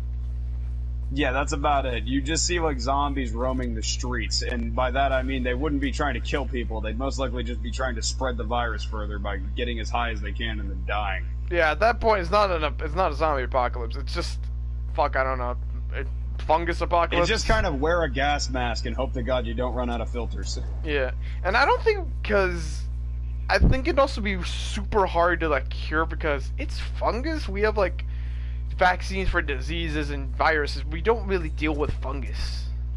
You know what I mean? We do have things. Okay, listen. I will tell you this much: there are things that you might not think are funguses that actually are fungus.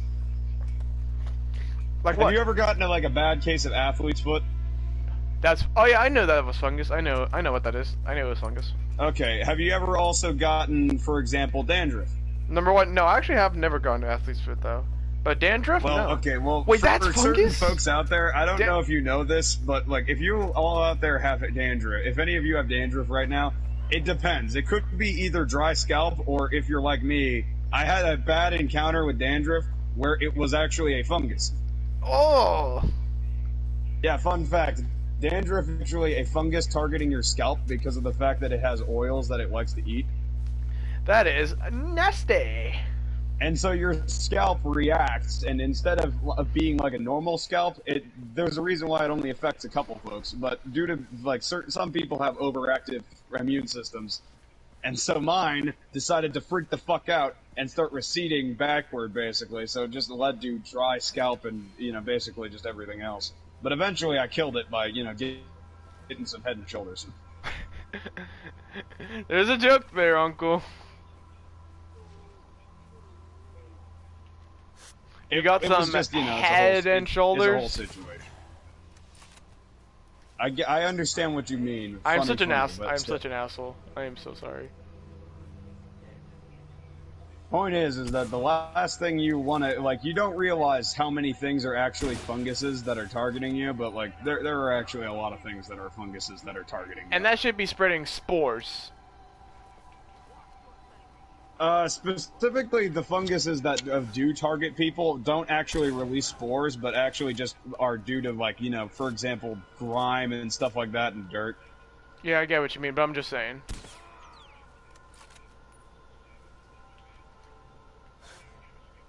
And boom.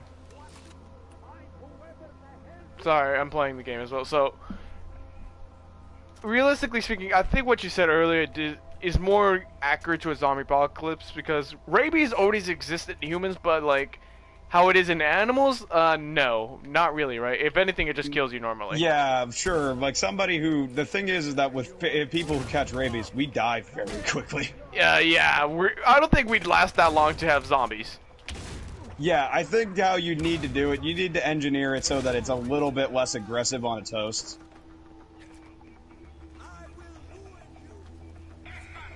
Oh, you fucking dick! You pulled the alarm after all that work. Sorry, I need to murder this guy. You motherfucker! Come here, fucking asshole. Yeah. So. Okay, I'm gonna blow myself up real quick because I wanted to do this stealthily. Anyway, carry on. Another thing. Okay, another issue I've always wondered is, okay, with certain situations, obviously you're, like, well, who would be the most likely to survive a situation of actually living through a zombie apocalypse? Hear me out. You have to hear me out. A national park. If you say soldier, you're actually just objectively wrong. A national park ranger. Or just any sort of like forest, or just any sort of forest ranger. My man, sure, okay, he has forestry, but okay. He has forestry, he has firearm handling, I wager, but the thing is that, okay, I have literally never seen a national park, or I've never seen a national park guard that actually has a gun. No, those are forest rangers. Fucking dick, I'm being attacked by wolves. Hang on. Fuck off, dude. Fucking dogs. Get the fuck off me. Hang on, I'm trying to... Okay, carry on, just carry on. Just being attacked by animals right now. Fuck off.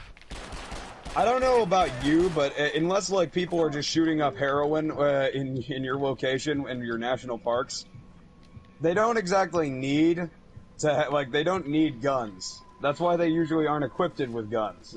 Most of them would. The only ones that I know would probably do that are national forest, the national forest guard rangers. You know, the ones that only deal with like the woods. They aren't like national parks. Now, I'm gonna just say right now that overall, I don't think he would be as equipped. Like, don't get me wrong, he'd have a radio, which would be very nice, obviously.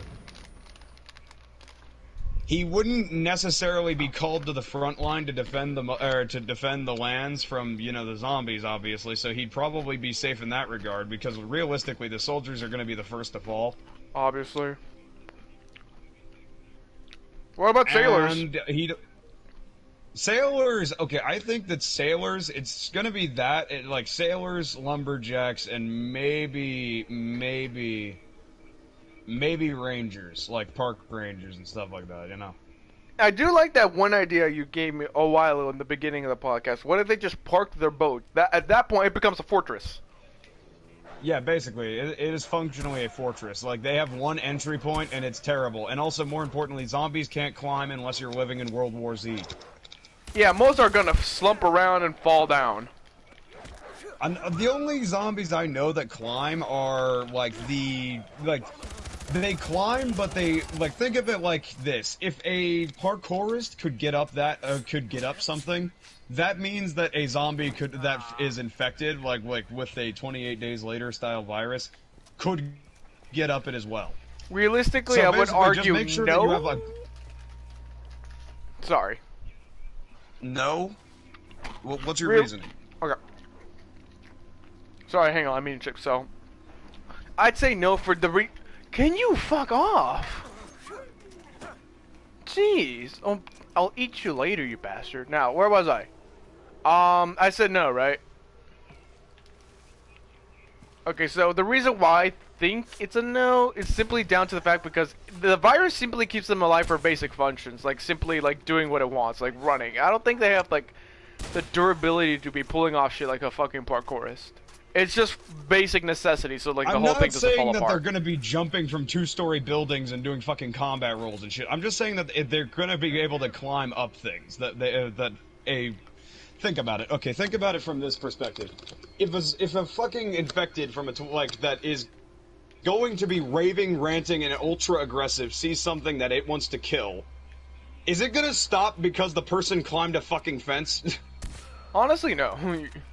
No, it's not gonna do that. It's just gonna do exactly what it just saw the person do and climb over the fence. It also reminds me of that one scene from Cooties where essentially one of the kids jumped up the wall from because of a tree.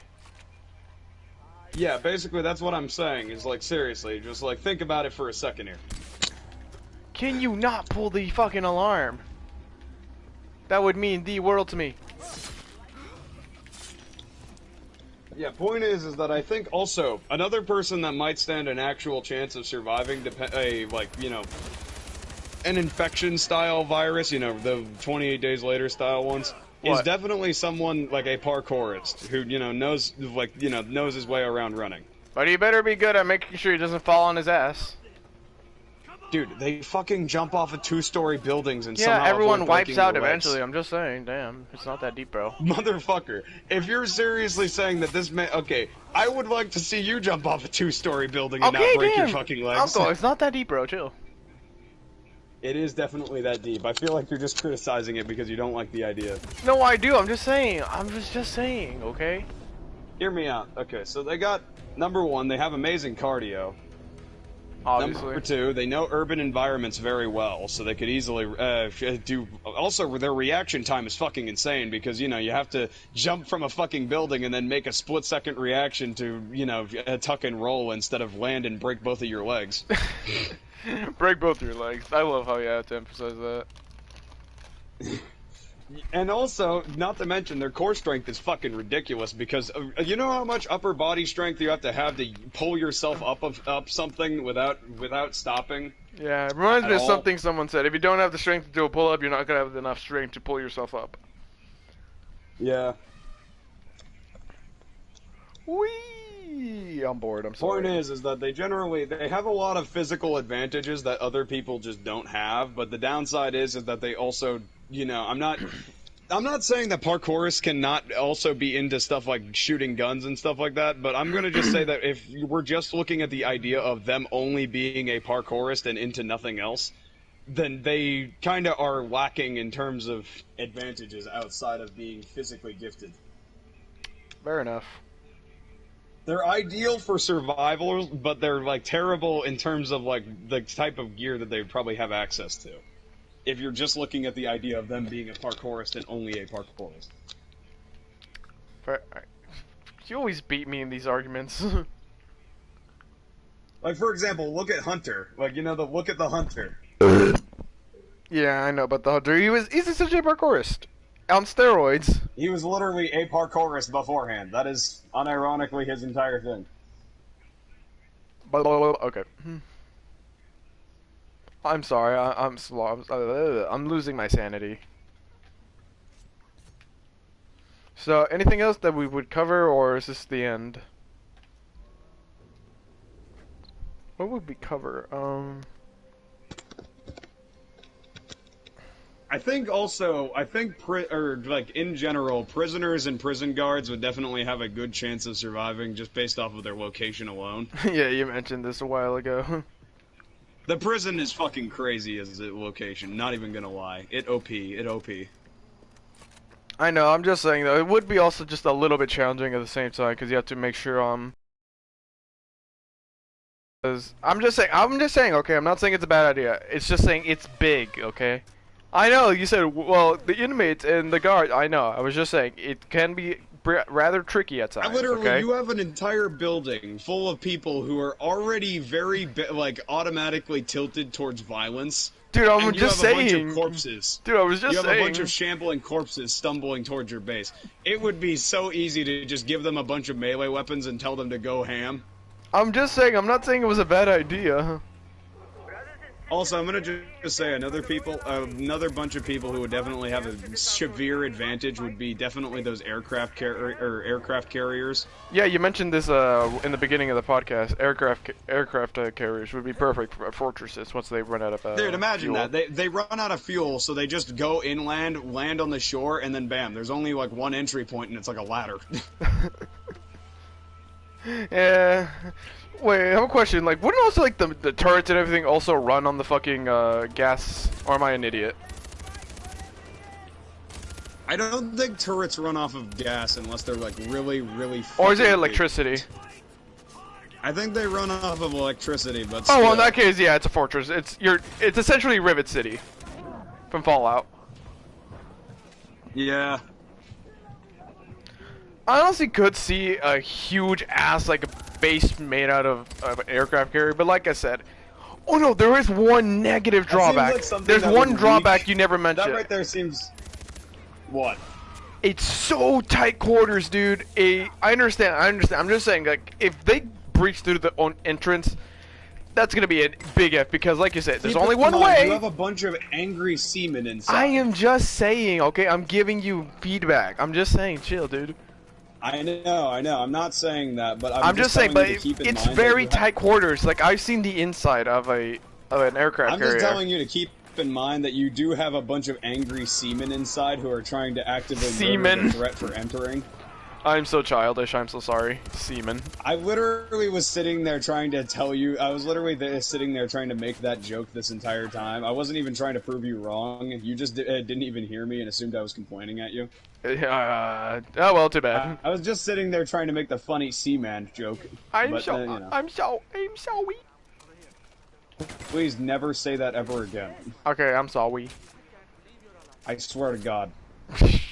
Anyway, but like I said, the inside of the only good news about a zombie apocalypse is that like 90% of the furry population would be reduced to dust. Your girlfriend is a furry. Okay, well, no shame, but, I'm still saying that it's kind of freaky. It's just a freaky hobby, alright? Anyway, but the inside of an aircraft carrier, dude, it is painfully packed. Like, It is. So if they get in and there's lots of them on board, unless they're all panicking or something, they're probably going to be okay. But I'm just saying, it is so packed that if they get in, whoop, game over. Okay, yeah, also it depends upon the infection in question. If it's the runny, screamy zombies, yeah, no, they're done. They're done. It doesn't matter how many angry seamen you throw at them, it's just, you're done. Do funny human, but yeah. So, I love the idea that the one chat member that's listening to this bullshit is actually just sitting there laughing his ass off at, haha, funny seaman joke. yeah, it's very easy to make him laugh. What else then? Or is that about it? I'm trying to think here. Because I kind of don't want to stop. I kind of want to keep talking about this stuff. I'm gonna run a couple hypotheticals by you. Come at me then. Mainly when it comes to, okay, well, actually, we didn't even have an argument over who would be the actual, like, most likely to survive, in terms of just, like, I wanted you to actually give me some kind of, like, actual counterpoints. Sorry, I wanted to have a genuine conversation. Sorry, I broke my ass just trying to use a wingsuit, so carry on. I cracked my ass. Yeah, I love that one fucking quote from Ryuji. Anyway, what I don't know. I'm blabbering about nothing because I'm tired, and also because I don't know what to say now.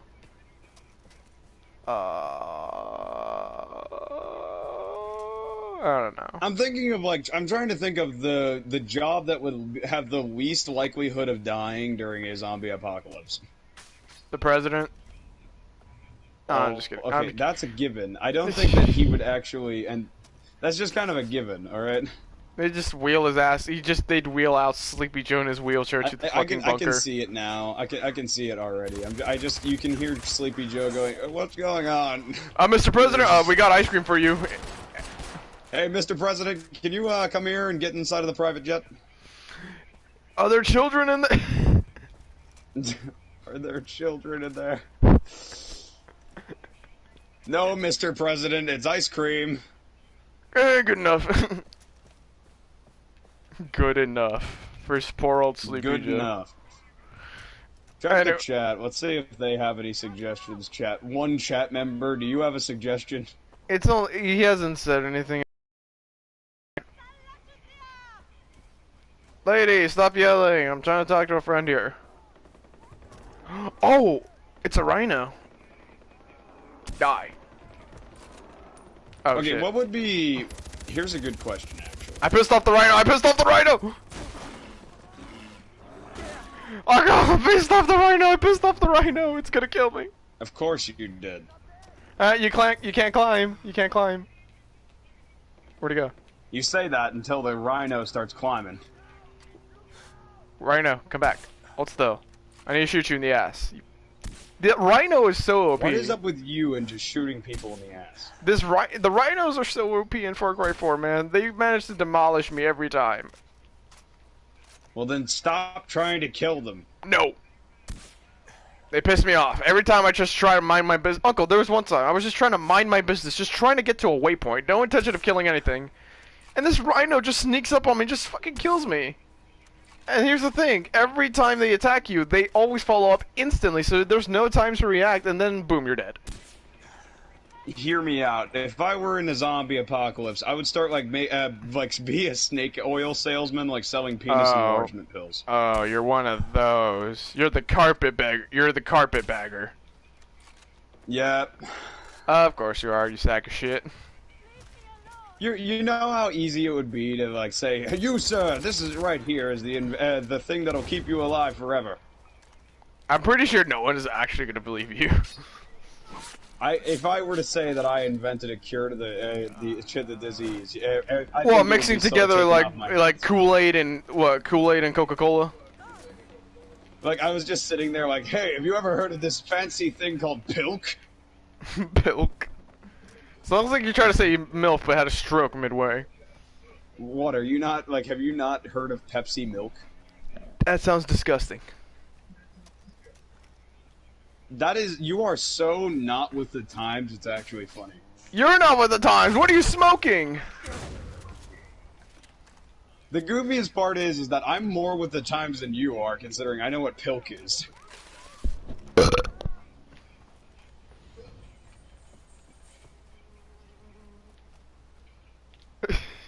I can still hear my stream in the background because I have to keep playing, and I just hear myself burp. Alright.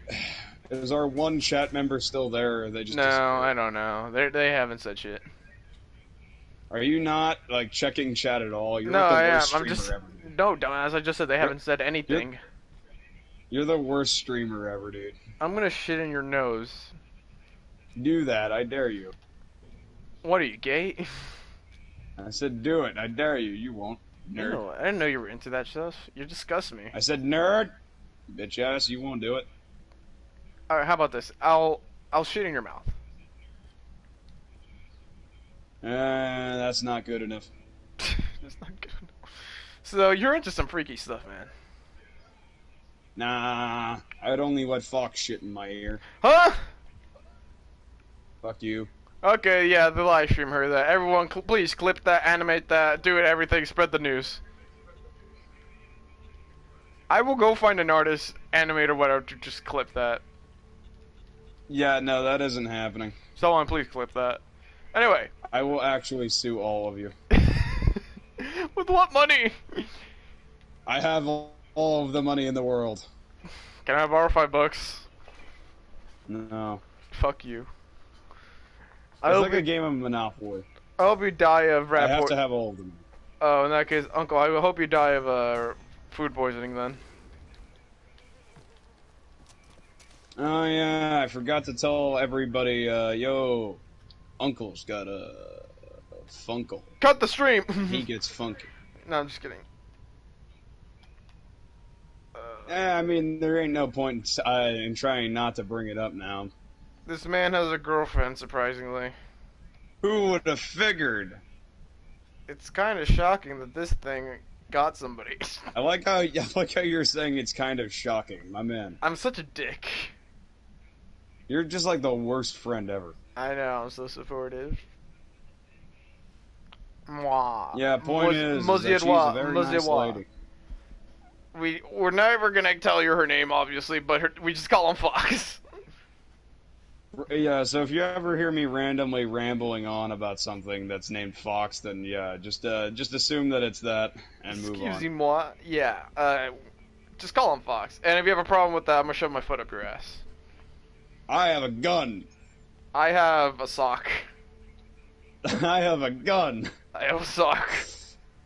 But I have a gun, though. But I have a sock. But I have a gun. But I have a sock. Who just punched me? Who has punched me?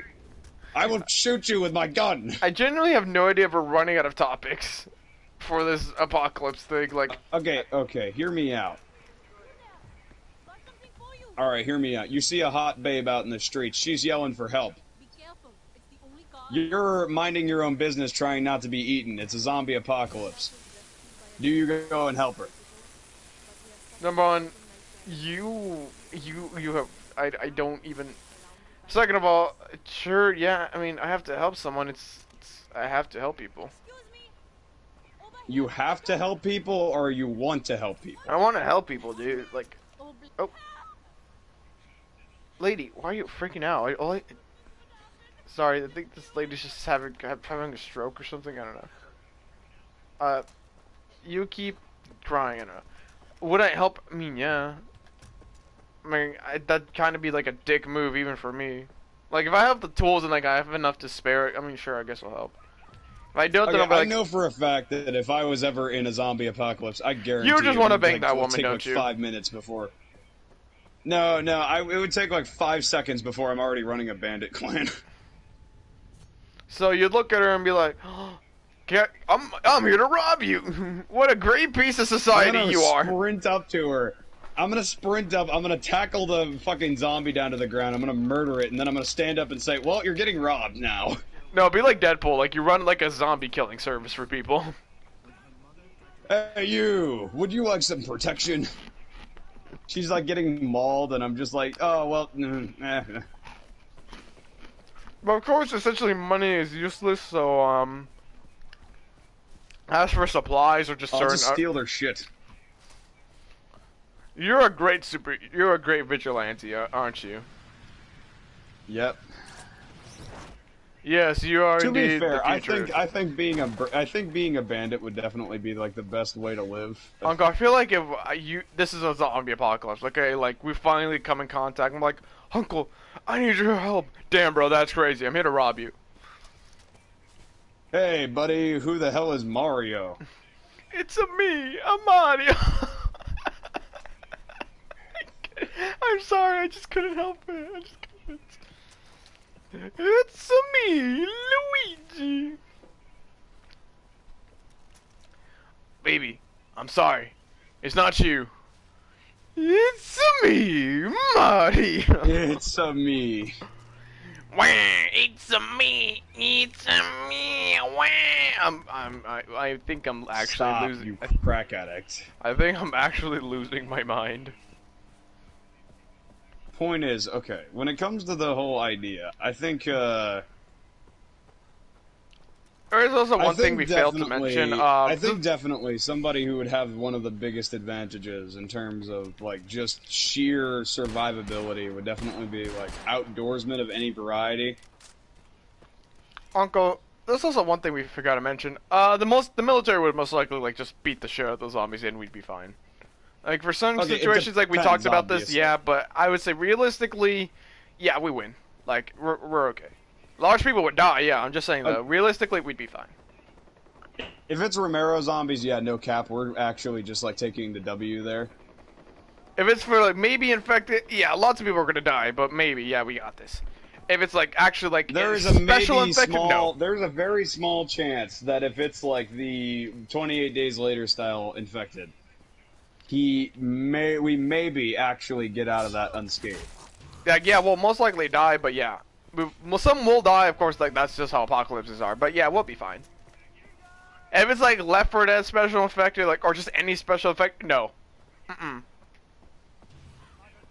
The explodey ones, especially. Now...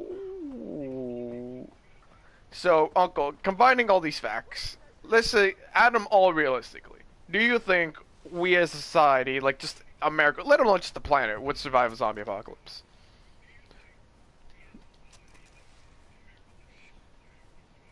Oh, wait, what?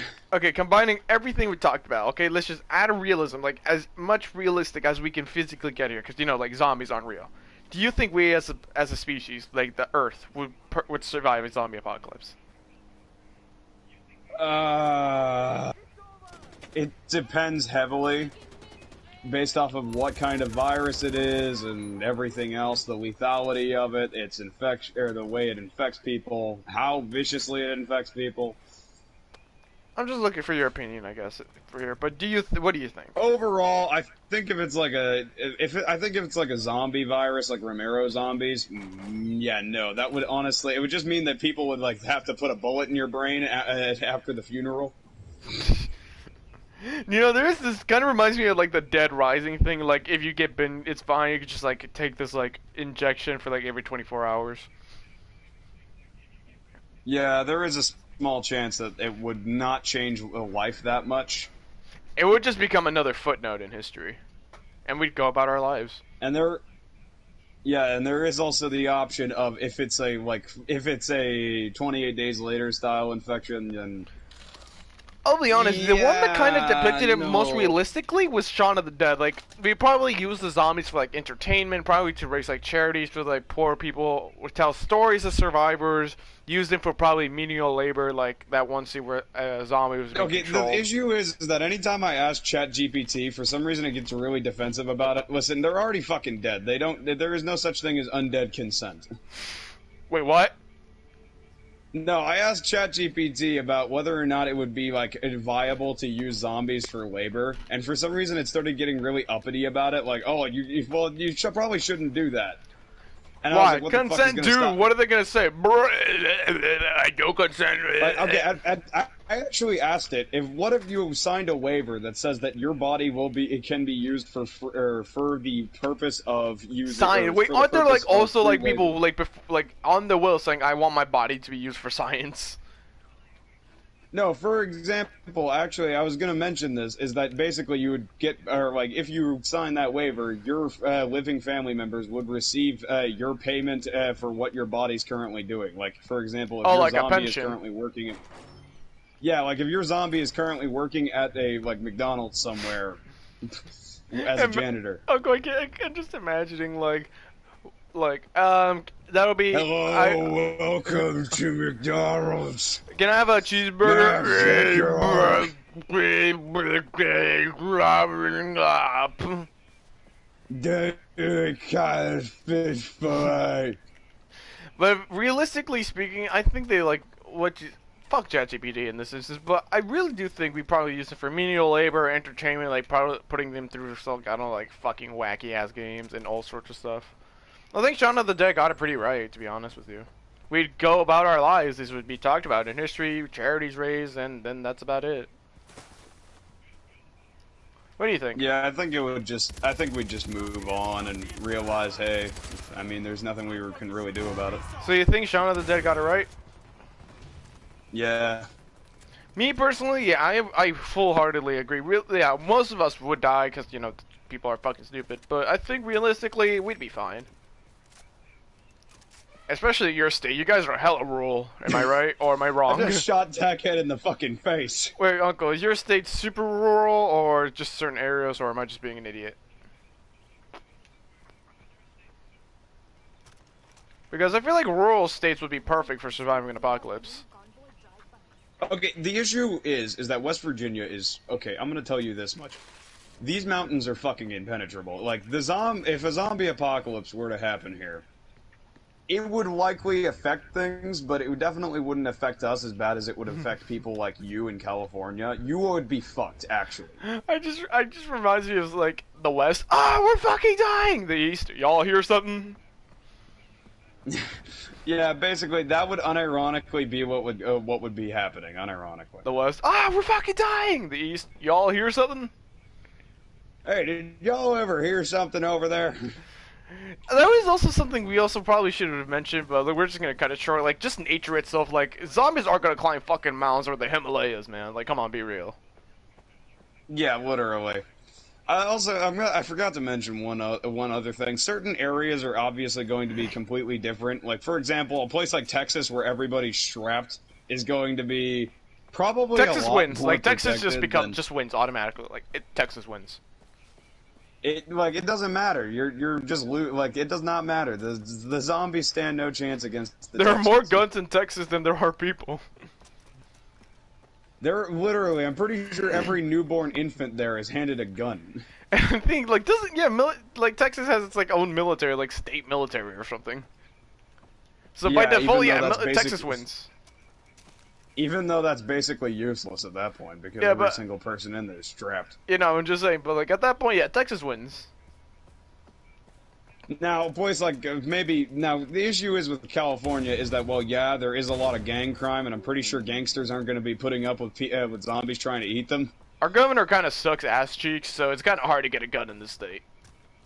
Yeah, and also, more importantly, another issue you also have to worry about is there's a fuck ton of people in a lot less rural areas there. Yeah, of course we don't have, like, New York, but we have some very heavily densely populated cities over here. So, it's pretty bad. If anything, just blow up the Golden Gate Bridge and call it a day. Yeah. Now, so yeah, for states like us, like the big populous states, it's gonna be a problem. For like rural states like maybe Wyoming, Idaho, West Virginia, I think at best you guys have it pretty good. Yes, of course it's a zombie apocalypse. Some of you will still die, but at best you guys have it pretty good. Question. Was good. Alright. So, okay. What the fuck is going on here? Let me through the gate, assholes! Oh my god, is that a goddamn M4 shotgun? Sorry, I'm currently raging that they won't let me pass this gate. Literal paywalls. Should have known. Nice. It's not a paywall, it's just I guess this is just locked off for now. Okay. You know something? Okay, one thing I have to contemplate about a zombie apocalypse. What if you were in the Taco Bell shitter? Oh, you have got to be kidding. You know, that reminds me of that one fucking scene that you just mentioned, Zombieland, where some guy's just on the shitter and zombie comes in and eats him. No, I mean you're locked in the shitter. You have like the lock shut. You're just sitting there going, "Oh!" Oh, But you're with the scared of all the zombies- grunting, just like alerting a zombie. Is that what you're Like, insinuating? imagine a universe where the zombies actually don't check because they think it's also a zombie. Like, yeah, that's another zombie. The poor guy in the bathroom. Oh, oh, oh. He's just groaning. Now, Imagine an entire movie where the entire movie is just a zombie apocalypse, but from the position of a guy in a Taco Bell shitter.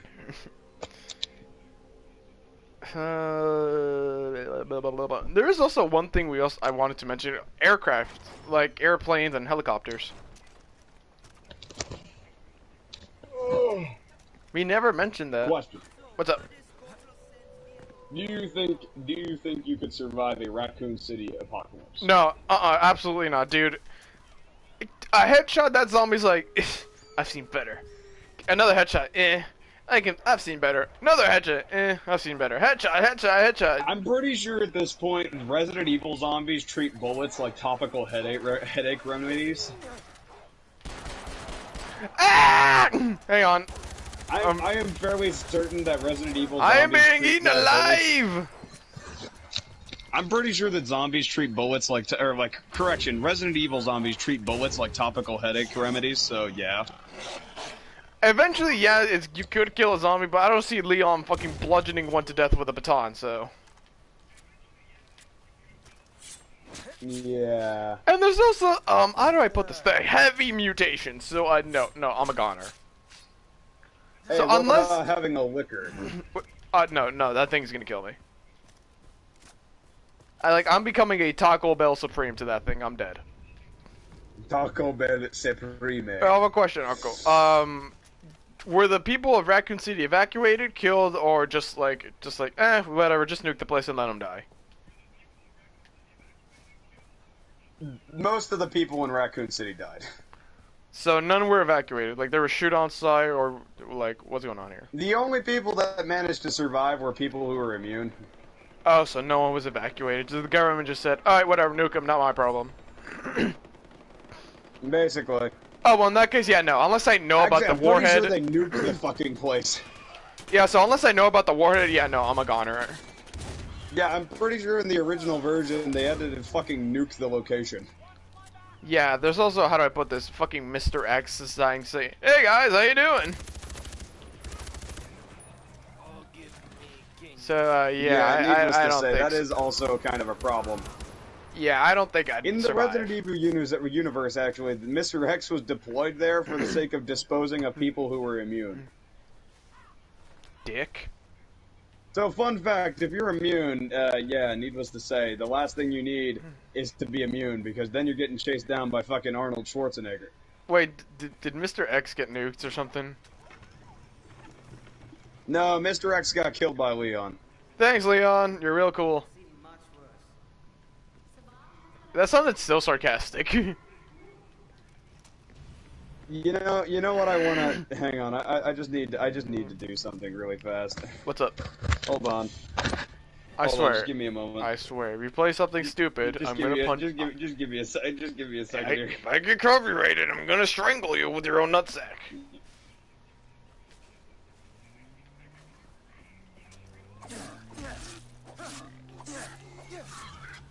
Just give me a moment. I don't like where this is going. You haven't even done anything. No. The nations of stars visited these and all other continents the world had to offer, and yet he still met only one man worthy of Claire. You want my sister? You can have her. I left everything you need together at my place. Now you just have to fuck her. These words called this man to Chris's house, promising dreams greater than he ever dared to imagine. This is the man known as the Great Leon S. Kennedy. So come aboard and bring along all your alien sperm. Family wants to marry her. Leon.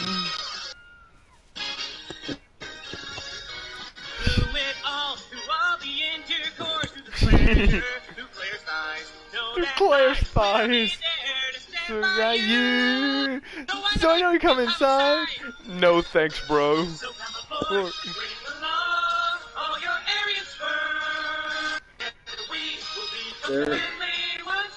There is no escape.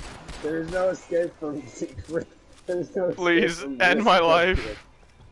There is no escape from Risk Redfield. Please just end my life. Anybody that watches this, remember, if you piss off Chris Redfield, you're already doomed. You're already dead. Omaewa no Shinderu, you're already dead. Ah, I got shot in the ass. God, you were so focused on playing Far Cry. Well, what do you want me to talk about? Just Chris Redfield just straight up forcing poor old Leon? I think we should start talking about Chris Redfield. No, he is already a zombie. For Claire, just so we can get Claire to bang, just to bang Leon. I remember I saw this other video simply called No Thanks. I think we need to start talking about the exploits of Chris Redfield. I remember seeing this one video in particular, just straight up called No Thanks, Bro, where it was just Chris trying to convince Leon to date Claire and bang her. And one of the lines was one of them just saying, "I'll even get her to put on a red dress and say Chinese things to you." Ada Wong. If it's not Wong, then it's wrong. I love that. If it's not Wong, then it's wrong. I don't understand what is up with everybody and wanting to plow Ada Wong. She kind of flat, not gonna lie. Fuck out of here, dude. I'd bang her. I'd let her give me some of that Wong. I need to know what you want to know the one that freaks me out the most. What was that one girl from like fucking the people who are obsessed with Sherry, the adult version of Sherry? Who? You know the girl from Dude, I am painfully sorry, but I have never played that much. Okay, well, people online are obsessed with that fucking character for some reason, and I'd find it gross because literally throughout the entire thing, it's just ooga booga. We're trying to keep this kid safe because her father wants to fucking do unspeakable things because he's possessed by an alien. Ew. I'm not even joking. The entire point of the game from Claire's story is just that you're trying to protect this kid from G, who is like the father of Sherry, who has been infected with a virus, and so G is a mutation strain, right, of the zombie virus, right? Okay, you get where I'm going here, right? Yeah. But the thing is that the thing about G is that the way they reproduce like animals. Uh-huh. But the thing is that for his specific strain of G, it requires that they have a perfect genetic match. Oh no, bro. Yeah, so basically trying to find and basically do unspeakable things. Like, you know the face hugger? You know the face hugger from Alien? Yeah. Like, think of it like that. No thanks, bro. Yeah, think about that, but like if it was somebody's arm grabbing onto someone else's face. No thanks, bro. No thanks, bro. Fuck off! I hate eagles! I'm gonna eat the bald eagle of America. I swear, if I see one more eagle, I'm gonna... I like how easily you get distracted from the initial subject of this. Shut up! Piss off! You wanna die? Fuck Listen, off. man, I'd prefer Shut not up. to die. I'm being harassed by an eagle, and I'm gonna cook it. Where is it? Where's that eagle? There it is. I'm gonna set it on fire. Uncle, you don't know. These fucking evil devils. Where? Shut up! I need to set this fucker on fire. You shut up. No, you shut up. No, you shut up. Die! Nerd. Gaylord. Die of syphilis. No, you die of syphilis. I'm a throw grenade at it. I'm running out of ammo. Let it be known on this day that I hate eagles. Are you fucking with me? Can you eat ass already? Jesus Christ. Uncle, if there is ever like, ever someone who decides to like animate a clip from us, please just animate me, someone out there, just me shooting an eagle. Hey, anybody online that knows how to animate that isn't, you know, someone that hates Mario, please animate Mario shooting an eagle, like shooting a bald eagle straight in the fucking head. That'd be like so cool, man. You'd be like my #1 fan. I'd be your #1 fan, even though that's the other way around. But who cares? Even though it's the other way around. Anyway, all right, Uncle, I have a question. Let's just pause. We're pretty much ending this. okay. We're pretty much ending the zombie talk. But I just have a question. Have you ever heard of verbal bass? Oh wait, no, I did ask you this question. Okay, I think we're gonna. Okay, boys. I think we're gonna cut the podcast. Yeah, here. but I already. See you all. But I already did ask you this, right? You already answered this question. You already know who he is, right? Yeah. So I made a joke to a friend of mine. It's like, what if I do the exact same thing? I find some animator, give him like $5, and make it in like such a crappy way that it's painfully funny. Like, it's not meant to be on purpose, because the real guy, Verbal Base, he did it on purpose. He spent $50,000. Me, I'll find some animator, give him like $5 and say, okay, make the most shitty animation at Verbal Base, but with me and some other character I really like from the game. How's that? And like, I'll upload it to YouTube and call it Mr. 1980's secret video, do not watch. You should do that. Just give someone like $5. Also, by the way, you said this on a podcast. I know nobody's gonna actually watch this podcast, but that is still. That'd be really funny. Not gonna be secret. I know, but just like, imagine like a really shitty $5 animation. Come on, don't tell me What that if wouldn't be like funny. was the physically the best thing that the animator could do? If that was the only thing he was good at, then I'd be like, okay, well, at least you tried, man. Here's $5. No, hear me out. Go on like DeviantArt and find somebody online that is just gonna do some like absolute trash. Hey, man, I'll give you $5. Hey, you angsty teenager. I mean, to be fair, the whole purpose is for it to be dog shit so it can be funny. So, you know what? I'm gonna go find some random animator. Bruh, can these spitters go away? There's like 16 of them and they're all spitting, so I can't actually get close enough to them to kill them.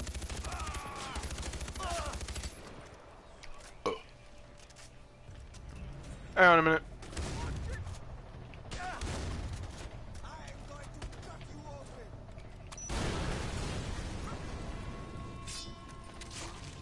I love Far Cry 4. I think I may have a problem. Mutterfucker, why are you not getting hit by arrows? Motherfucker.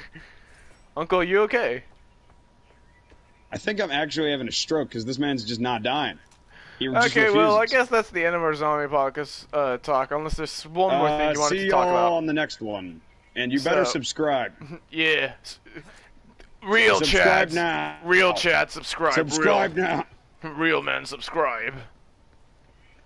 Subscribe. And real men, not to mention, subscribe to Uncle Death, even though Cum he is has no stored channel. in the brain, and anybody who subscribes has a headache. I'm so sorry.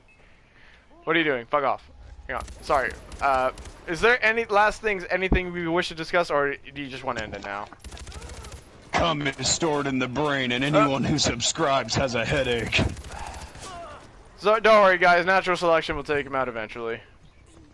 Nah, Mario's 10 times more retarded than me. In case y'all want to have something to discuss Oh, in the shit. comments section, then discuss that. Thank you, civilian, for running over a soldier. I thank you for your actions.